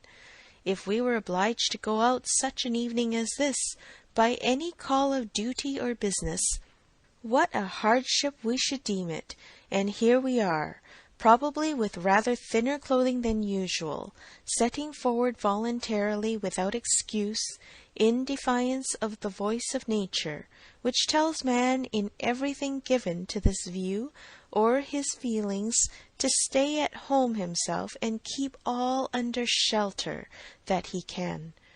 Here we are setting forward to spend 5 dull hours in another man's house, with nothing to say or to hear that was not said and heard yesterday, and may not be said and heard again tomorrow, going in dismal weather, to return probably in worse, 4 horses and 4 servants taken out for nothing but to convey 5 idle, shivering creatures into colder rooms and worse company than they might have had at home. Emma did not find herself equal to give the pleased assent, which no doubt he was in the habit of receiving, to emulate the "very true, my love," which must have been usually administered by his travelling companion. But she had resolution enough to refrain from making any answer at all. She could not be complying. She dreaded being quarrelsome. Her heroism reached only to silence. She allowed him to talk and arrange the glasses, and wrapped herself up without opening her lips. They arrived, the carriage turned, the step was let down, and Mr. Elton, spruce back and smiling, was with them instantly. Emma thought with pleasure of some change of subject. Mr. Elton was all obligation and cheerfulness. He was so very cheerful in his civilities indeed, that she began to think he must have received a different account of Harriet from what he had reached her. She had sent while dressing, and the answer had been much the same, not better. "My report from Mrs. Goddard's," said she presently, "was not so pleasant as I had hoped. Not better was my answer." His face lengthened immediately, and his voice was the voice of a sentiment as he answered, "Oh, no, I am grieved to find. I was on the point of telling you that when I called at Mrs. Goddard's door, which I did the very last thing before I returned to dress. I was told that Mrs. Smith was not better, by no means worse. Very much grieved and concerned. I had flattered myself that she must be better after such a cordial as I knew had been given her in the morning." Emma smiled and answered, "My visit was of use to the nervous part of her complaint, I hope. But not even I can charm away a sore throat. It is a most severe cold indeed. Mr. Perry has been with her, as you probably heard." "Yes, I imagined. That is, I did not. He has been used to her in these complaints, and I hope tomorrow morning will bring us both a more comfortable report. But it is impossible not to feel uneasiness. Such a sad loss to our party to-day." "Dreadful! Exactly so. Indeed, she will be missed every moment." This was very proper. The sigh which accompanied it was really estimable, but it should have lasted longer. Emma was rather in dismay when only half a minute afterwards he began to speak of other things, and in a voice of greatest alacrity and enjoyment. "What an excellent device," said he, "the use of a sheepskin for carriages! How very comfortable they make it! Impossible to feel cold with such precautions. The contrivances of modern days indeed have rendered a gentleman's carriage perfectly complete. One is so fenced and guarded from the weather that not a breath of air can find its way unpermitted. Weather becomes absolutely of no consequence. It is a very cold afternoon, but in this carriage we know nothing of the matter. Ha! Snows a little, I see." "Yes," said John Knightley, "and I think we shall have a good deal of it." "Christmas weather," observed Mr. Elton. "Quite seasonable, and extremely fortunate we may think ourselves that it did not begin yesterday, and prevent this day's party, which it might very possibly have done, for Mr. Woodhouse would hardly have ventured, had there been much snow on the ground, but now it is of no consequence." This is quite the season indeed for friendly meetings. At Christmas everybody invites their friends about them, and people think little of even the worst weather. I was snowed up at a friend's house once for a week. Nothing could be pleasanter.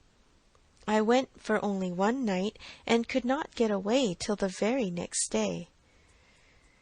Mr. John Knightley looked as if he did not comprehend the pleasure, but said only coolly, "I cannot wish to be snowed up a week at Randalls." At another time Emma might have been amused, but she was too much astonished now at Mr. Elton's spirits for other feelings. Harriet seemed quite forgotten in the expectation of a pleasant party. "We are sure of excellent fires," continued he, "and everything in the greatest comfort. Charming people, Mr. and Mrs. Weston. Mrs. Weston, indeed, is much beyond praise.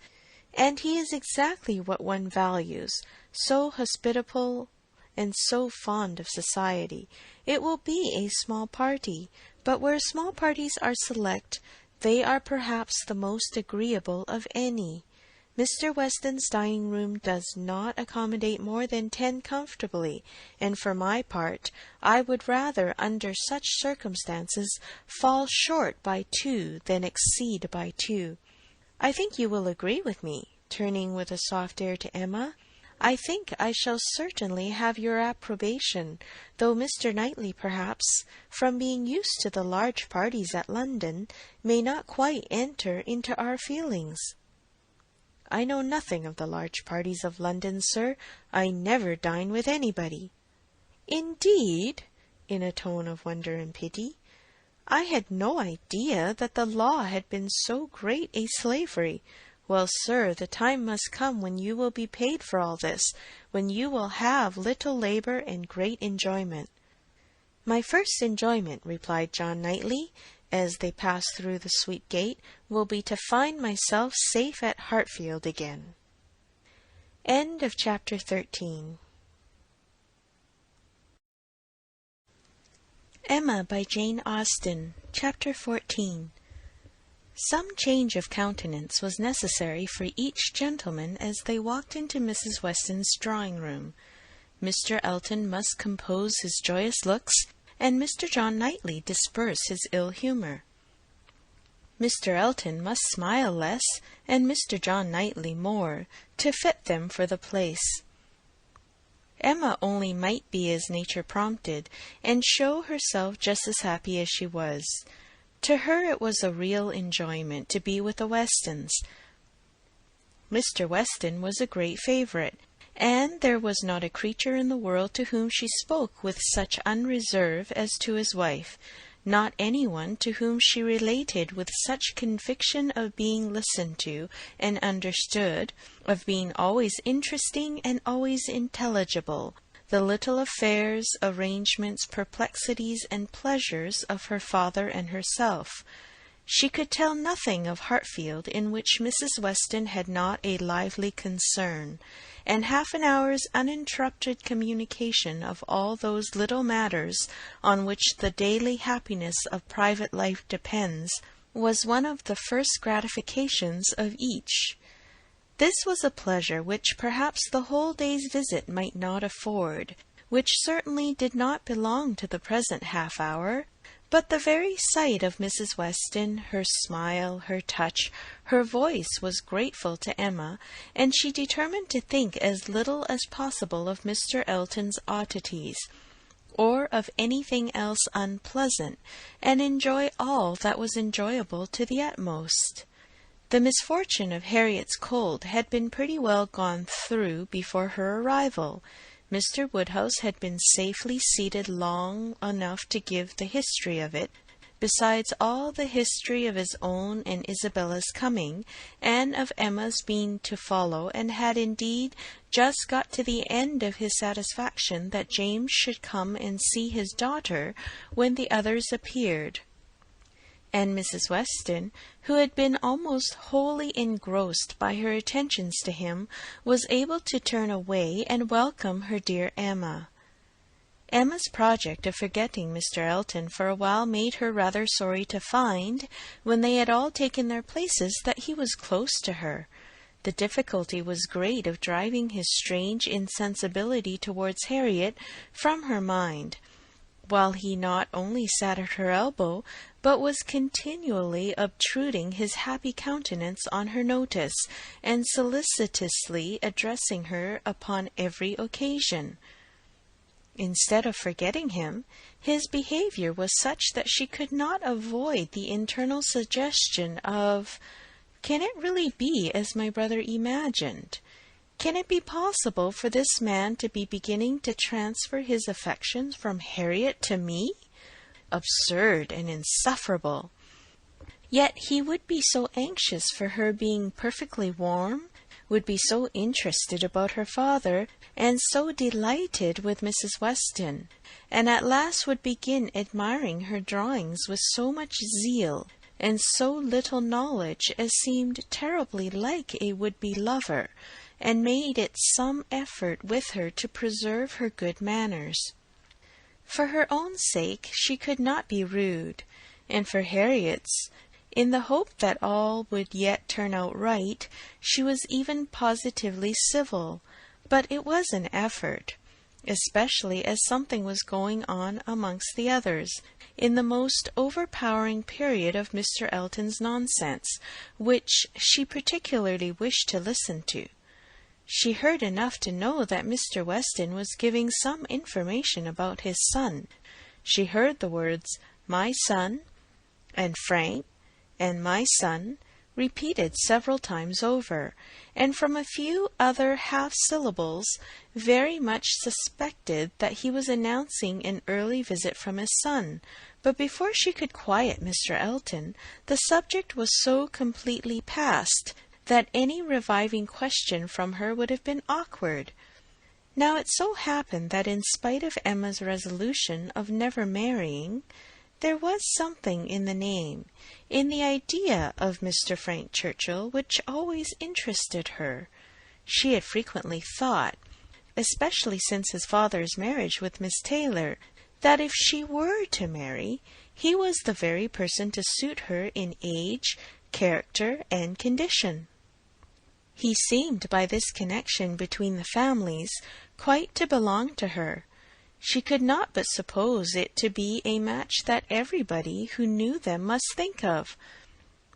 That Mr. and Mrs. Weston did think of it, she was very strongly persuaded, and though not meaning to be induced by him or by anybody else to give up a situation which she believed more replete with good than she could change it for, she had a great curiosity to see him, a decided intention of finding him pleasant, of being liked by him to a certain degree, and a sort of pleasure in the idea of their being coupled in their friends' imaginations.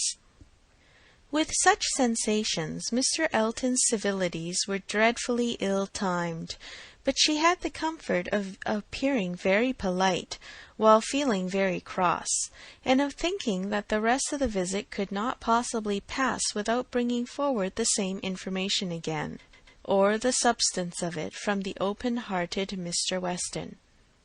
So it proved, for when happily released from Mr. Elton and seated by Mr. Weston at dinner, he made use of the very first interval in the cares of hospitality, the very first leisure from the saddle of mutton, to say to her, "We want only 2 more to be just the right number. I should like to see 2 more here, your pretty little friend Miss Smith, and my son, and then I should say we were quite complete. I believe you did not hear me telling the others in the drawing-room that we are expecting Frank. I had a letter from him this morning, and he will be with us within a fortnight." Emma spoke with a very proper degree of pleasure, and fully assented to his proposition of Mr. Frank Churchill and Miss Smith making their party quite complete.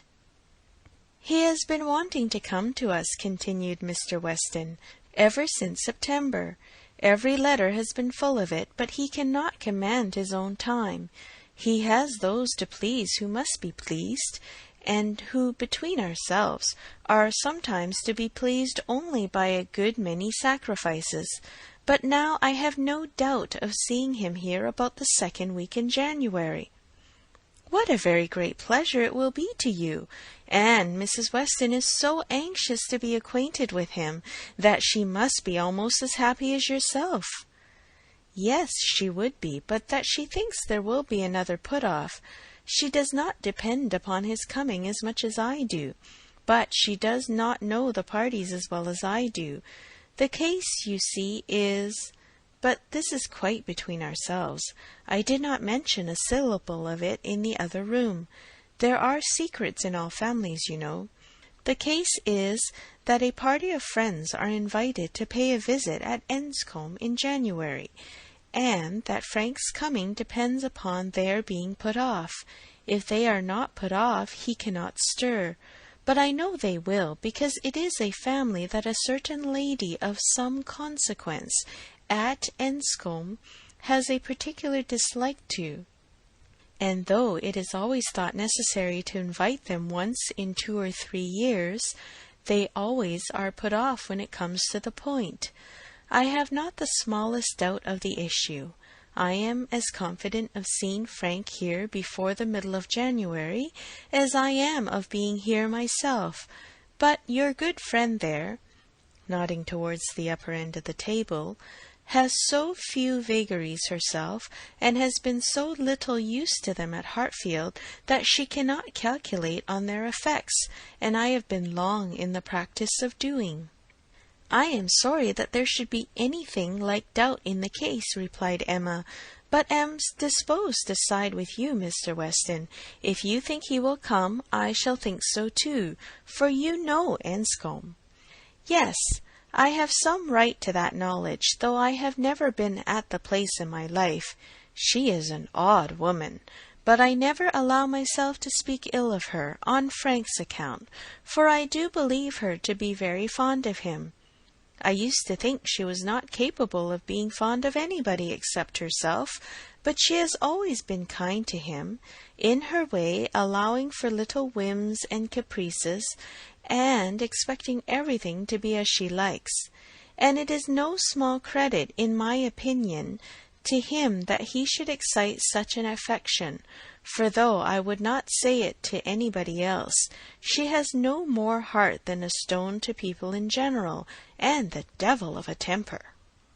Emma liked the subject so well that she began upon it to Mrs. Weston very soon after their moving into the drawing-room, wishing her joy, yet observing that she knew the first meeting must be rather alarming. Mrs. Weston agreed to it, but added that she should be very glad to be secure of undergoing the anxiety of a first meeting at the time talked of. "For I cannot depend upon his coming. I cannot be so sanguine as Mr. Weston. I am very much afraid that it will all end in nothing.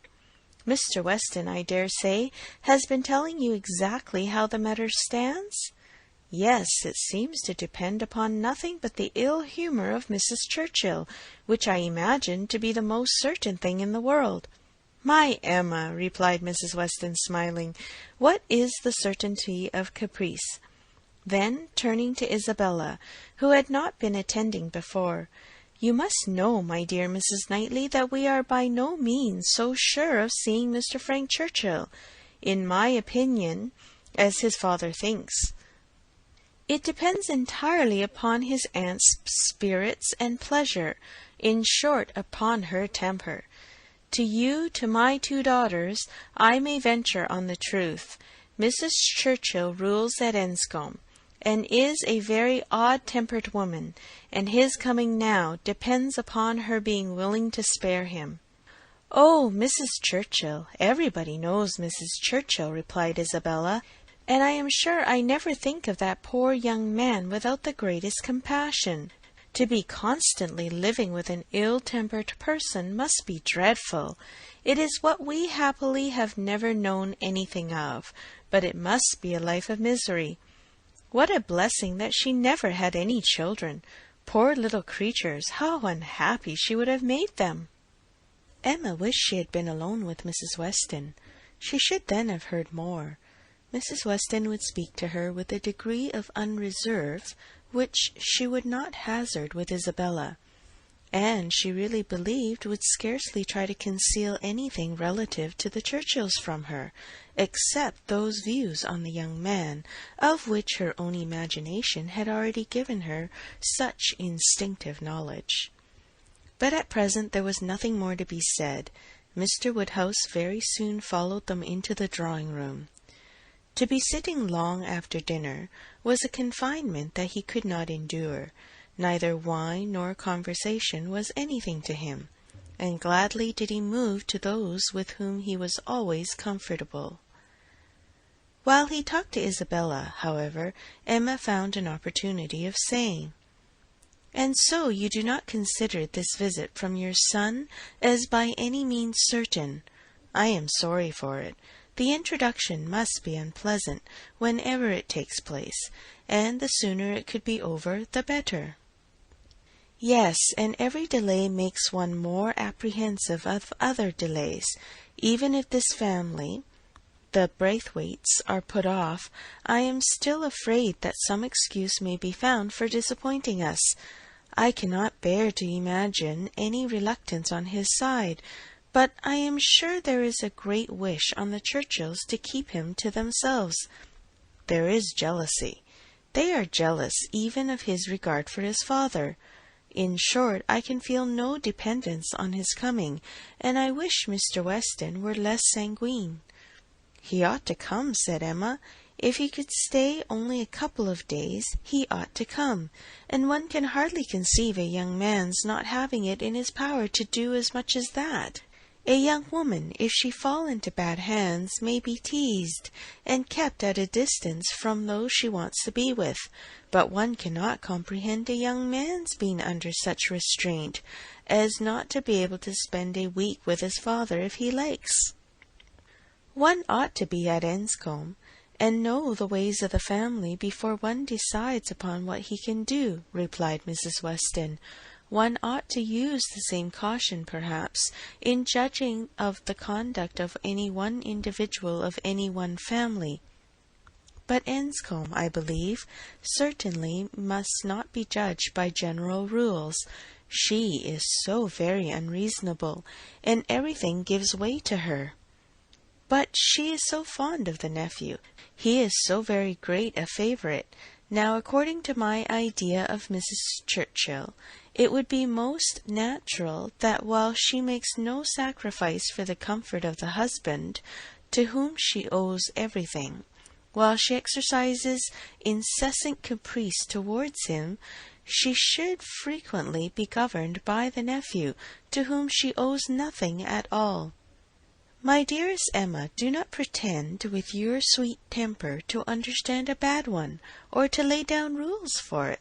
You must let it go its own way. I have no doubt of his having at times considerable influence, but it may be perfectly impossible for him to know beforehand when it will be." Emma listened, and then coolly said, "I shall not be satisfied unless he comes." "He may have a great deal of influence on some points," continued Mrs. Weston, "and on others very little, and among those on which she is beyond his reach, it is but too likely may be this very circumstance of his coming away from them to visit us." End of chapter 14. Emma by Jane Austen. Chapter 15. Mr. Woodhouse was soon ready for his tea, and when he had drank his tea he was quite ready to go home, and it was as much as his 3 companions could do to entertain away his notice of the lateness of the hour before the other gentlemen appeared. Mr. Weston was chatty and convivial, and no friend to early separations of any sort, but at last the drawing-room party did receive an augmentation. Mr. Elton, in very good spirits, was one of the first to walk in. Mrs. Weston and Emma were sitting together on the sofa. He immediately joined them, and with scarcely an invitation, seated himself between them. Emma, in good spirits too, from the amusement afforded her mind by the expectation of Mr. Frank Churchill, was willing to forget his late improprieties, and be as well satisfied with him as before, and on his making Harriet his very first subject, was ready to listen with most friendly smiles. He professed himself extremely anxious about her fair friend, her fair, lovely, amiable friend. Did she know? Had she heard anything about her since their being at Randalls? He felt much anxiety. He must confess that the nature of her complaint alarmed him considerably, and in this style he talked on for some time very properly, not much attending to any answer, but altogether sufficiently awake to the terror of a bad sore throat, and Emma was quite in charity with him. But at last there seemed a perverse turn. It seemed all at once as if he were more afraid of its being a bad sore throat on her account than on Harriet's, more anxious that she should escape the infection than that there should be no infection in the complaint. He began with great eagerness to entreat her to refrain from visiting the sick chamber again, for the present, to entreat her to promise him not to venture into such hazard till he had seen Mr. Perry and learnt his opinion. And though she tried to laugh it off and bring the subject back into its proper course, there was no putting an end to his extreme solicitude about her. She was vexed. It did appear, there was no concealing it, exactly like the pretence of being in love with her, instead of Harriet. An inconstancy, if real, the most contemptible and abominable, and she had difficulty in behaving with temper. He turned to Mrs. Weston to implore her assistance. Would not she give him her support? Would not she add her persuasions to his, to induce Miss Woodhouse not to go to Mrs. Goddard's till it were certain that Miss Smith's disorder had no infection? He could not be satisfied without a promise. Would not she give him her influence in procuring it? So scrupulous for others, he continued, and yet so careless for herself. If she wanted me to nurse my cold by staying at home to-day, and yet will not promise to avoid the danger of catching an ulcerated sore throat herself, is this fair, Mrs. Weston? Judge between us. Have not I some right to complain? I am sure of your kind support and aid. Emma saw Mrs. Weston's surprise, and felt that it must be great at an address which, in words and manner, was assuming to himself the right of first interest in her, and as for herself, she was too much provoked and offended to have the power of directly saying anything to the purpose. She could only give him a look, but it was such a look as she thought must restore him to his senses, and then left the sofa, removing to a seat by her sister, and giving her all her attention. She had not time to know how Mr. Elton took the reproof, so rapidly did another subject succeed, for Mr. John Knightley now came into the room from examining the weather, and opened on them all with the information of the ground being covered with snow, and of its still snowing fast, with a strong drifting wind, concluding with these words to Mr. Woodhouse: "This will prove a spirited beginning of your winter engagements, sir.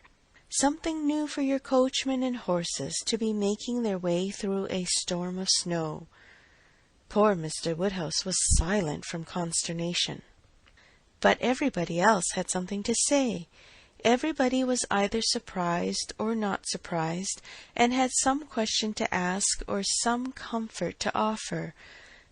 Mrs. Weston and Emma tried earnestly to cheer him and turn his attention from his son-in-law, who was pursuing his triumph rather unfeelingly.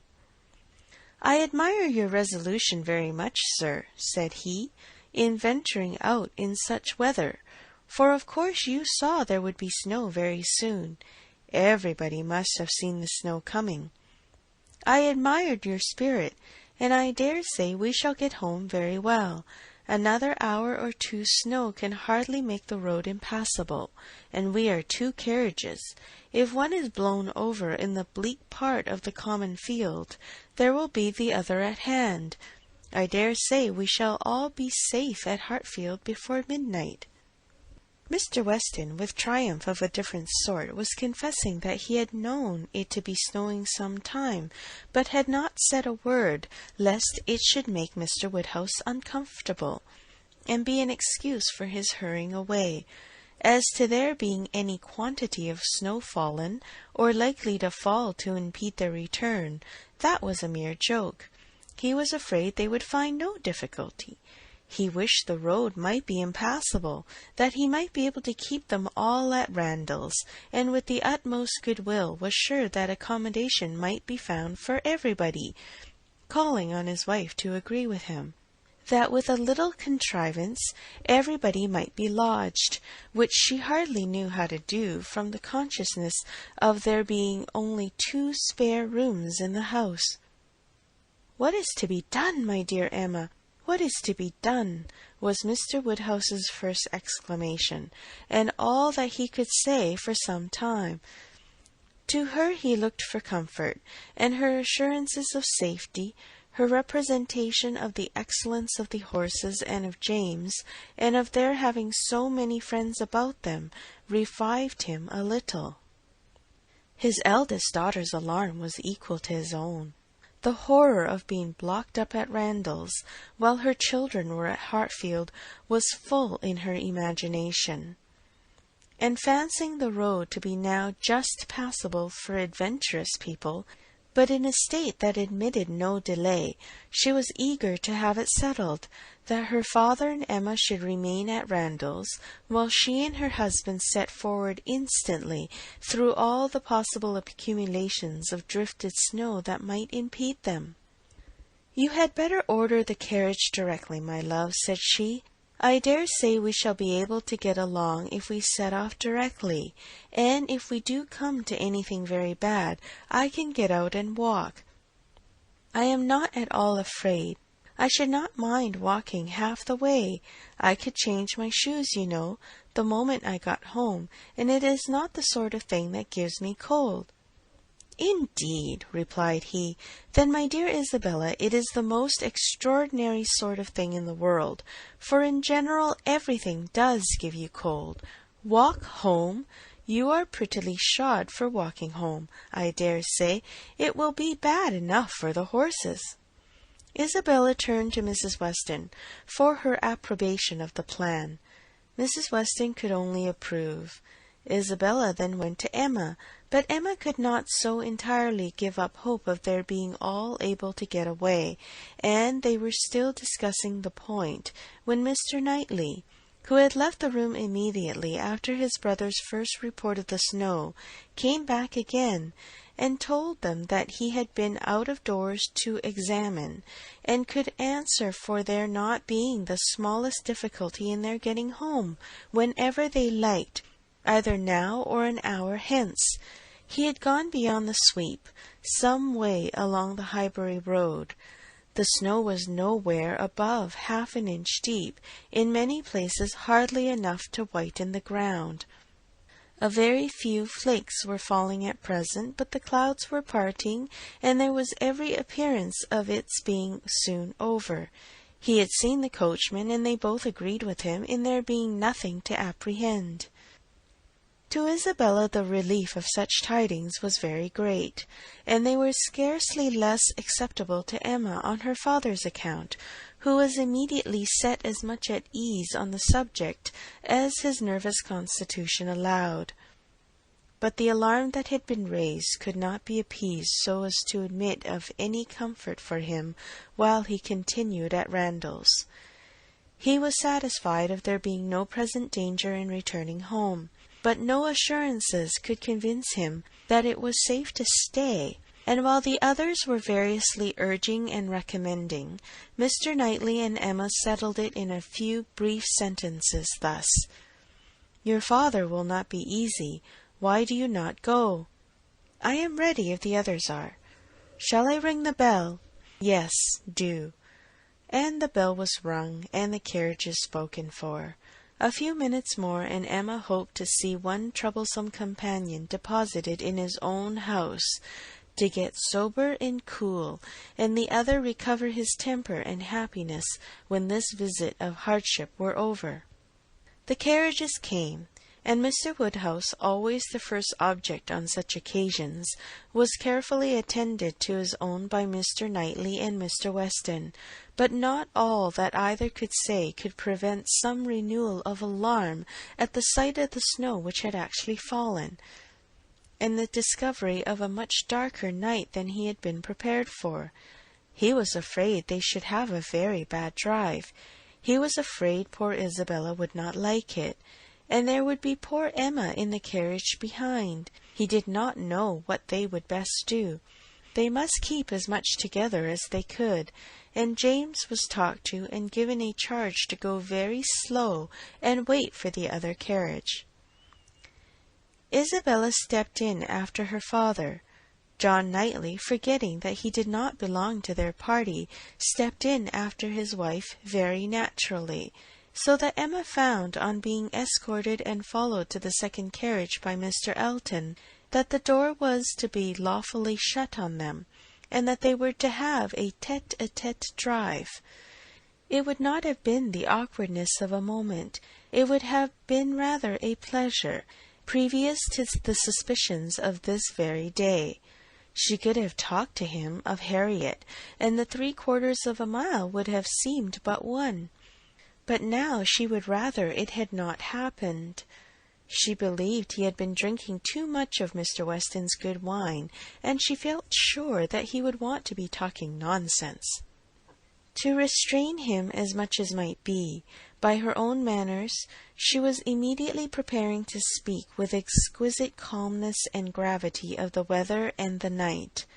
But scarcely had she begun, scarcely had they passed the sweep gate and joined the other carriage, than she found her subject cut up, her hand seized, her attention demanded, and Mr. Elton actually making violent love to her, availing himself to the precious opportunity, declaring sentiments which must be already well known, hoping, fearing, adoring, ready to die if she refused him, but flattering himself that his ardent attachment and unequalled love and unexampled passion could not fail of having some effect, and in short, very much resolved on being seriously accepted as soon as possible. It really was so. Without scruple, without apology, without much apparent diffidence, Mr. Elton, the lover of Harriet, was professing himself her lover. She tried to stop him, but vainly he would go on, and say it all. Angry as she was, the thought of the moment made her resolve to restrain herself when she did speak. She felt that half this folly would be drunkenness, and therefore could hope that it might belong only to the passing hour. Accordingly, with a mixture of the serious and the playful, which she hoped would best suit his half-and-half state, she replied, "I am very much astonished, Mr. Elton. This is me. You forget yourself. You take me for my friend. Any message to Miss Smith I shall be happy to deliver, but no more of this to me, if you please." Miss Smith? Message to Miss Smith? What could she possibly mean? And he repeated her words with such assurance of accent, such boastful pretence of amazement, that she could not help replying with quickness, "Mr. Elton, this is the most extraordinary conduct, and I can account for it only in one way. You are not yourself, or you could not speak either to me or to Harriet in such a manner. Command yourself enough to say no more, and I will endeavour to forget it." But Mr. Elton had only drunk wine enough to elevate his spirits, not at all to confuse his intellects. He perfectly knew his own meaning, and having warmly protested against her suspicion as most injurious, and slightly touched upon his respect for Miss Smith as her friend, but acknowledging his wonder that Miss Smith should be mentioned at all, he resumed the subject of his own passion, and was very urgent for a favourable answer. As she thought less of his drunkenness, she thought more of his inconstancy and presumption, and with fewer struggles for politeness replied, "It is impossible for me to doubt any longer. You have made yourself too clear. Mr. Elton, my astonishment is much beyond anything I can express. After such behaviour as I have witnessed during the last month to Miss Smith, such attentions as I have been in the daily habit of observing, to be addressing me in this manner, this is an unsteadiness of character indeed which I had not supposed possible. Believe me, sir, I am far, very far from gratified in being the object of such professions." "Good heavens!" cried Mr. Elton. "What can be the meaning of this? Miss Smith? I never thought of Miss Smith in the whole course of my existence, never paid her any attentions but as your friend, never cared whether she were dead or alive but as your friend. If she has fancied otherwise, her own wishes have misled her, and I am very sorry, extremely sorry, but Miss Smith indeed! Oh, Miss Woodhouse! Who can think of Miss Smith when Miss Woodhouse is near? No, upon my honour, there was no unsteadiness of character. I have thought only of you. I protest against having paid the smallest attention to anyone else. Everything that I have said or done for many weeks past has been the sole view of marking my adoration of yourself. You cannot really seriously doubt it. No," in an accent meant to be insinuating, "I am sure you have seen and understood me." It would be impossible to say what Emma felt on hearing this, which of all her unpleasant sensations was uppermost. She was too completely overpowered to be immediately able to reply, and 2 moments of silence being ample encouragement for Mr. Elton's sanguine state of mind, he tried to take her hand again, as he joyously exclaimed, "Charming Miss Woodhouse, allow me to interpret this interesting silence. It confesses that you have long understood me." "No, sir," cried Emma, "it confesses no such thing. So far from having long understood you, I have been in a most complete error with respect to your views till this moment. As to myself, I am very sorry that you should have been giving way to any feelings. Nothing could be farther from my wishes. Your attachment to my friend Harriet, your pursuit of her, pursuit it appeared, gave me great pleasure, and I have been very earnestly wishing you success. But had I supposed that she were not your attraction to Hartfield, I should certainly have thought you judged ill in making your visits so frequent, Am I to believe that you have never sought to recommend yourself particularly to Miss Smith? That you have never thought seriously of her?" "Never, madam," cried he, affronted in his turn. "Never, I assure you. I think seriously of Miss Smith. Miss Smith is a very good sort of girl, and I should be happy to see her respectably settled. I wish her extremely well. And no doubt there are men who might not object to... Everybody has their level. But as for myself, I am not, I think, quite so much at a loss. I need not so totally despair of an equal alliance as to be addressing myself to Miss Smith. No, madam, my visits to Hartfield have been for yourself only, and the encouragement I received—" "Encouragement! I give you encouragement? Sir, you have been entirely mistaken in supposing it. I have seen you only as the admirer of my friend. In no other light could you have been more to me than a common acquaintance. I am exceedingly sorry, but it is well that the mistake ends where it does. Had the behaviour continued, Miss Smith might have been led into a misconception of your views, not being aware probably any more than myself of the very great inequality which you are so sensible of. But as it is, the disappointment is single, and I trust will not be lasting. I have no thoughts of matrimony at present."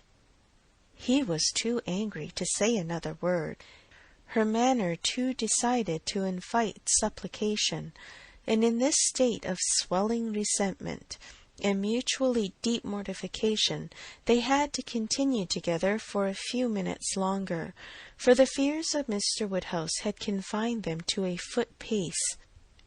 If there had not been so much anger, there would have been desperate awkwardness, but their straightforward emotions left no room for the little zigzags of embarrassment.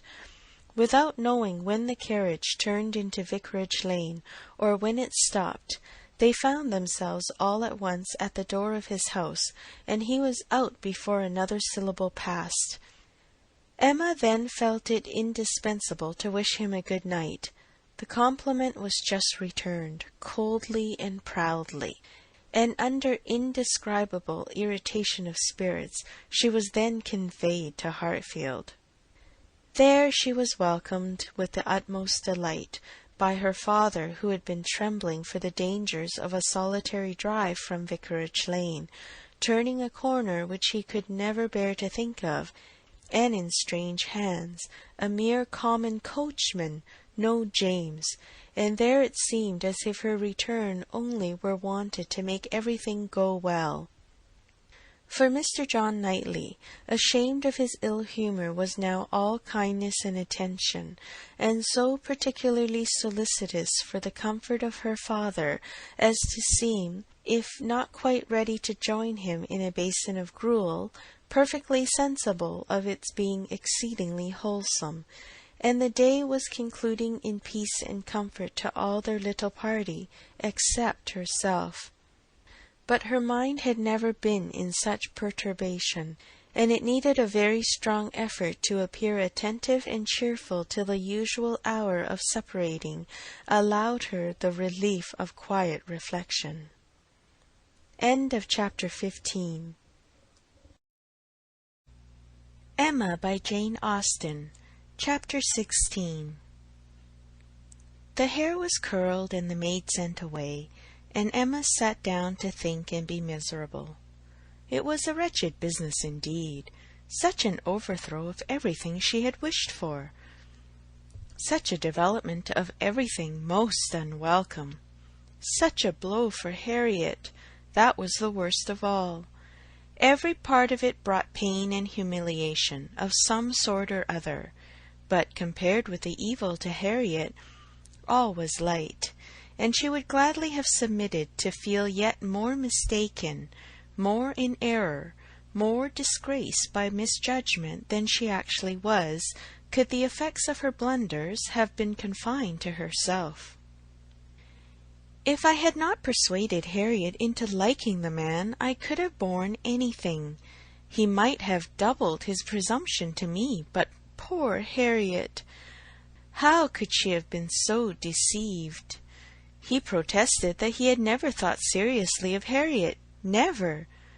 She looked back as well as she could, but it was all confusion. She had taken up the idea, she supposed, and made everything bend to it. His manners, however, must have been unmarked, wavering, dubious, or she could not have been so misled. The picture!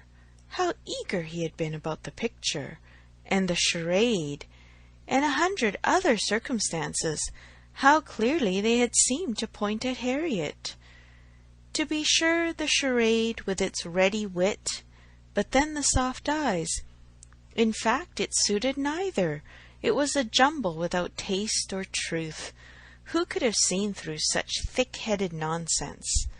Certainly she had often, especially of late, thought his manners to herself unnecessarily gallant, but it had passed as his way, as a mere error of judgment, of knowledge, of taste, as one proof among others that he had not always lived in the best society, that with all the gentleness of his address, true elegance was sometimes wanting. But, till this very day, she had never for an instant suspected it to mean anything but grateful respect to her as Harriet's friend. To Mr. John Knightley she was indebted for her first idea on the subject, for the first start of its possibility.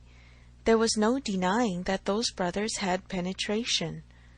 She remembered what Mr. Knightley had said to her about Mr. Elton, the caution he had given, the conviction he had professed that Mr. Elton would never marry indiscreetly, and blushed to think how much truer a knowledge of his character had been there shown than she had reached herself. It was dreadfully mortifying, but Mr. Elton was proving himself in many respects the very reverse of what she had meant and believed him, proud, assuming, conceited, very full of his own claims, and little concerned about the feelings of others. Contrary to the usual course of things, Mr. Elton's wanting to pay his addresses to her had sunk him in her opinion. His professions and his proposals did him no service. She thought nothing of his attachment, and was insulted by his hopes.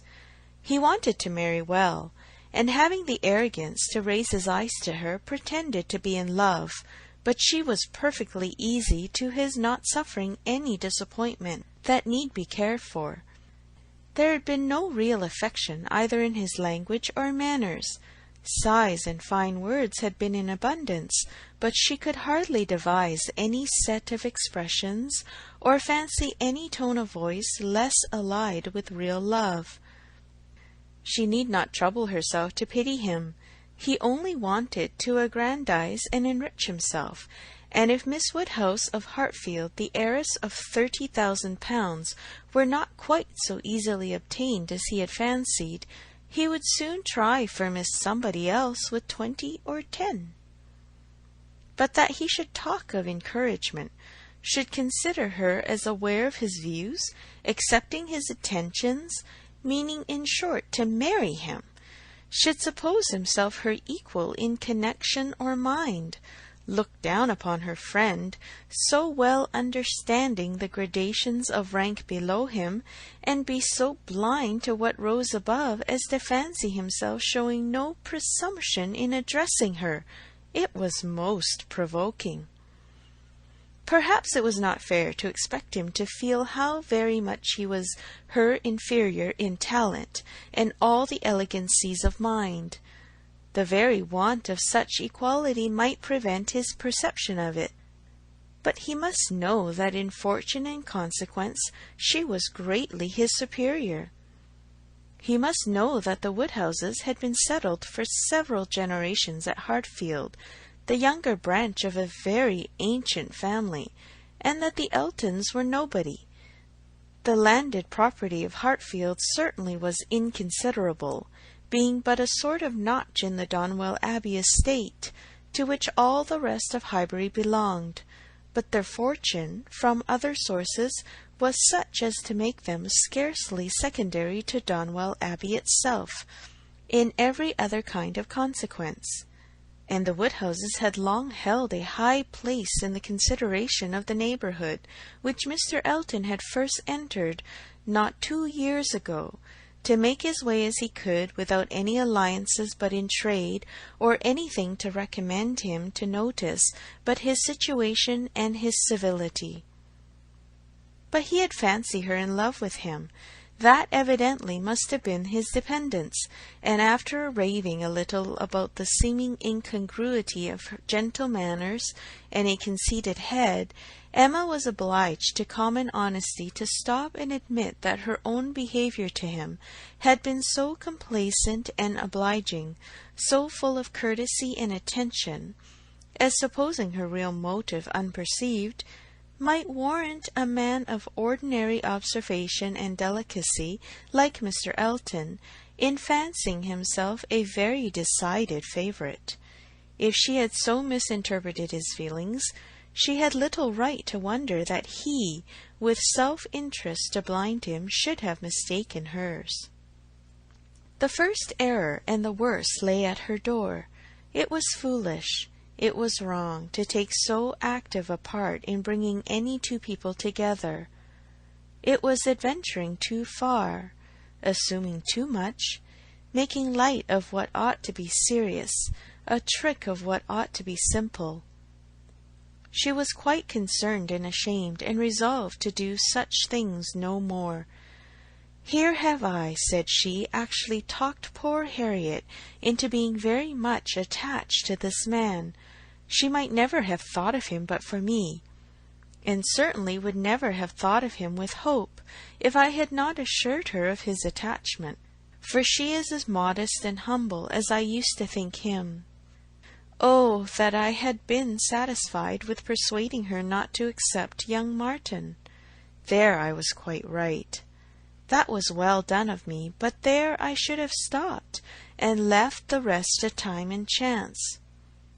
I was introducing her into good company, and giving her the opportunity of pleasing some one worth having. I ought not to have attempted more. But now, poor girl, her peace is cut up for some time. I have been but half a friend to her, and if she were not to feel this disappointment so very much, I am sure I have not an idea of anybody else who would be at all desirable for her. William Cox? Oh, no, I could not endure William Cox, a pert young lawyer. She stopped to blush and laugh at her own relapse, and then resumed a more serious, more dispiriting cogitation upon what had been, and might be, and must be.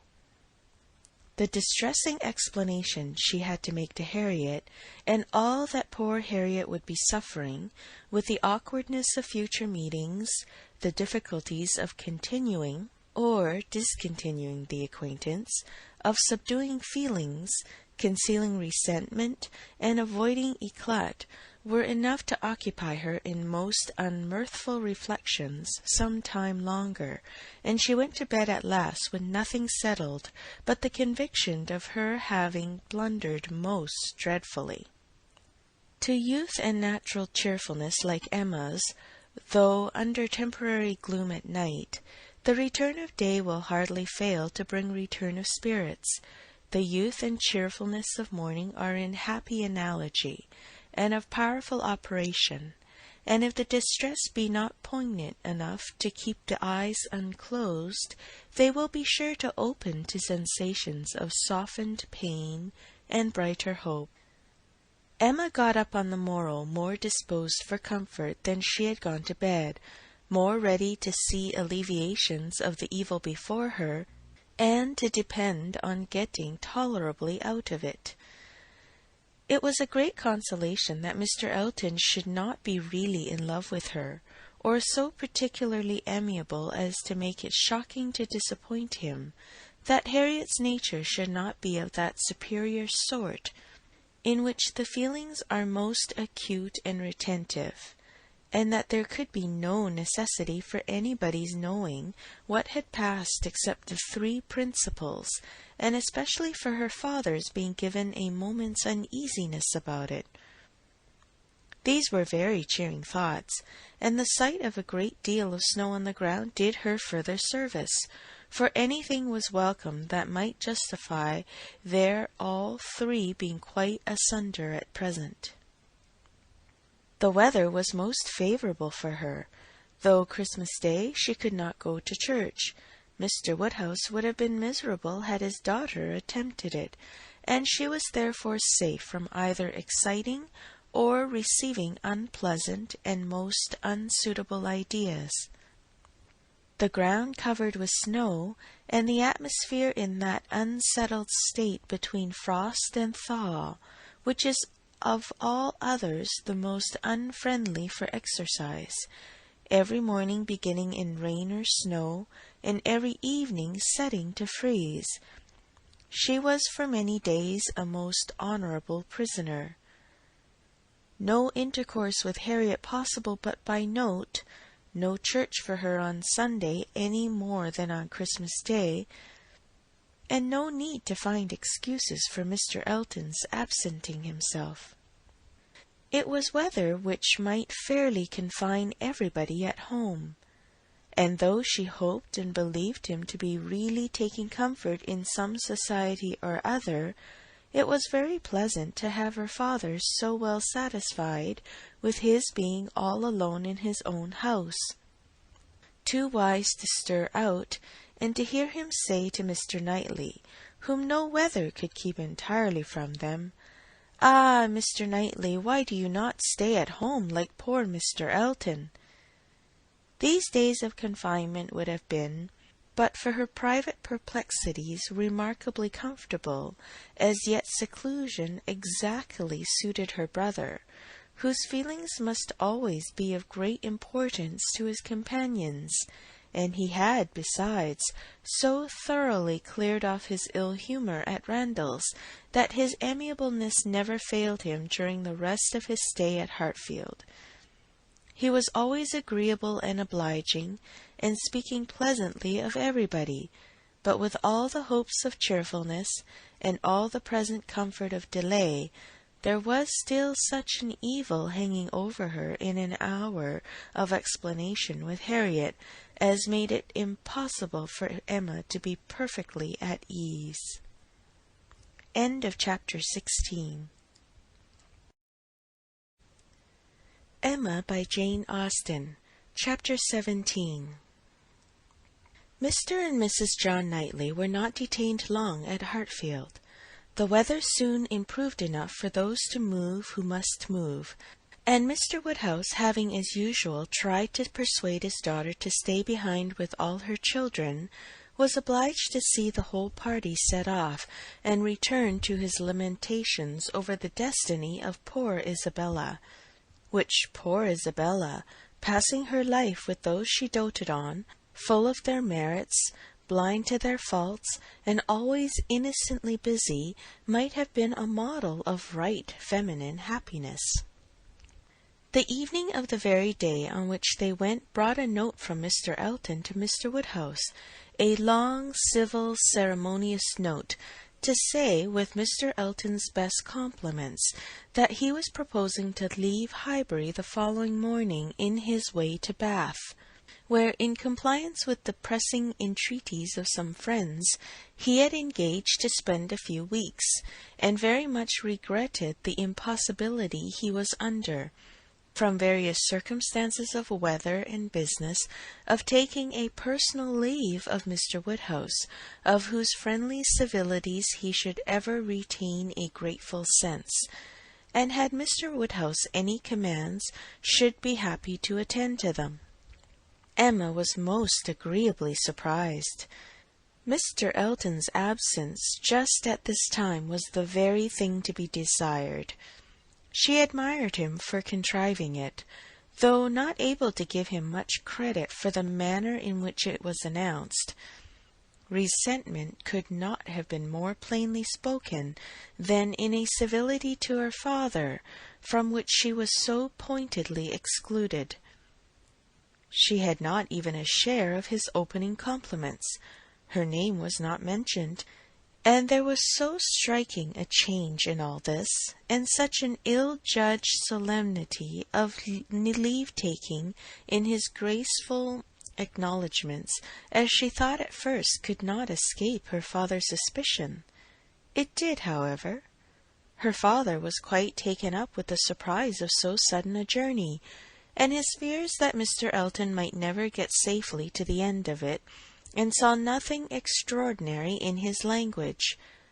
It was a very useful note, for it supplied them with fresh matter for thought and conversation during the rest of their lonely evening. Mr. Woodhouse talked over his alarms, and Emma was in spirits to persuade them away with all her usual promptitude. She now resolved to keep Harriet no longer in the dark. She had reason to believe her nearly recovered from her cold, and it was desirable that she should have as much time as possible for getting the better of her other complaint before the gentleman's return. She went to Mrs. Goddard's accordingly the very next day, to undergo the necessary penance of communication, and a severe one it was. She had to destroy all the hopes which she had been so industriously feeding, to appear in the ingracious character of the one preferred, and acknowledge herself grossly mistaken and misjudging in all her ideas on one subject, all her observations, all her convictions, all her prophecies for the last 6 weeks. The confession completely renewed her first shame, and the sight of Harriet's tears made her think that she should never be in charity with herself again.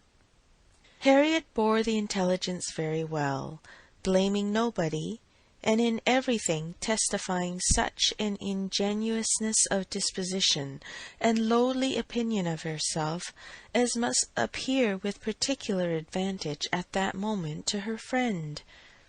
Emma was in the humour to value simplicity and modesty to the utmost, and all that was amiable, all that ought to be attaching, seemed on Harriet's side but her own. Harriet did not consider herself as having anything to complain of. The affection of such a man as Mr. Elton would have been too great a distinction. She never could have deserved him, and nobody so partial and kind a friend as Miss Woodhouse would have thought it possible. Her tears fell abundantly, but her grief was so truly artless that no dignity could have made it more respectable in Emma's eyes, and she listened to her and tried to console her with all her heart and understanding, really for the time convinced that Harriet was the superior creature of the two, and that to resemble her would be more for her own welfare and happiness than all that genius or intelligence could do. It was rather too late in the day to set about being simple-minded and ignorant, but she left her with every previous resolution confirmed of being humble and discreet, and repressing imagination all the rest of her life. Her second duty now, inferior only to her father's claims, was to promote Harriet's comfort, and endeavour to prove her own affection in some better method than by matchmaking. She got her to Hartfield, and showed her the most unvarying kindness, striving to occupy and amuse her, and, by books and conversation, to drive Mr. Elton from her thoughts. Time, she knew, must be allowed for this being thoroughly done, and she could suppose herself but an indifferent judge of such matters in general, and very inadequate to sympathize in an attachment to Mr. Elton in particular.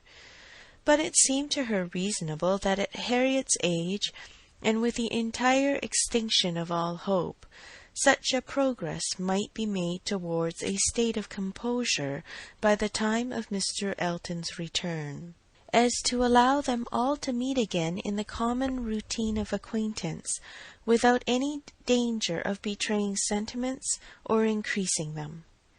Harriet did think him all perfection, and maintained the non-existence of anybody equal to him in person or goodness, and did in truth prove herself more resolutely in love than Emma had foreseen.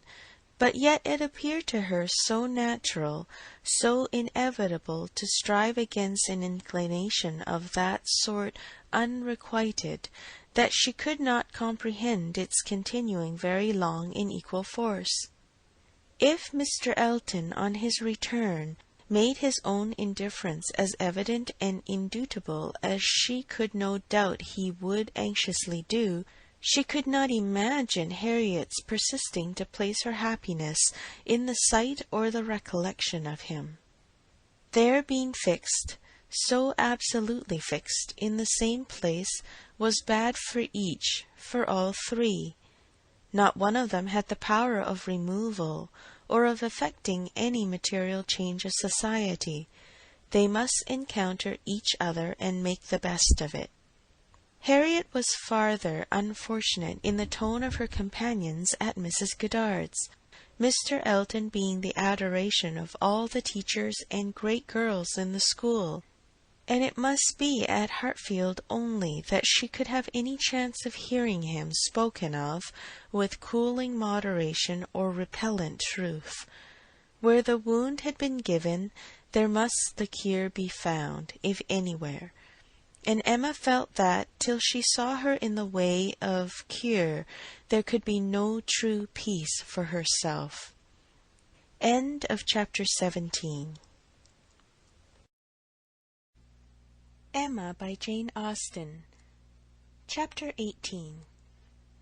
Mr. Frank Churchill did not come. When the time proposed drew near, Mrs. Weston's fears were justified in the arrival of a letter of excuse. For the present he could not be spared, to his very great mortification and regret, but still he looked forward with a hope of coming to Randalls at no distant period. Mrs. Weston was exceedingly disappointed, much more disappointed, in fact, than her husband, though her dependence on seeing the young man had been so much more sober, but a sanguine temper, though for ever expecting more good than occurs, does not always pay for its hopes by any proportionate depression. It soon flies over the present failure, and begins to hope again. For half an hour Mr. Weston was surprised and sorry, but then he began to perceive that Frank's coming 2 or 3 months later would be a much better plan. Better time of the year, better weather, and that he would be able without any doubt to stay considerably longer with them than if he had come sooner. These feelings rapidly restored his comfort, while Mrs. Weston, of a more apprehensive disposition, foresaw nothing but a repetition of excuses and delays, and after all her concern for what her husband was to suffer, suffered a great deal more herself. Emma was not at this time in a state of spirits to care really about Mr. Frank Churchill's not coming, except as a disappointment at Randalls. The acquaintance at present had no charm for her. She wanted rather to be quiet and out of temptation. But still, as it was desirable that she should appear, in general, like her usual self, she took care to express as much interest in the circumstance, and enter as warmly into Mr. and Mrs. Weston's disappointment as might naturally belong to their friendship. She was the first to announce it to Mr. Knightley, and exclaimed quite as much as was necessary, or being acting a part, perhaps rather more, at the conduct of the Churchills in keeping him away. She then proceeded to say a good deal more than she felt of the advantage of such an addition to their confined society in Surrey, the pleasure of looking at somebody new, the gala day to Highbury entire, which the sight of him would have made, and ending with reflections on the Churchills again, found herself directly involved in a disagreement with Mr. Knightley, and to her great astonishment perceived that she was taking the other side of the question from her real opinion, and making use of Mrs. Weston's arguments against herself. "The Churchills are very likely in fault," said Mr. Knightley coolly, "but I dare say he might come if he would." "I do not know why you should say so. He wishes exceedingly to come, but his uncle and aunt will not spare him." "I cannot believe that he has not the power of coming, if he has made a point of it.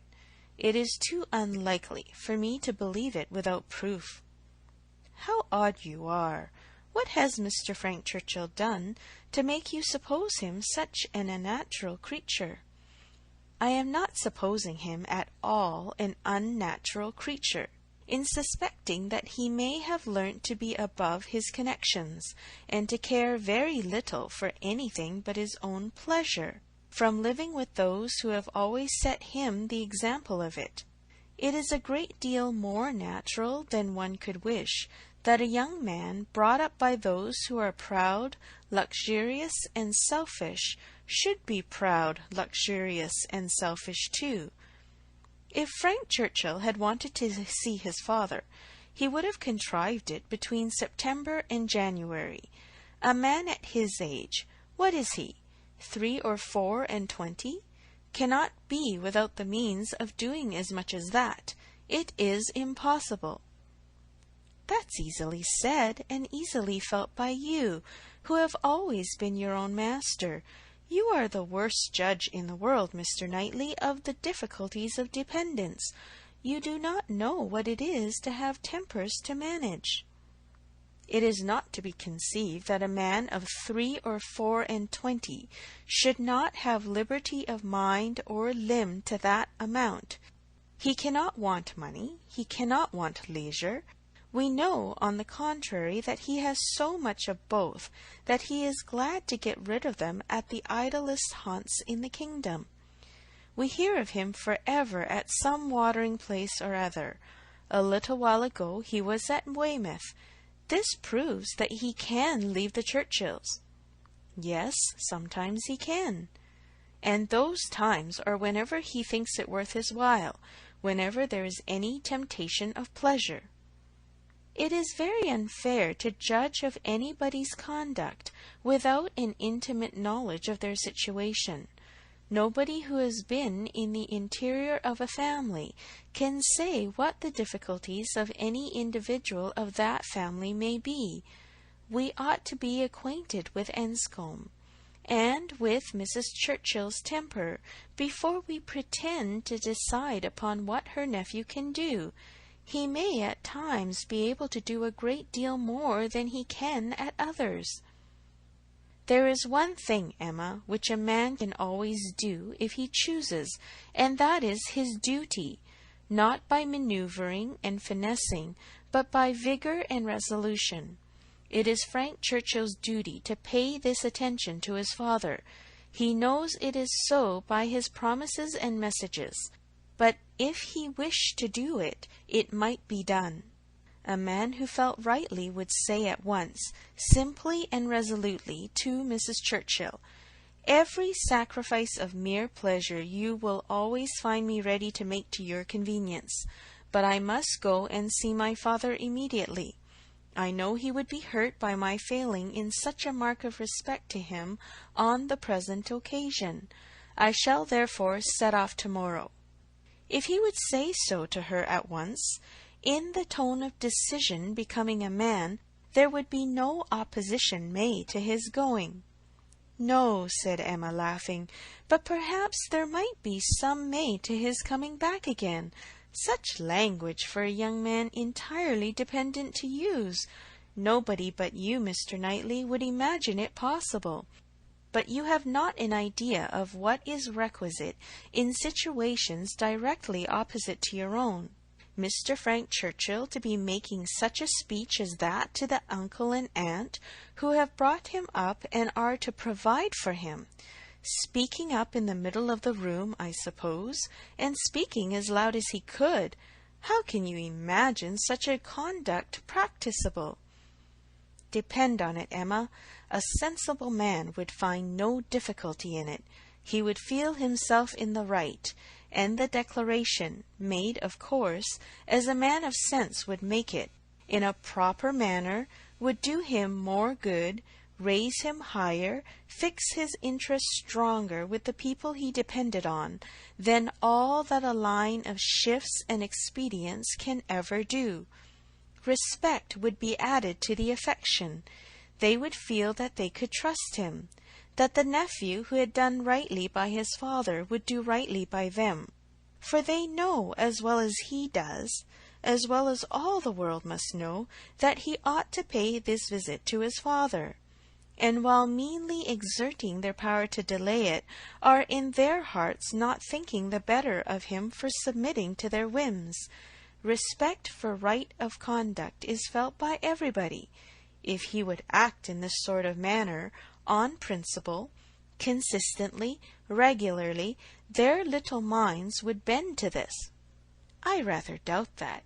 You are very fond of bending little minds, but where little minds belong to rich people in authority, I think they have a knack of swelling out, till they are quite as unmanageable as great ones. I can imagine that if you, as you are, Mr. Knightley, were to be transported and placed all at once in Mr. Frank Churchill's situation, you would be able to say and do just what you have been recommending for him, and it might have a very good effect. The Churchills might not have a word to say in return, but then you would have no habits of early obedience and long observance to break through. To him who has, it might not be so easy to burst forth at once into perfect independence, and set all their claims on his gratitude and regard at naught. He may have as strong a sense of what would be right as you can have, without being so equal, under particular circumstances, to act up to it. Then it would not be so strong a sense. If it failed to produce equal exertion, it could not be an equal conviction. Oh, the difference of situation and habit! I wish you would try to understand what an amiable young man may be likely to feel in directly opposing those whom as a child and boy he has been looking up to all his life. Our amiable young man is a very weak young man, if this be the first occasion of his carrying through a resolution to do right against the will of others. It ought to have been a habit with him by this time of following his duty, instead of consulting expediency. I can allow for the fears of the child, but not of the man. If he became rational, he ought to have roused himself and shaken off all that was unworthy in their authority. He ought to have opposed the first attempt on their side to make him slight his father. Had he begun as he ought, there would have been no difficulty now. "We shall never agree about him," cried Emma, "but that is nothing extraordinary. I have not the least idea of his being a weak young man. I feel sure that he is not. Mr. Weston would not be blind to folly, though in his own son, but he is very likely to have a more yielding, complying, mild disposition than would suit your notions of man's perfection. I dare say he has, and though it may cut him off from some advantages, it will secure him many others." Yes, all the advantages of sitting still when he ought to move, and of leading a life of mere idle pleasure, and fancying himself extremely expert in finding excuses for it. He can sit down and write a fine flourishing letter, full of professions and falsehoods, and persuade himself that he has hit upon the very best method in the world of preserving peace at home, and preventing his father's having any right to complain. His letters disgust me. Your feelings are very singular. They seem to satisfy everybody else. I suspect they do not satisfy Mrs. Weston. They hardly can satisfy a woman of her good sense and quick feelings. Standing in a mother's place, but without a mother's affection to blind her. It is on her account that attention to Randalls is doubly due, and she must doubly feel the omission.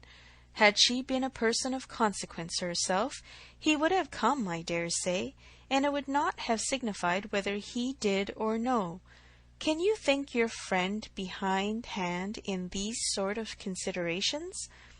Do you suppose she does not often say all this to herself? No, Emma. Your amiable young man can be amiable only in French, not in English.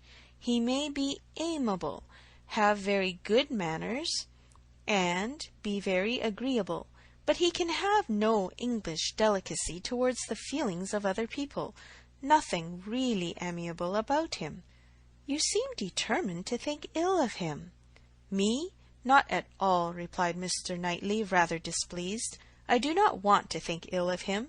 I should be as ready to acknowledge his merits as any other man, but I hear of none, except what are merely personal, that he is well grown and good-looking, with smooth, plausible manners. Well, if he can have nothing else to recommend him, he will be a treasure at Highbury. We do not often look upon fine young men, well-bred and agreeable. We must not be nice and ask for all the virtues into the bargain. Cannot you imagine, Mr. Knightley, what a sensation his coming will produce? There will be but one subject throughout the parishes of Donwell and Highbury, but one interest, one object of curiosity. It will be all Mr. Frank Churchill. We shall think and speak of nobody else. You will excuse my being so much overpowered. If I find him conversable, I shall be glad of his acquaintance, but if he is only a chattering coxcomb, he will not occupy much of my time or thoughts. My idea of him is that he can adapt his conversation to the taste of everybody, and has the power as well as the wish of being universally agreeable. To you he will talk of farming, to me of drawing or music, and so on to everybody, having that general information on all subjects which will enable him to follow the lead or take the lead, just as propriety may require, and to speak extremely well on each. That is my idea of him. And mine, said Mr. Knightley warmly, is that if he turn out anything like it, he will be the most insufferable fellow breathing. What? At 23 to be the king of his company, the great man, the practised politician, who is to read everybody's character and make everybody's talents conduce to the display of his own superiority, to be dispensing his flatteries around, that he may make all appear like fools compared with himself. My dear Emma, your own good sense could not endure such a puppy when it came to the point. I will say no more about him, cried Emma. You turn everything to evil. You are both prejudiced, you against, I for him, and we have no chance of agreeing till he is really here. Prejudiced? I am not prejudiced. But I am very much, and without being at all ashamed of it. My love for Mr. and Mrs. Weston gives me a decided prejudice in his favour.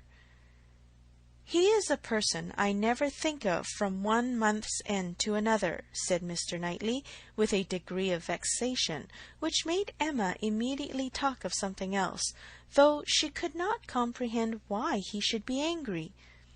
To take a dislike to a young man, only because he appeared to be of a different disposition from himself, was unworthy the real liberality of mind which she was always used to acknowledge in him, for with all the high opinion of himself which she had often laid to his charge, she had never before for a moment supposed it could make him unjust to the merit of another. End of chapter 18.